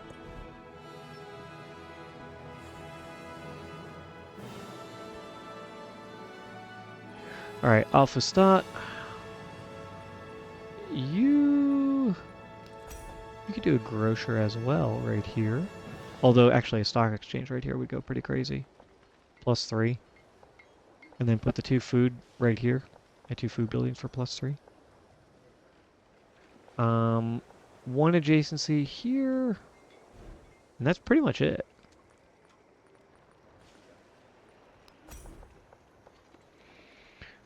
So I need, let's see. Food buildings go here. Production could go here, it's fine. Culture and happiness on these two. Science here. I can put whatever here. Could be a railway, could put an aerodrome. I have plenty of room for more stuff. Plenty of room. Right? Yeah, tons of room. So, do I want anything else? City Park, I guess I could put that here. Because it gets the +1. And then this is a +3. I could put stock exchange here. And then make that a quarter. And then put the grocery store here. Or actually, City Park here is incredible because it gets the bonus. Oh, that's amazing. Immediately do that. Grocer can go, I guess here is fine. And then gold building, my stock exchange goes over here. And then we get culture and happiness, culture and happiness. Sure.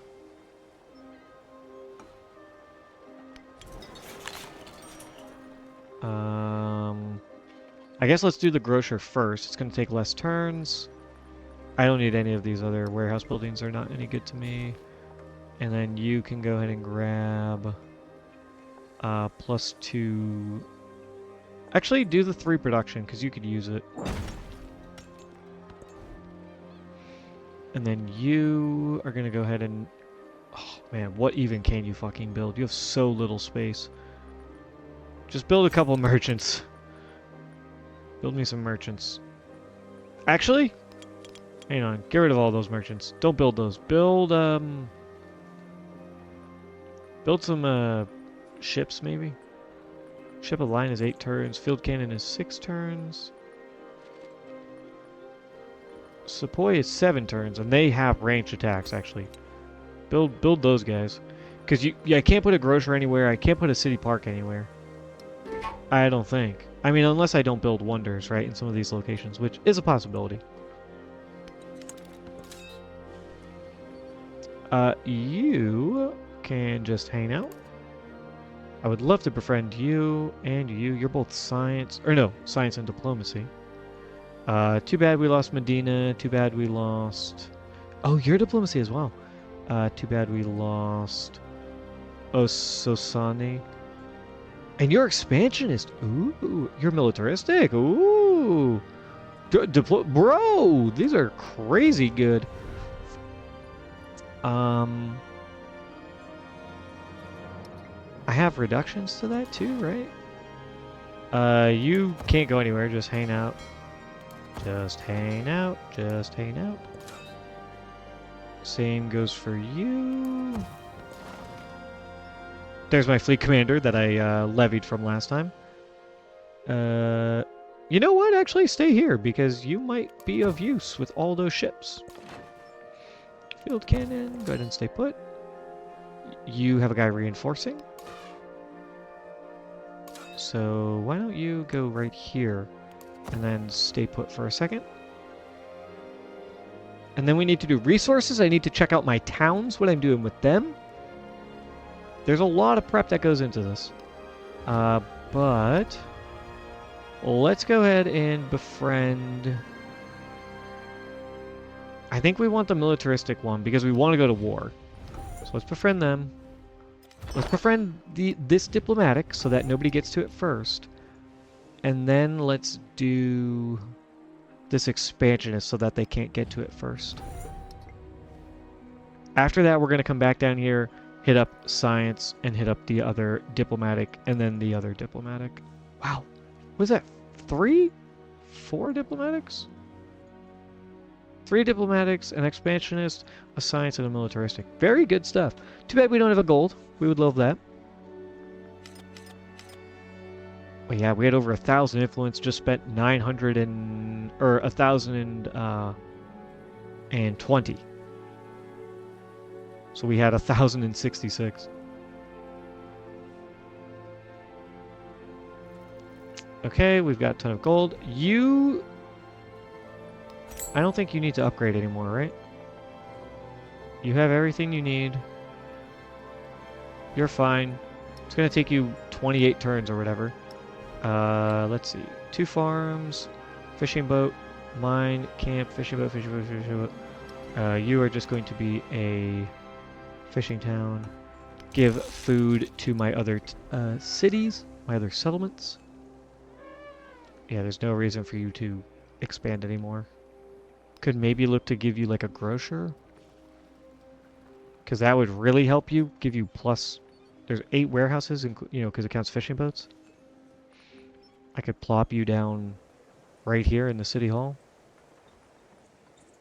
It's not a bad idea at all. You are... Let's see.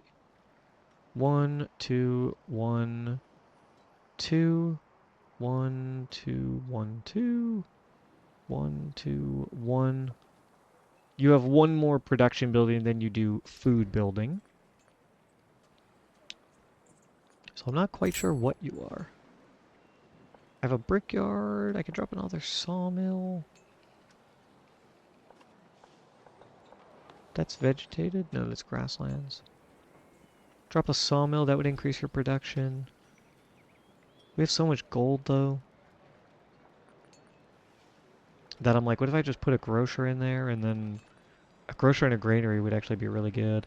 Turn you into a farming town, yeah. I think that's what we do.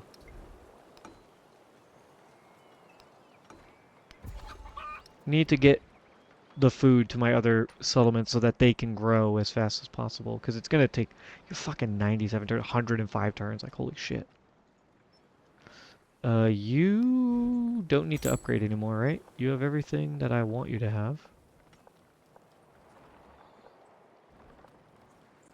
I have this brickyard, but I don't necessarily need it. Well, I think you're just a farming town, right? Right? You have 1, 2 mines, 3 mines, 4 if you include the clay pit, and 5 if you include the woodcutter. 1, 2, 3, 4, 5, 6, 7, 8, 9. What was it, 9 to 6 or something like that? So yeah, farming town makes more sense. Try and help these towns grow. You can go ahead and purchase a gristmill, a granary, a grocer. Speaking of which, why don't we just do that now? Granary, gristmill. Oh my god, 2 food for... No, that's terrible. Grocer, though. Could drop that right in here. 1,800 gold? It's worth considering. You are a mining town for sure. I do remember that. Sawmill. Yeah, purchase a sawmill. Drop it right here. Yep. 600 gold. A little expensive, but definitely worth it. And then what else do you even have? You have 1 mine that you're missing. That's it. So if I could build on one of these farms... But it's really not even worth it. Because I only have 1, 2 mines max. And I can, when I get the iron worker or whatever it's called, I can just plop that here in the center, and that's way better use of my time. Lalibela, I was gonna convert you into a city. You have a ton of space for it. I guess maybe just convert you to an urban center and call it a day. Try and do what I was going to do last time. Purchase a few buildings and then upgrade it to a city when I have the opportunity. You are done. Alright, that's all of my towns, all of my cities on my homelands. I did the town over here. I want to upgrade you to a city for sure. You just don't quite have enough money. But you do have some decent places you can build around.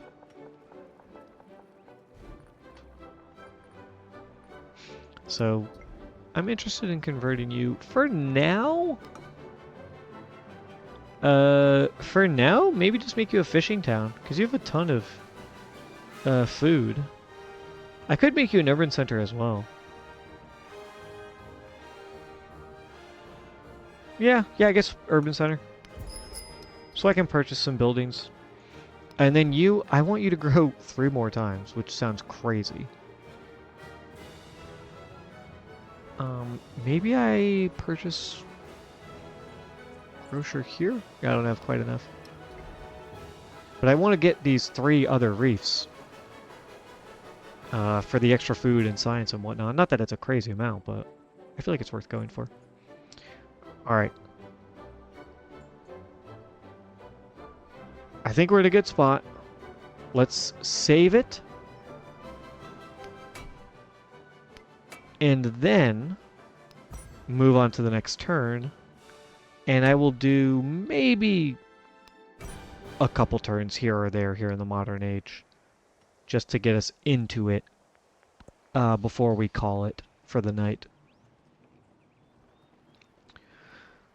For those of you who are joining me, whether you're watching live or in the future, I appreciate it very much. Just want to say thank you.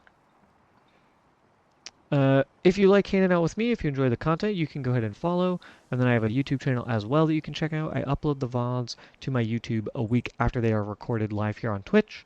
And I have a bunch of other content over there as well. A bunch of Let's Play videos for TCG Card Shop Simulator, Dead by Daylight, Water Park Simulator, Shadows of Doubt had a new episode just drop. And a lot more plans in the future for what I want to do with that channel.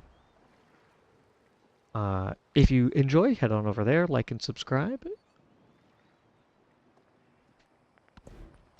And, oh, it doesn't lock you into to a government. I thought it did. Well, it doesn't matter. We want plus 20% gold. We're already getting plus 35, or plus 75, so basically, like, not exactly plus 95, but, because I don't think it's additive, I think it's multiplicative. But yeah, the gold is just always good. Absolutely always good. Alright, field cannon. Oh, you can't reinforce? Well, you will in a second. And we're going to go destroy this, settle our own town, grow it out as fast as we can. Try and probably convert it into a little bit of a city. We definitely want to do it fast because we don't want Iwa over here to grab any of that territory from us. Growth event. Oh, there's a hostile independent power here? What? The whole game there has been nobody over here. That's unique. I don't remember seeing them either when the age started, so that caught me off guard. Alright, so what do we have? We have America, Mexico, Japan, Prussia, France, Russia, Siam, and Nepal. Most of those make sense. Almost all of them, I would say. And at the very least, they all kind of make sense to some capacity. Siam pairs really well with Tecumseh and suzerains and whatnot.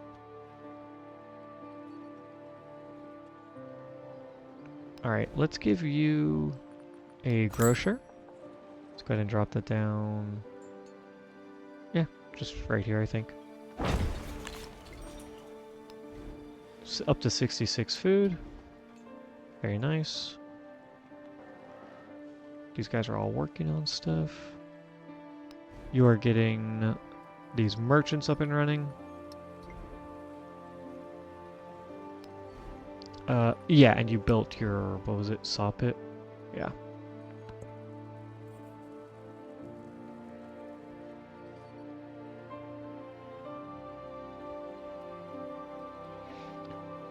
And just for anybody who might not be aware, whether you're watching live or in the future, I won't be streaming this upcoming week. I typically stream Sunday through Friday, Confuse your enemy. but I'm going to be away Keep for a them bit, in the so dark I'm not about your quite intentions. sure when I will return. I think it'll be maybe next Tuesday, Wednesday, something like that. I'm hoping, anyways. If I can get things set up in time, I can try and stream Monday if everything goes right. But I'm anticipating it won't be until mid next week or even possibly later. We'll see. So I do apologize for that, but we will. The YouTube channel will have Let's Plays loading or uploaded consistently, which they are uploaded Monday through Friday. So no need to worry about that. But yeah, my streaming is going to be a bit truncated here. Let's see. We get the Red Fort. We immediately would like to build that. And let's just take a look at it real quick. Red Fort is a base yield of 4 gold for production. That's amazing for any civ. It acts as a fortified district, which is fantastic. It also pairs with, as I mentioned earlier, our unique social policy that we get, which is the +2 gold on fortifications. And then it gives 50% health to that fortified district and all city centers. That is empire-wide. All of your city centers will get an additional 50% health, or plus 50 flat health, excuse me. So we want to build that. But where? I think right here is where we want to build it. Your production is pretty terrible, so getting +4 production would be fantastic. And I want to put it next to these buildings. It'll give a huge bonus. I don't think there's anywhere else I would really be able to put it anyways. Axum's like totally full, right? Yeah, I mean, I could put it in one of those 2 locations, but those aren't very good. Baghdad, I think it's pretty full. Yeah, Baghdad's totally full. I think Adulis is full. I mean, it could go in one of these locations, but I don't want to get rid of the Hualets if I don't have to. And I have, like, you know, no space over here, so let's just get it going. I guess maybe I could build it over here. Red Fort. Could build it here, but I want to put my, I think, production buildings here for the double adjacency. Maybe not, though. Actually, if I just build this here, it counts basically as if it was a double adjacency, and it counts for that. Actually, 1, 5, and 1. 1 production, 5 gold, 1 culture. 20 turns, though, to build that. And it would be 16 if I built it here. Ooh, 4 production, 5 gold, 2 science, 2 culture. 4, 5, 2, 2. That's way better than what we were getting over here. 1, 5, 1. Yeah, way, way better. So this might actually be the best place to build it. 4 production, 5 gold, 2 culture, 2 happiness, or 2 science, excuse me. Delhi is 4 production, 3 gold, 2 science, 3 culture, 2 happiness. So you're getting 2 happiness instead of 5 gold. You're getting an extra culture, though.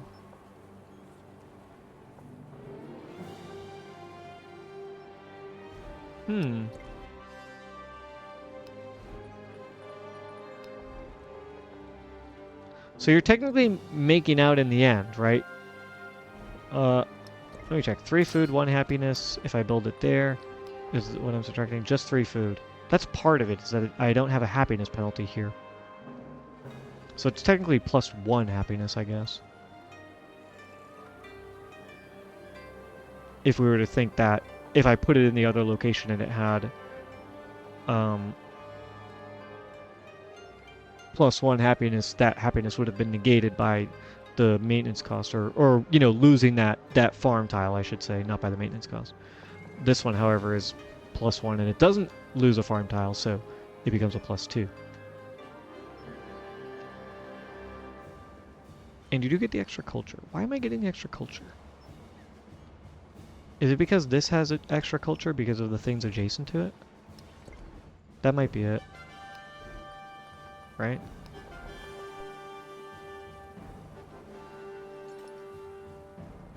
Yeah, if I had I think if I had an additional culture building here, it would add to this +1.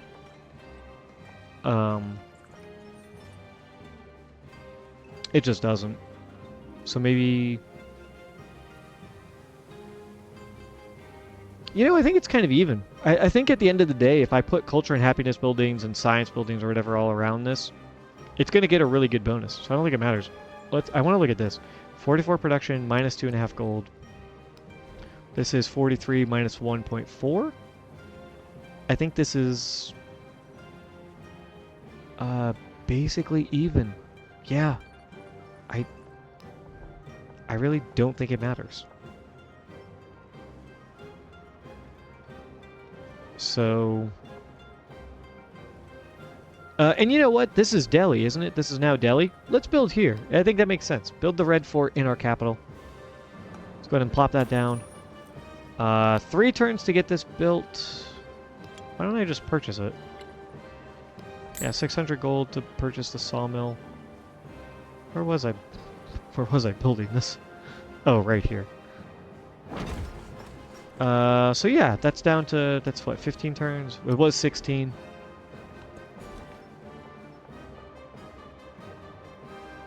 And because we removed the Hualet and the rural tile that was there, we get a new rural tile. And for production 1 culture is not bad. I do like the extra gold though. But because especially we built those saw pits, those woodcutter buildings, I think we go for the woodcutter. And it's actually down to 14 turns now. It was 16, then it was 15, now it's 14. So that's good. We want to get to mass production as fast as we can. Academics isn't bad because you can get the schoolhouse, and science is good. Oxford also gives 2 free technologies and a wildcard attribute, which the wildcard attribute is fantastic. So why don't I do that? Try and get Oxford built somewhere. Oxford, I should say, built somewhere, and then work towards factories. Merchant, send you to sure, right there. Oh, I forgot in this age, merchants are automatic. You don't have to send them anymore. They just happen. And I forgot to do this. So it's a good thing I got the merchant.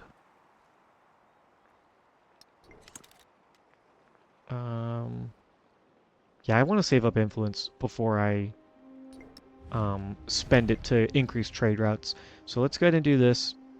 First up, let's do cities. Just our cities. Right, let's spend all this. +6 happiness in the capital, +6 culture in the capital. Let's do the culture first. And then +10, this is +6 production if you have a rail station, or +3. Production is incredible, but I want to send it to... Actually, Delhi has pretty bad production, now that I remember. Let's send, yeah, 2 of those there. Alright, now I have... Whoops, I want just cities. 45, 43, you have 36 production, that's terrible. That is by far the worst, actually. To give you both 2 production, yeah, 40. Okay. And then happiness, let's just send it to a bunch of people. It could be +3 gold, +3 happiness, which... Do my stats go up? 57, 17, 55... I do gain a gold, a science, a culture, and I think happiness. No, just a gold, a science, and a culture. That's probably not worth it, right? Just leave both of those out, gain +3 gold and happiness for having both of those not slotted. It's better than getting just +2 gold, +2 science, +2 culture. What about fish? Fish is food, which is good for my towns. So I want to use that in towns.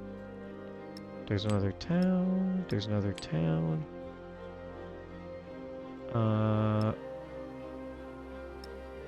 There's a town. Lalibela doesn't need it. Does Etchamara? Yeah, that's a food. Samara? No, Samara is a urban town.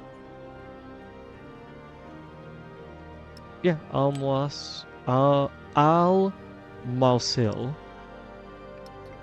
And then what is my here it is. Taekwondo is my mining town. So I want to take food out of Taekwondo. Let's get rid of that. And we want to give you production, which is going to be ivory, I guess. +4 production, +4 happiness. Because the food is really not super advantageous to you. And let's go back to show our cities. Alright, production, we want to give it to Sparta. Yeah, just Sparta. Food and production would be really good for you as well. So food and production and happiness. Oh, actually? No. Remove the +3 production. Add +4 food, +4 production. That's way better. And then give you +4 production, +4 happiness. And then we can do this guy. You have 43 production. We'll increase that by a little bit. Food, I guess I could send that to somebody. You have 68. You have 52. So yeah, send food to Adulus. And then happiness, again, this is just +3 gold, +3 happiness if I don't use it, so I'll just leave it out, because I'm fine with happiness right now. My happiness is totally fine. I guess I could maybe slot these guys in here, just to, like, get their happiness a little bit higher. Right? Just so in case we run into any problems, but I'm not worried about it. We really don't have a lot of resources, though. Here. Alright, you go there. You hang out for 2 turns, and then we will declare war on Songhai. Or, not Songhai anymore, on America. We're declaring war on the United States of America. I think that's everything. Yeah, because I don't want to use anything else. I have no factory resources, dude. Holy fuck. And then we want to look to actually get these military academies up and running. They are 3,000 gold. We're getting 800 a turn. So it's a little bit of time. But it's going to give us, you know, +9 production as a base value, which is incredible. I think what we do is we save up that gold, purchase our production building back in Delhi, and, you know, work towards getting Red Fort. Just get it as fast as we can.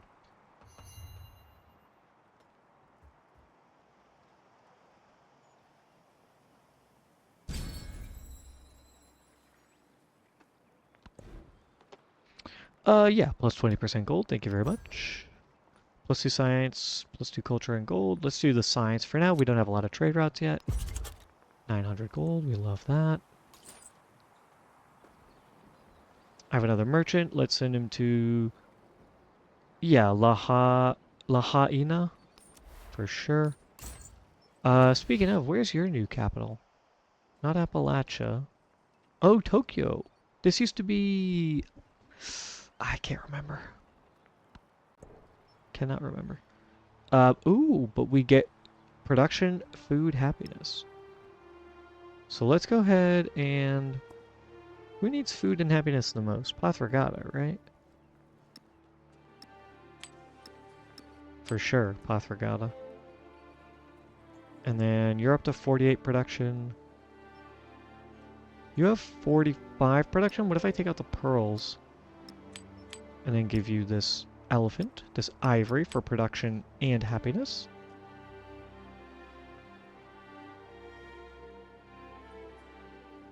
Yeah, that's good. 50, 58, okay. Looks good.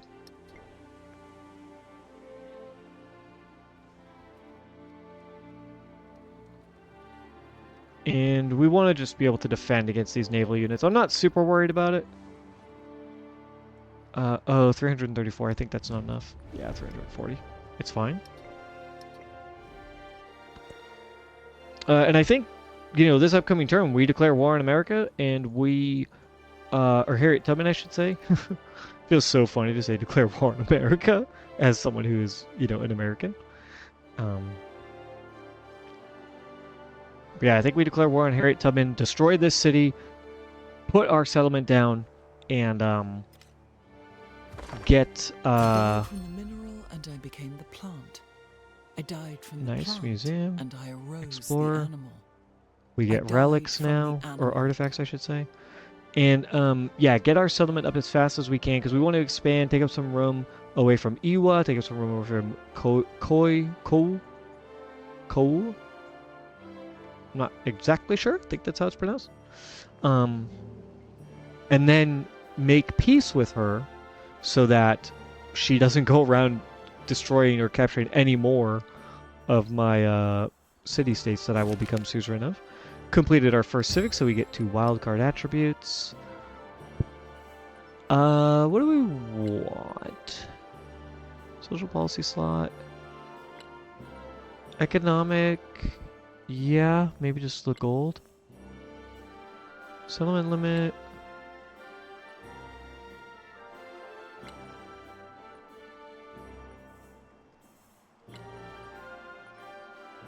This will be plus 5, 10, 15 gold.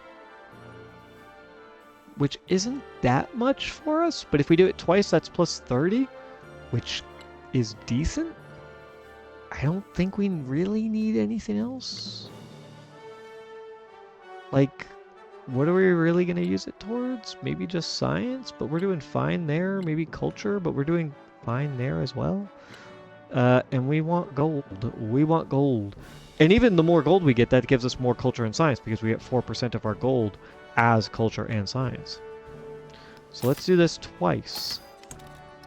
Brings it up to 1,000 gold. We love it. Xerxes is unfriendly with us. Choose a new civic.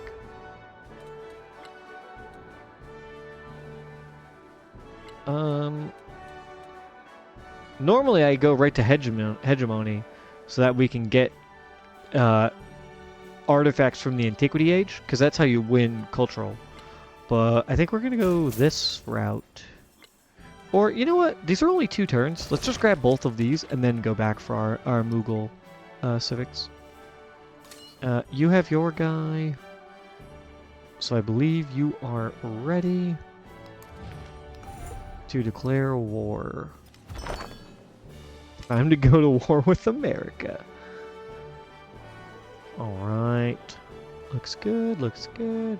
She has all these ships, though. That does worry me.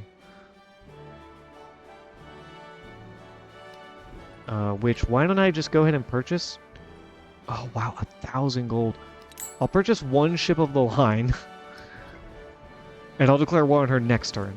So I at least have somebody who can help maybe play a little defense here. You know, if she really tries to come towards me, or if she tries to go over here, I can, you know, buy something, buy another ship or whatever. We just want to destroy this, raise it to the ground as fast as we can. And then make peace with her, build our settlement, and we don't care what happens with Harriet Tubman for the rest of the game at that point. Or with Simone. We don't care about him in the slightest. Alright, ship of the line. You just hang out for a second. Unit merchant, go ahead and make a trade with, I guess, Parsa. Oh, you know what? Can I? I want to befriend them first and them first. Before I make another trade, I think. So why don't I just trade with Parsa? It's probably fine. Get some gold, some resources. We get silk, but I'd rather have, I think, the extra production than the extra culture.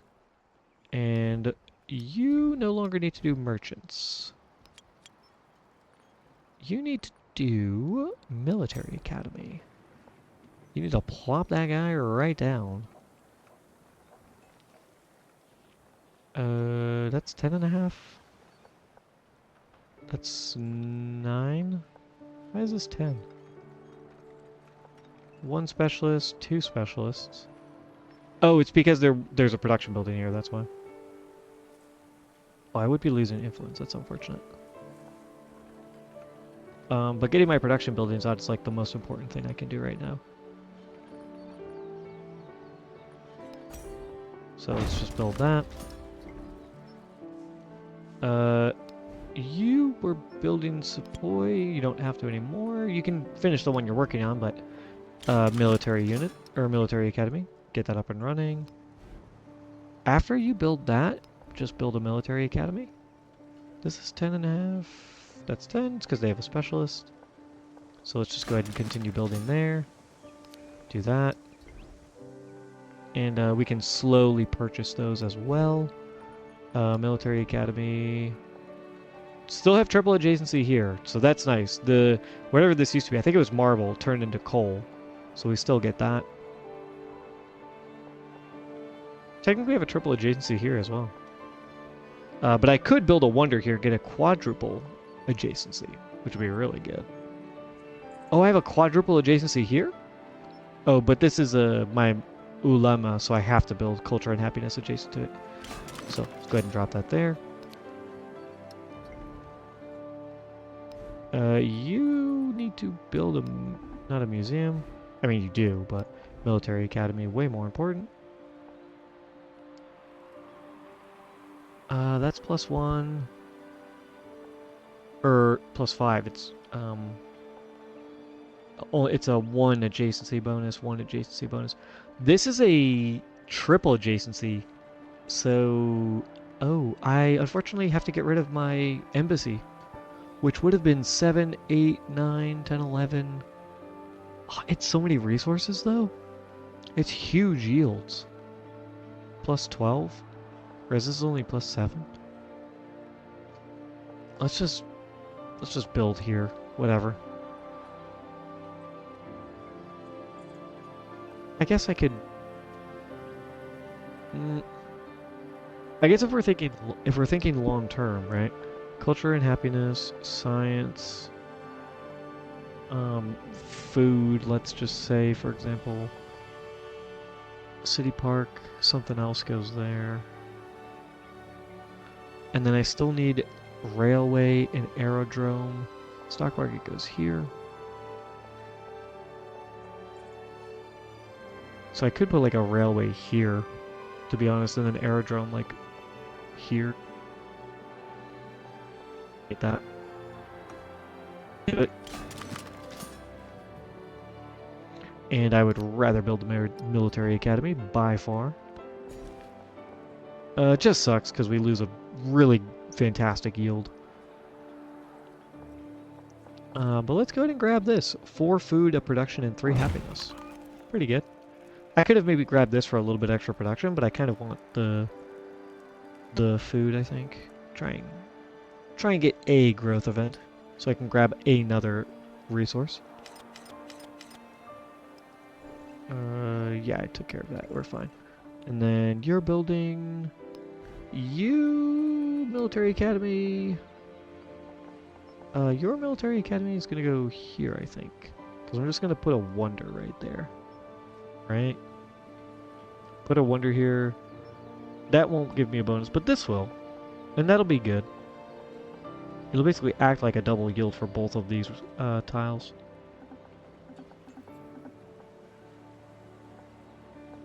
And then I have room for you know, 2 more buildings. So let's just build here. Bada bing, bada boom. I guess I do maybe the grocer. I guess I just finish it. 7 turns. Military academy. Here? Double adjacency? Yeah, that's where I had it before. So, that works. You... What? You just started. Oh, because I think I had you building like a saw pit or whatever. Let's do that. You're doing that, and then military academy for sure. Which is gonna go... That's a double. That's a single, but about to be a double, because we're gonna have a build right there. And I don't have any other resources. So yeah, let's just build here. Get that out first. I would prefer that. Only reason I'm doing the grocer first in the other location is because I already have a bunch of turns invested into it. So I might as well finish it and then move on to the military academy, which is also going to be 21 turns. Like, might as well just get the grocer completed, I think. And then I think we are ready for war.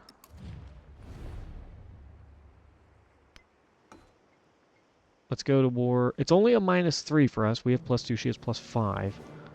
Because we are hostile with her.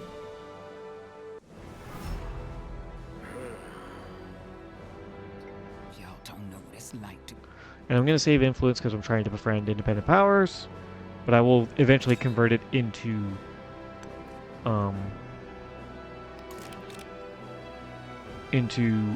trade. Increased trade routes. Luckily enough, our mumlocks become cuirassier. I have no idea how to pronounce this word. I think it's French.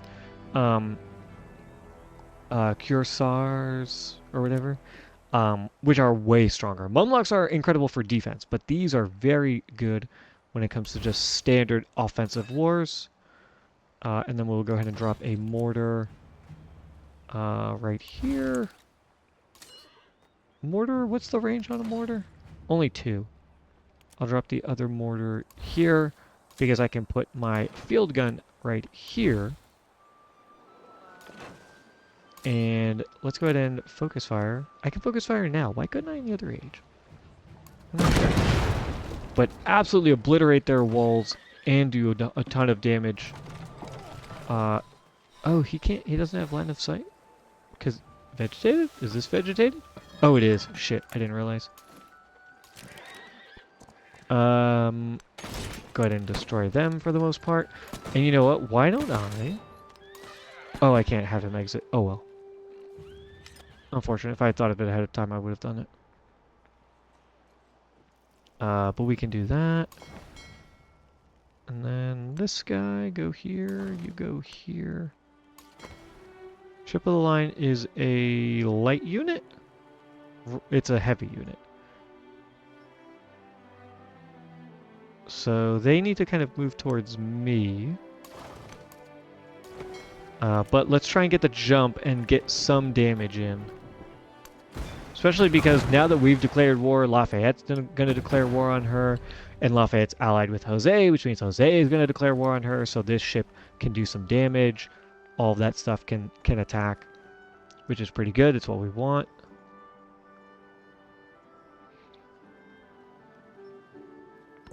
And we want to save some money in case we need to buy ships. But eventually I want to get those grocers in a couple of my towns, and I want to get military academies bought, for sure.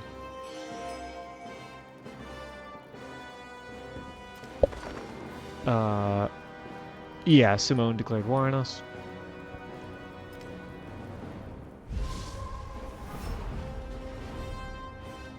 Es un monstruo que infesta la tierra, y su castigo será igual a sus crímenes.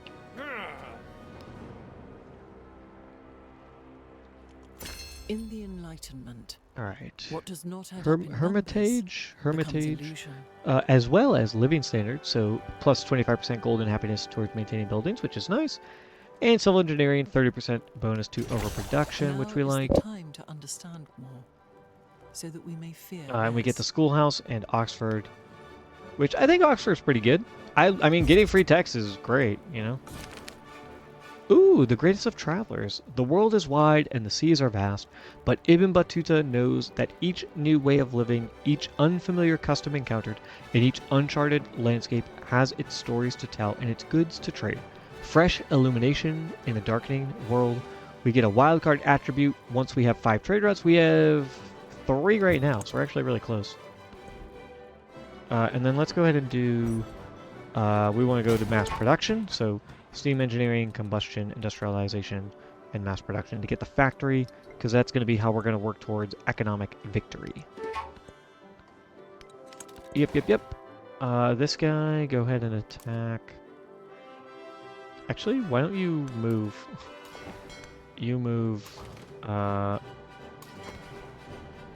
and you attack this guy. You attack that ship.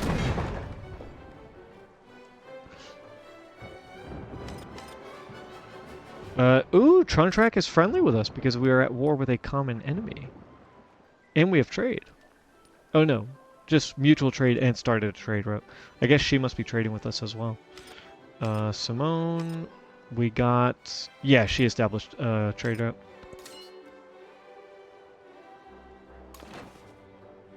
Ooh, what do I get if I pillage this? 80 culture? It's not terrible. But let's go ahead and... I actually think I want to... Let me put this mortar right here. Put my settler right here. Have this mortar attack this guy. This mortar can attack this guy. Very nice. This field cannon can attack this guy. I want you to move up 1 slot. I want you to go here. Conquer the city. Burn it to the fucking ground. Minus 12 influence per turn for the rest of the age once we've completed raising. So it's going to bring us down a lot, but I don't want this settlement here at all. I want us to settle right here. You go to sleep. Our commander gets a promotion, which is very nice. And he gets the final one. Advancement, infantry, and cavalry have first strike, which is plus 5 combat strength when at full health. And we get order, plus 5 combat strength for land units. That is all land units. We got some additional resources, it looks like, but factory resources, so nothing we can do with those. And Tenaku is being raised to the ground, so we're not going to be able to build anything there anyways. Just need to make sure that our people here survive this onslaught of ships. We'll retreat if we have to, but I think we'll be okay. We'll see. You already attacked. We have a ton of gold. How much for you to purchase that grocer? 700? Just do it. Stop building. Get building on the military academy. You know what? Same goes for you. Stop building the grocer. Just buy it. It's going to be like 400, 200, even better. You're building... you are building... You're down to 6 turns. How much would it be for you to buy a grocer? 900? Yeah, let's just do it. Get you on the military academy. And then next round, we should be able to purchase the military academy here in Delhi. Don't even have to bother with that. We'll just purchase it. Get it over and done with. Because Delhi doesn't have the best production, so I want to have it. And we will then get a new independent power that we will befriend. We're already working on them. We're working on, I believe, them? Yep. Kumasi.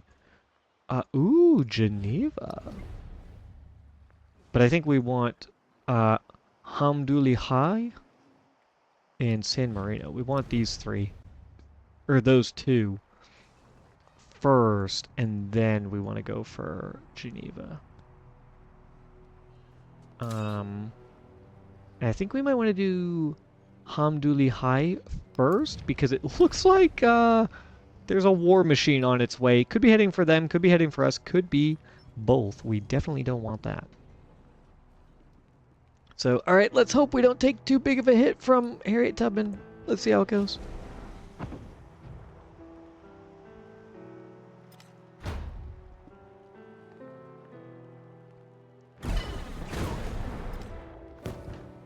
Who did she attack? Oh, Jose declared war on her finally. Oh, and he's... Yeah, nice. Yeah, we need that. Look at all of his ships. Oh my god. He doesn't have his Hawaiian ships anymore, so his boats aren't as powerful, but... he still has some good stuff. Whoops, that's not what I wanted. Jose and Trontrack both declared war on Harriet and Simone. We only had one unit attacked. Wow.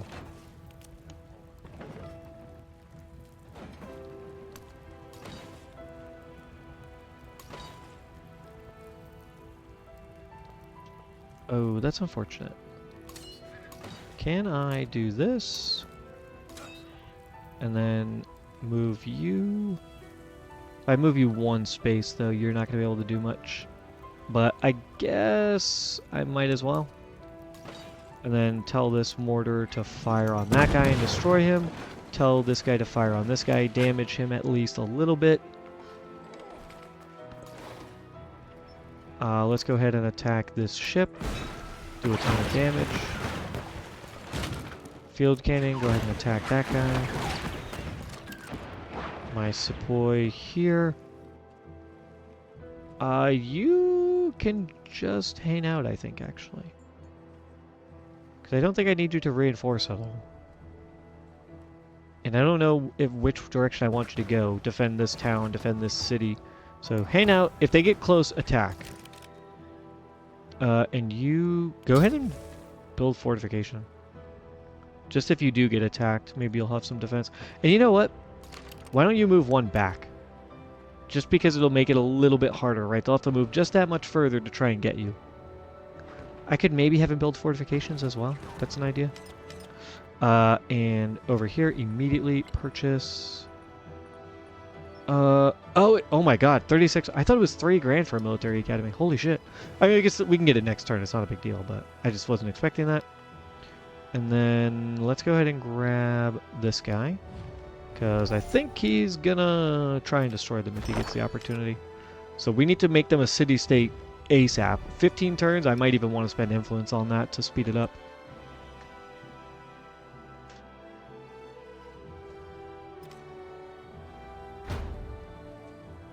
Just to make sure that we get it, you know. Alright, yes! Jose, bringing the ships in. Let's go, dude.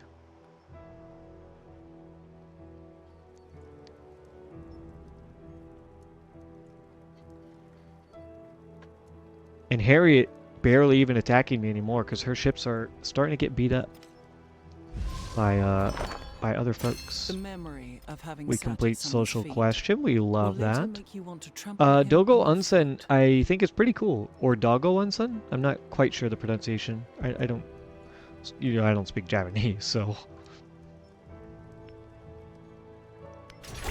Soon I just shall don't think I thy have the room arm for it because it has to be unconquered adjacent to a coast. And now that I can't build here, like, you know, I need to put food here, and then I have like, rail station and aerodrome have to go there. You know, there's only so much I can do. Nice, they give us a sepoy. They gave us 1,000 fucking happiness. Holy shit. They gave us a migrant. Let's go. And then what else do we want? What was I gonna do? There's something I was gonna do. Oh, social policy maybe. +2 science, +2 culture, 25, 30. Land heritage, port nations. No, it wasn't that. I had an idea and I completely lost it. Oh, what civic I was working on. That's what it was. Because I don't think I want to do political theory anymore. We don't want to unlock this actually. And I think this is kind of maybe a little bad to unlock. Because the moment you unlock political theory, well, okay, unlocking it isn't the problem. It's when you get the ideology trees, you don't want to pursue those, I don't think. Because when you pursue those, everyone who has the opposing ideology will immediately start to hate you. It will be pretty dramatic, the relationship decrease.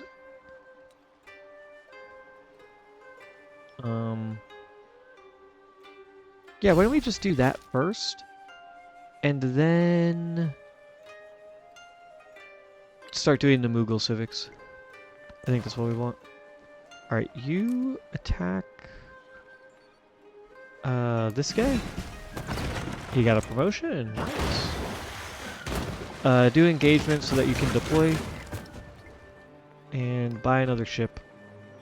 Right? It'll bring me down to 34, actually. Yeah, buy another ship, because this ship is going to be destroyed soon. Just buy a ship. 34 is not enough to get the military academy yet, but buying the ship now means that next turn it can go ahead and attack, or it could even soak up attacks from Harriet.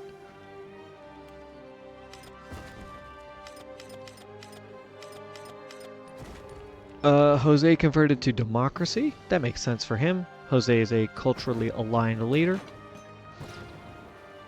You can go ahead and fire at that ship. Oh, yeah, because we got the other sepoy. You know what? Since I have two, why don't you go there? Why don't you go here? You guys can just chill there. Could maybe send somebody down here, but I'm not super worried about it. And she's leaving. Fantastic. She's running away.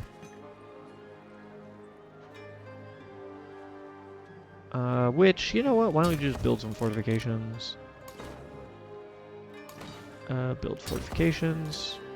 You just hang out. You're fortifying already, so that's fine.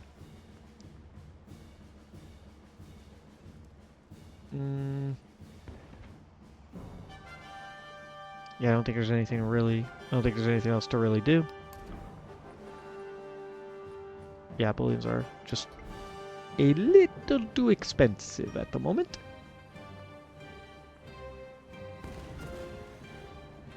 So I think that's everything I want to do. Go to the next turn.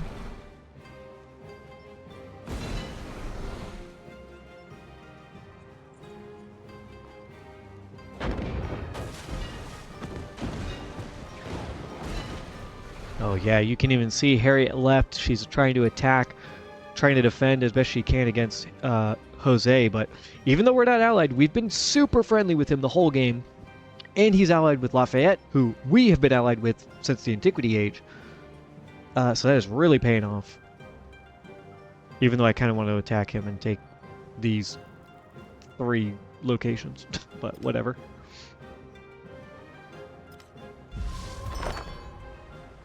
Oh, flood.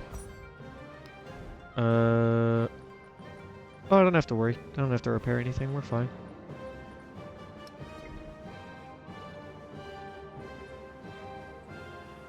Oh yeah, and you can see, I remember last era, the road went this way, and I was like, shouldn't it go this way? And yeah, they... because there used to be a settlement here. I destroyed it, put a settlement here, and it makes way more sense to have a bridge connecting to right to my settlement.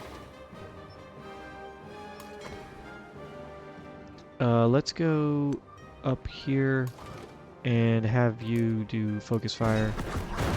Those 2 ships. Yeah, we destroy her ship. Beautiful stuff. You just hang out. Oh, you can't attack. That's unfortunate. Okay. You just hang out. Get a migrant in Delhi. We will take that. And I could do 3 production here. That's probably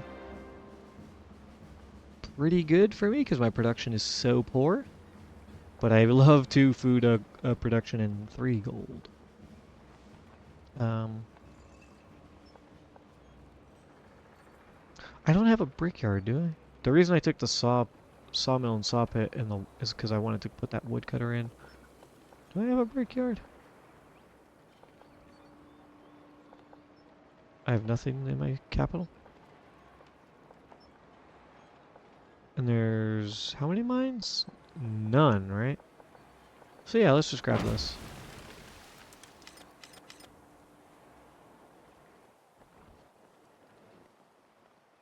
Oh yeah, we can also now purchase our military academy. Plop that guy right in. Additional 5 production. Plus the adjacency bonus, we love it.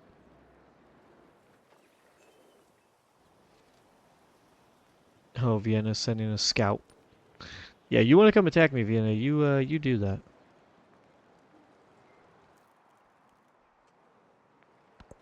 All right, looks good. Got fortifications built. Harriet's ships left. She's totally no threat to us. She's getting beat up over here as well, it looks like, maybe.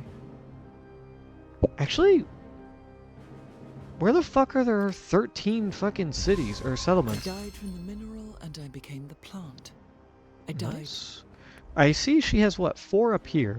3 plus she stole that city. She attacked and conquered that city-state that was our ally. Now we're going to go all the way down the Mughal paths. Grab all of this. So first we will get +1 gold on farms, which is good. We get the Jinsai Kamil, which is, I don't think, great. The Stepwell is fine, not crazy. And then we go to Jagir, +1 happiness on farms, that's fine. +1 settlement limit, that's good. +2 gold on fortified districts, that's great. Or I guess settlement limit is also great, but we don't really care because we're in the modern age. 25% towards purchasing infantry units, very good, especially if we wanted to go more militaristic, and the +3 combat strength for all units, fantastic. But you can purchase wonders, that is where it's at, plus the 25% gold towards purchasing anything. We want to try and get that as fast as we can. I'm going to have you attack this guy. I'm going to have you attack that guy. I'm going to have you attack that guy.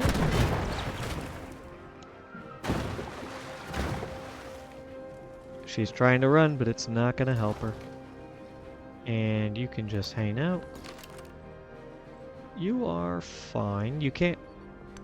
Yeah, you can't reach them. Because your bombard ability is only for melee attacks, I think. Even though you are a... you have a ranged attack, I think it counts as a melee attack. Or you know, the way that their bombard ability works or whatever.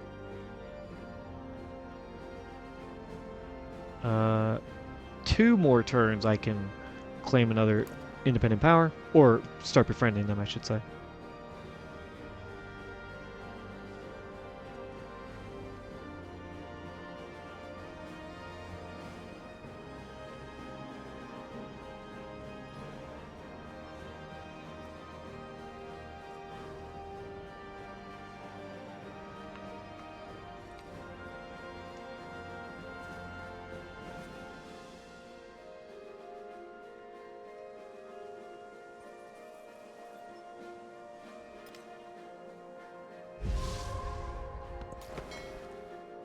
Ship of the line. Let's move you up 1. Attack this guy. You attack that guy, and there's 1 last ship that's gonna die. You just hang out. You can hang out. Just go to sleep. You're chilling. This will be destroyed in 4 turns, and then I will put a settlement here, and then I think that will probably be where we end for today.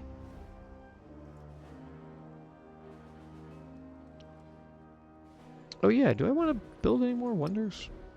I was thinking about doing Oxford. Hermitage will be good. 70, 66. You have 63, 78. So what if I... Oh, I can't put Hermitage? Oh, because it has to be on Tundra. That's why. 2, 5. And this would be 6 and 1. So they're both 7. I guess we'll build Hermitage.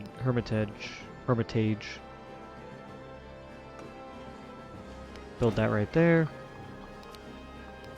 Let's go ahead and ready it up. And purchase the military academy. Only 1900, so knocked off a grand. That's beautiful. And that is what, 16 turns? So take a bit, but we'll get working towards it. And then you can build Oxford right here. That's fine. You'll get the bonus eventually. Go ahead and purchase that. And I will buy military academy there in a bit. You go ahead and get +4 production, +3 happiness. Yeah, I think so. Grab that.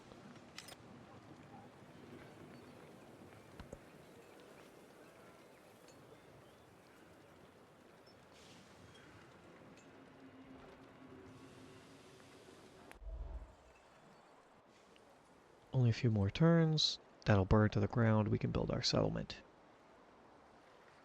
Our Mughal settlement. Mughal. Mughal? Mughal? Ah. They're gonna convert soon. We are converting you already? Yes. We are converting you? Yes, indeed. Let's start working on Geneva. Everyone else we're working on. And then the last one I have, besides Vienna over here, which I guess we would maybe want to befriend, is San Marino. We get 500 science. Beautiful. That's exactly what we're producing, basically. So that's a whole turn. Ship a line. Go ahead and destroy that. Move this guy and heal. You hang out with him. Just if you see any enemies, let me know. Let me know if you see any enemies. Geneva's friendly. Yeah, this is all totally fine. Let's go ahead and... I don't need any units here anymore. Yeah. Put you in here.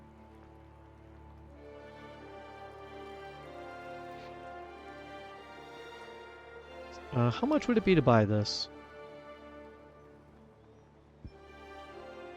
Probably a lot. Let me build it for however many turns. What, like 3 more turns or whatever? And then we'll purchase it. Because we'll have a ton of money at that point anyways. And it'll be a little bit cheaper. So, I like that. Harriet opposed the war. That's fine. We're going to get peace soon anyways because we took a city. So, the AI, I think, when you take a settlement, immediately folds. Basically. So once I get the opportunity to, we will ask for peace with Harriet. So readily do people adapt Nice. We have unlocked modern I should say combustion, like steel combustion ships. Plus 20% gold, absolutely. New social policy. Science. Oh, 30% towards overbuilding for sure. That's gonna help immensely. Go ahead and put you there. You guys are all just chilling. You could upgrade for 200? Sure. Why not, right? Yeah, upgrade. What do I care? I have so much money. 11 turns, 9 turns. Or 7 turns it says. Let's purchase that. 1700 gold. Yep. Can now build an Axum. Let's build a port. Because that's going to give us money. We would be building over the shipyard, which we would lose 8 production. I do not want to do that. 13 gold if I go here. 12 if I go here. Let's go right here. 13 gold. Afterwards, ironworks would be pretty good. Build an ironworks right here. Yeah. Actually, let's just build the ironworks first, because it's production. And then museum, you can go on the kiln. Yeah, that's fine.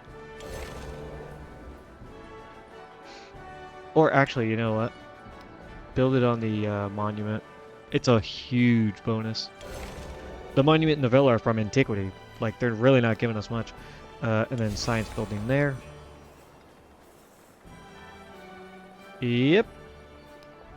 I could build that, but I don't really care to. Could build it there, could build it there. A few places I could build it. But nowhere I think is super interesting. Besides maybe here.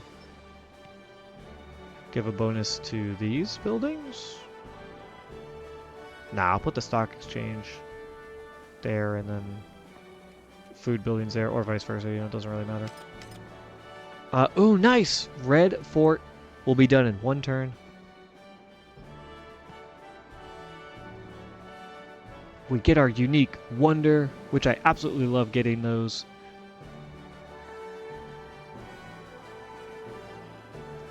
Is that Harriet? Yeah. You think you're gonna try and attack my capital, you bitch? Get the fuck out of here. The world is the place we prove real by dying in it. Yeah, nice. We got the red fort. Here in our capital of Delhi, which is in the tundra, which is just hilarious. I don't think Delhi's probably ever seen snow, right? Isn't it subtropical? I'm not an expert by any means on weather in the India subcontinent, but I'm pretty sure it's mostly tropical there, until you get up into like into Nepal and in the mountains up in that range, or over towards like Pakistan, which is all really big mountainous region. But I think in southern India, which is Delhi in northern India actually? I can't remember now. I have no fucking idea. Anyways, it looks really cool with the snow. Alright, you're working on a grocer. After that, city park. Yeah, I just don't have anywhere great for it. Ironworks though? What do we think? Ironworks? Military Academy? I mean, I could put it there, I guess. Well, let's see. Port. 14 if I put it here to build over the wharf, which would be -6 food. It's not great, but 14 gold is way better than 6 food. This is all 11 gold. Why is this 14? Oh, because it has double adjacency.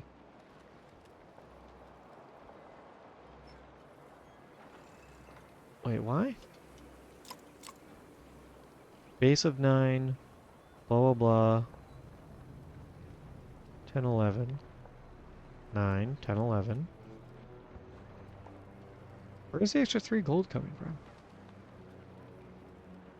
Oh, because my my wharf has 3 gold as maintenance. That's why. And the port would not have that maintenance cost. This would technically be better. But let's see. What do I have here? 6 yield, 6 yield. Yeah, that would be better. It's keeping the 6 food, giving me 11, and I could actually move that 4 food, 1 production, 1 gold to a different tile.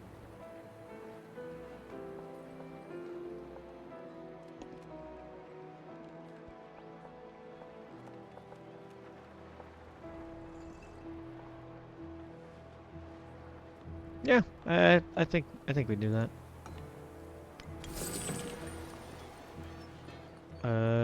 Museum, you are going to go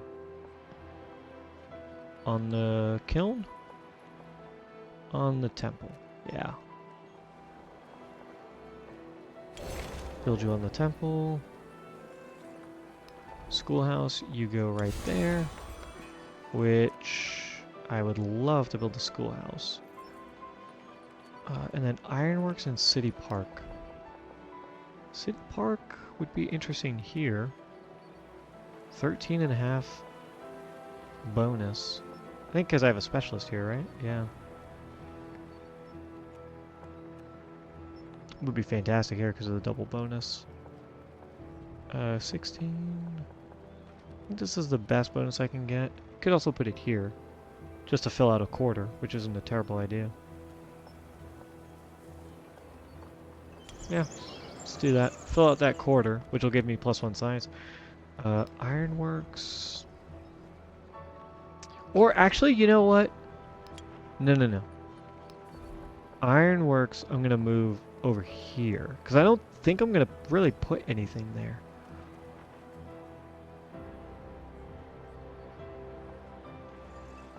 I think...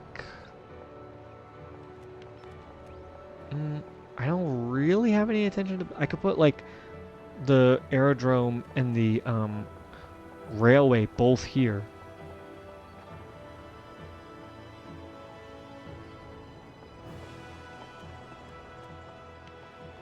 Does the factory take up a whole quarter?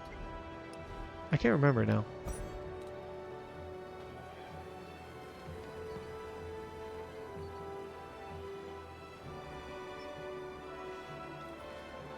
I don't think it does. I think it goes in a district. Right? Because the railway says specifically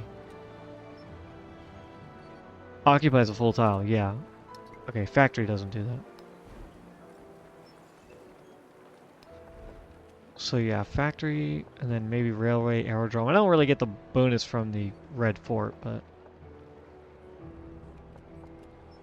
I think, yeah, let's build the ironworks here, and then maybe the... or you know what, I could put like a railway here. Ironworks and maybe grocer right there. Let's do ironworks first, because we want production. And then grocer is going... Where the fuck was I building a grocer, actually? Wait a minute. Oh, in my city center. Oh, that's fine. Ironworks there, and then... I don't know. I could drop in a granary or something. Yeah, I could drop a granary right here.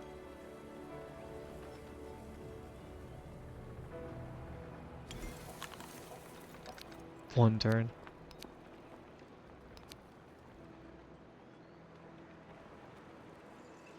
Yeah, I'll just build it in one turn, who cares? Build a granary, get the ironworks done.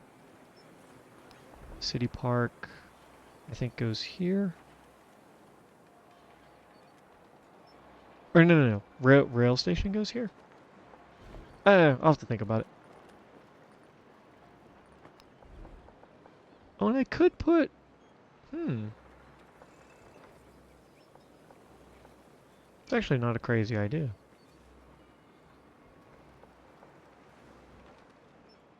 Well, nah, because I want to put my stock exchange there. Dreadnought. You can just go in there. You can go hang out with this guy. Pack up. And move one. Just get ready for any war shenaniganery. You're building a military academy. Let's see. Museum goes... I don't want to remove the happiness. Let's just build it there. Because then I would have not a lot of happiness. Port is going to go here. Because I didn't get to build a wharf, so might as well just drop the port right there. Schoolhouse, you go here? Yep.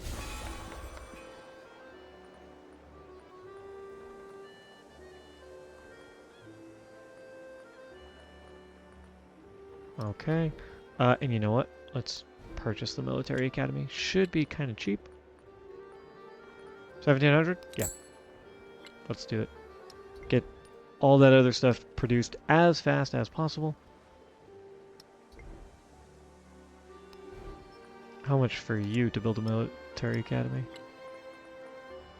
1300. Sure. Go for it. City park that you're working on. Then you have a museum, which will go here. Oh, it counts this adjacency. Oh, that's nice. In that case, just go right here. Who cares? Put you right there. The port is going to go... This would be 12 gold. That would be 11. It would make this a quarter, so I'll just do that. It's adjacent to the city hall, which we like as well. Schoolhouse, you go right there. Do I want an ironworks? For any reason? I guess I could put an ironworks over here. Yeah, grocers over there along with the city park. I mean, yeah, I could put an ironworks right here and have like a railway and a aerodrome. And then drop anything else in here. Literally anything else. So why don't we do that? Oh no, I'm putting the city park there. I'm putting the stock exchange there. That's what I'm doing. Let's do that. Schoolhouse? Nah. Our science is crazy. Alright, Baghdad. Museum. Build over the kiln. Yep. Oh, actually, no. Museum here. Because this has a triple adjacency. We want the better culture building there. Schoolhouse right here. Port, yeah, build over the wharf as opposed to the shipyard. And ironworks. 2 food. Where am I building a grocer? I built one... Or that's where the city park is going. Ironworks.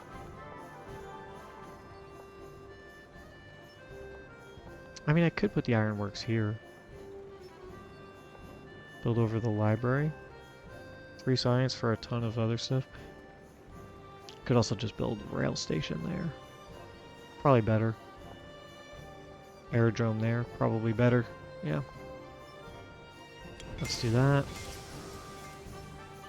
And stock exchange can go here as well. Food, stock exchange.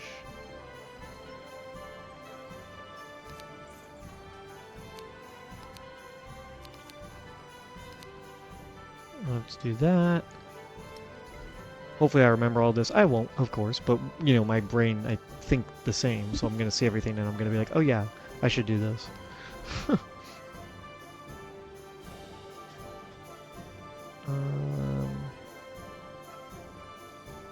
Museum.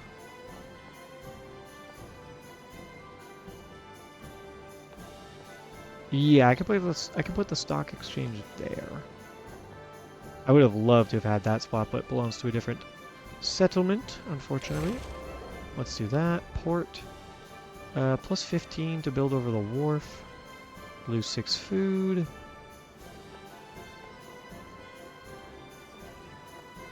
That is a reef? And this is a better bonus than this is, technically. Right, plus 4 versus plus 3. I'll build the port there instead. Schoolhouse, you go right there. Ironworks. Do I want to build you anywhere? Not really. Maybe over here.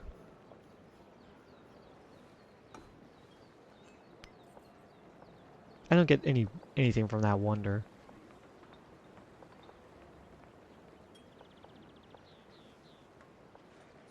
But an ironworks here is probably pretty good. It's only 6 yield though versus 7 actually.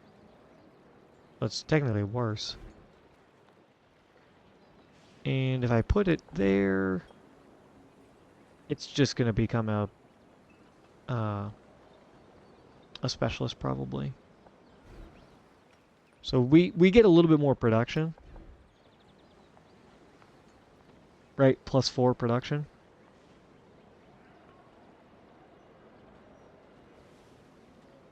I guess I don't really care about the happiness, huh? The one culture's whatever, the food's whatever. Let's just build there. Yeah. And I will do ironworks after Oxford. And you... Museum... right here. Oh, no, that's triple adjacency. I want you on the double adjacency, actually. Schoolhouse right there. We're gonna put a port right here for the plus 12.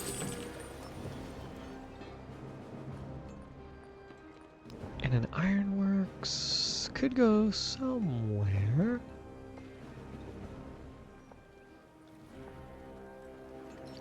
I mean, it could go right here. Although, I think I'm building a, I think I'm building my city park here, right? So why not drop the ironworks in there as well?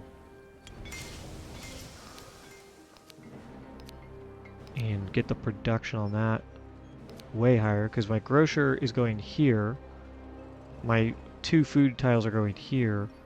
And then I can put my, or my 2 food tiles are going here, excuse me, and I can put my, my stock exchange over here, and then something else with it.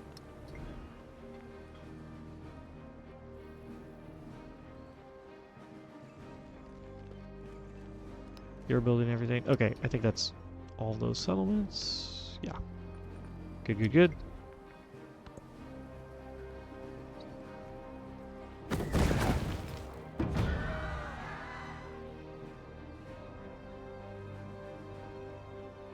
Who's attacking me? Oh, she's attacking me right here. I mean, it's annoying, but whatever. There's not much she can do, because we're pretty strong. And yes, this is finally gone. I can settle in this territory and take up a huge swath of land here. Not a virgin or rupee was safe in his realm. So now +1 gold on farms. The Jinsai Camille, +1 food and gold on farms for adjacent to plantations, and vice versa. So doubles up on each other. And then the Stepwell, which gives +2 gold as a base, and then +2 for every adjacent farm. Not the worst, but I don't know how much we want to invest in that. Plus 1,000 happiness, Jesus. Ooh, Circuit Sphere is really good. But I think we want social policy slot first. And then public infrastructure, maybe.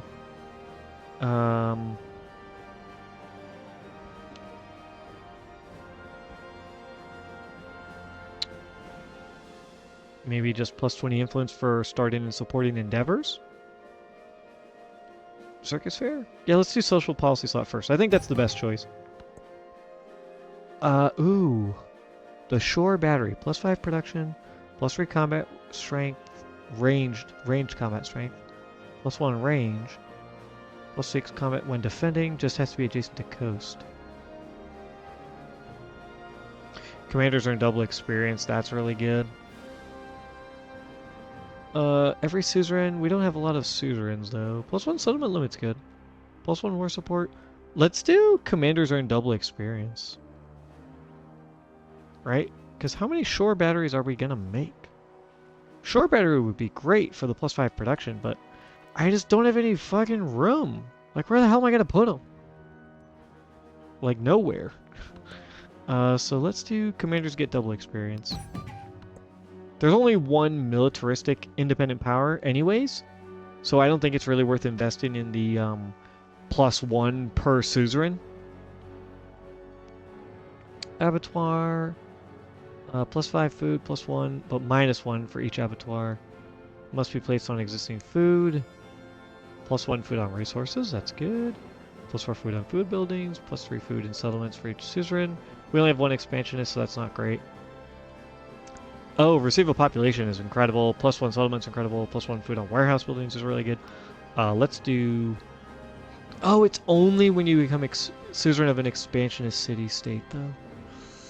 Let's just do the +1 food on warehouse buildings, I think. We don't really need the settlement limit. We're doing fine on settlement limit. Let's do the gold for trade routes. Gold and culture for trade routes. We got 12 gold and culture out of that. It's not bad. You are healing. You're attacking, but I really don't care. I guess I can move this unit all the way down. And you, my friend, are going to settle a new town. The first Mughal settlement, Kabul.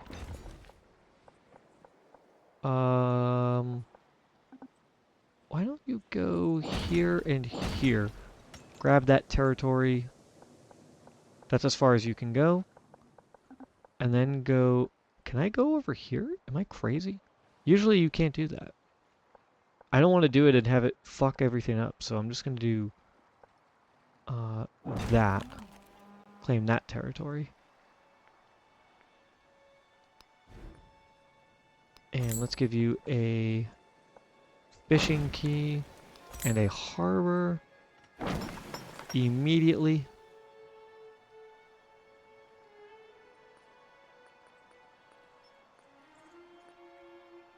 Could also build a step well.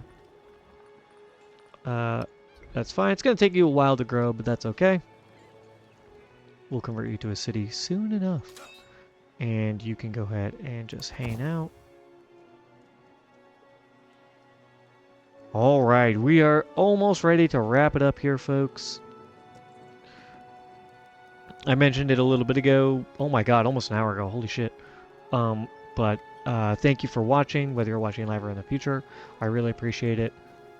If you like hanging out with me, you can go ahead and give a follow here on Twitch. Have a YouTube channel as well that you can check out. You can head over there to like and subscribe. And the VODs are uploaded a week after they're recorded here live.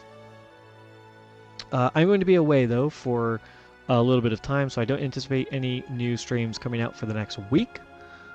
So I do apologize. YouTube will have Let's Play videos uploaded like normal, Monday through Friday.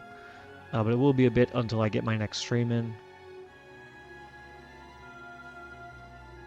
But I'm looking forward to when I can hang out with all of you again. I'm very excited. Looking forward to that.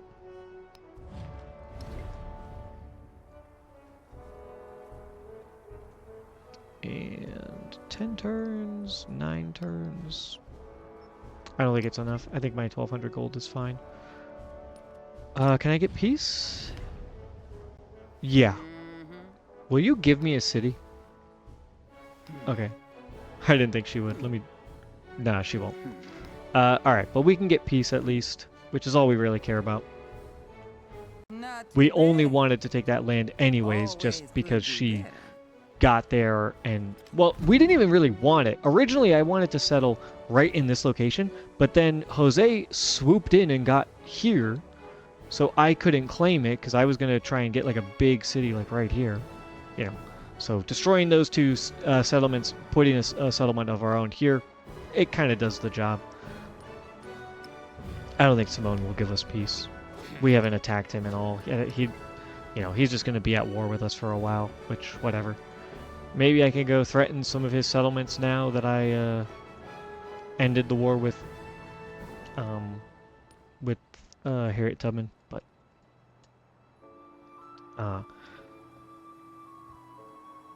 well, that is going to be it for us today, folks. Long stream. Part of it is just because we got to the modern age, and the modern age takes so damn long to take even a little bit of time. So, like I've said many a times, thank you all so much for joining me here. Thank you for supporting the channel. I really appreciate it. I really, really do. Go ahead and check out the YouTube channel if you want to see more of my content. VOD will be posted up there in a week. And about a week or so from now, I don't know, a week, maybe 2 weeks. I'm hoping just about a week. We'll see. I'll hopefully have an update for all of you. Keep an eye on my schedule here on Twitch, because that will be updated to reflect when I will be back. It'll say, it'll say, you know, like vacation or whatever, or canceled stream or whatever it says. until I can get back to my normal routine.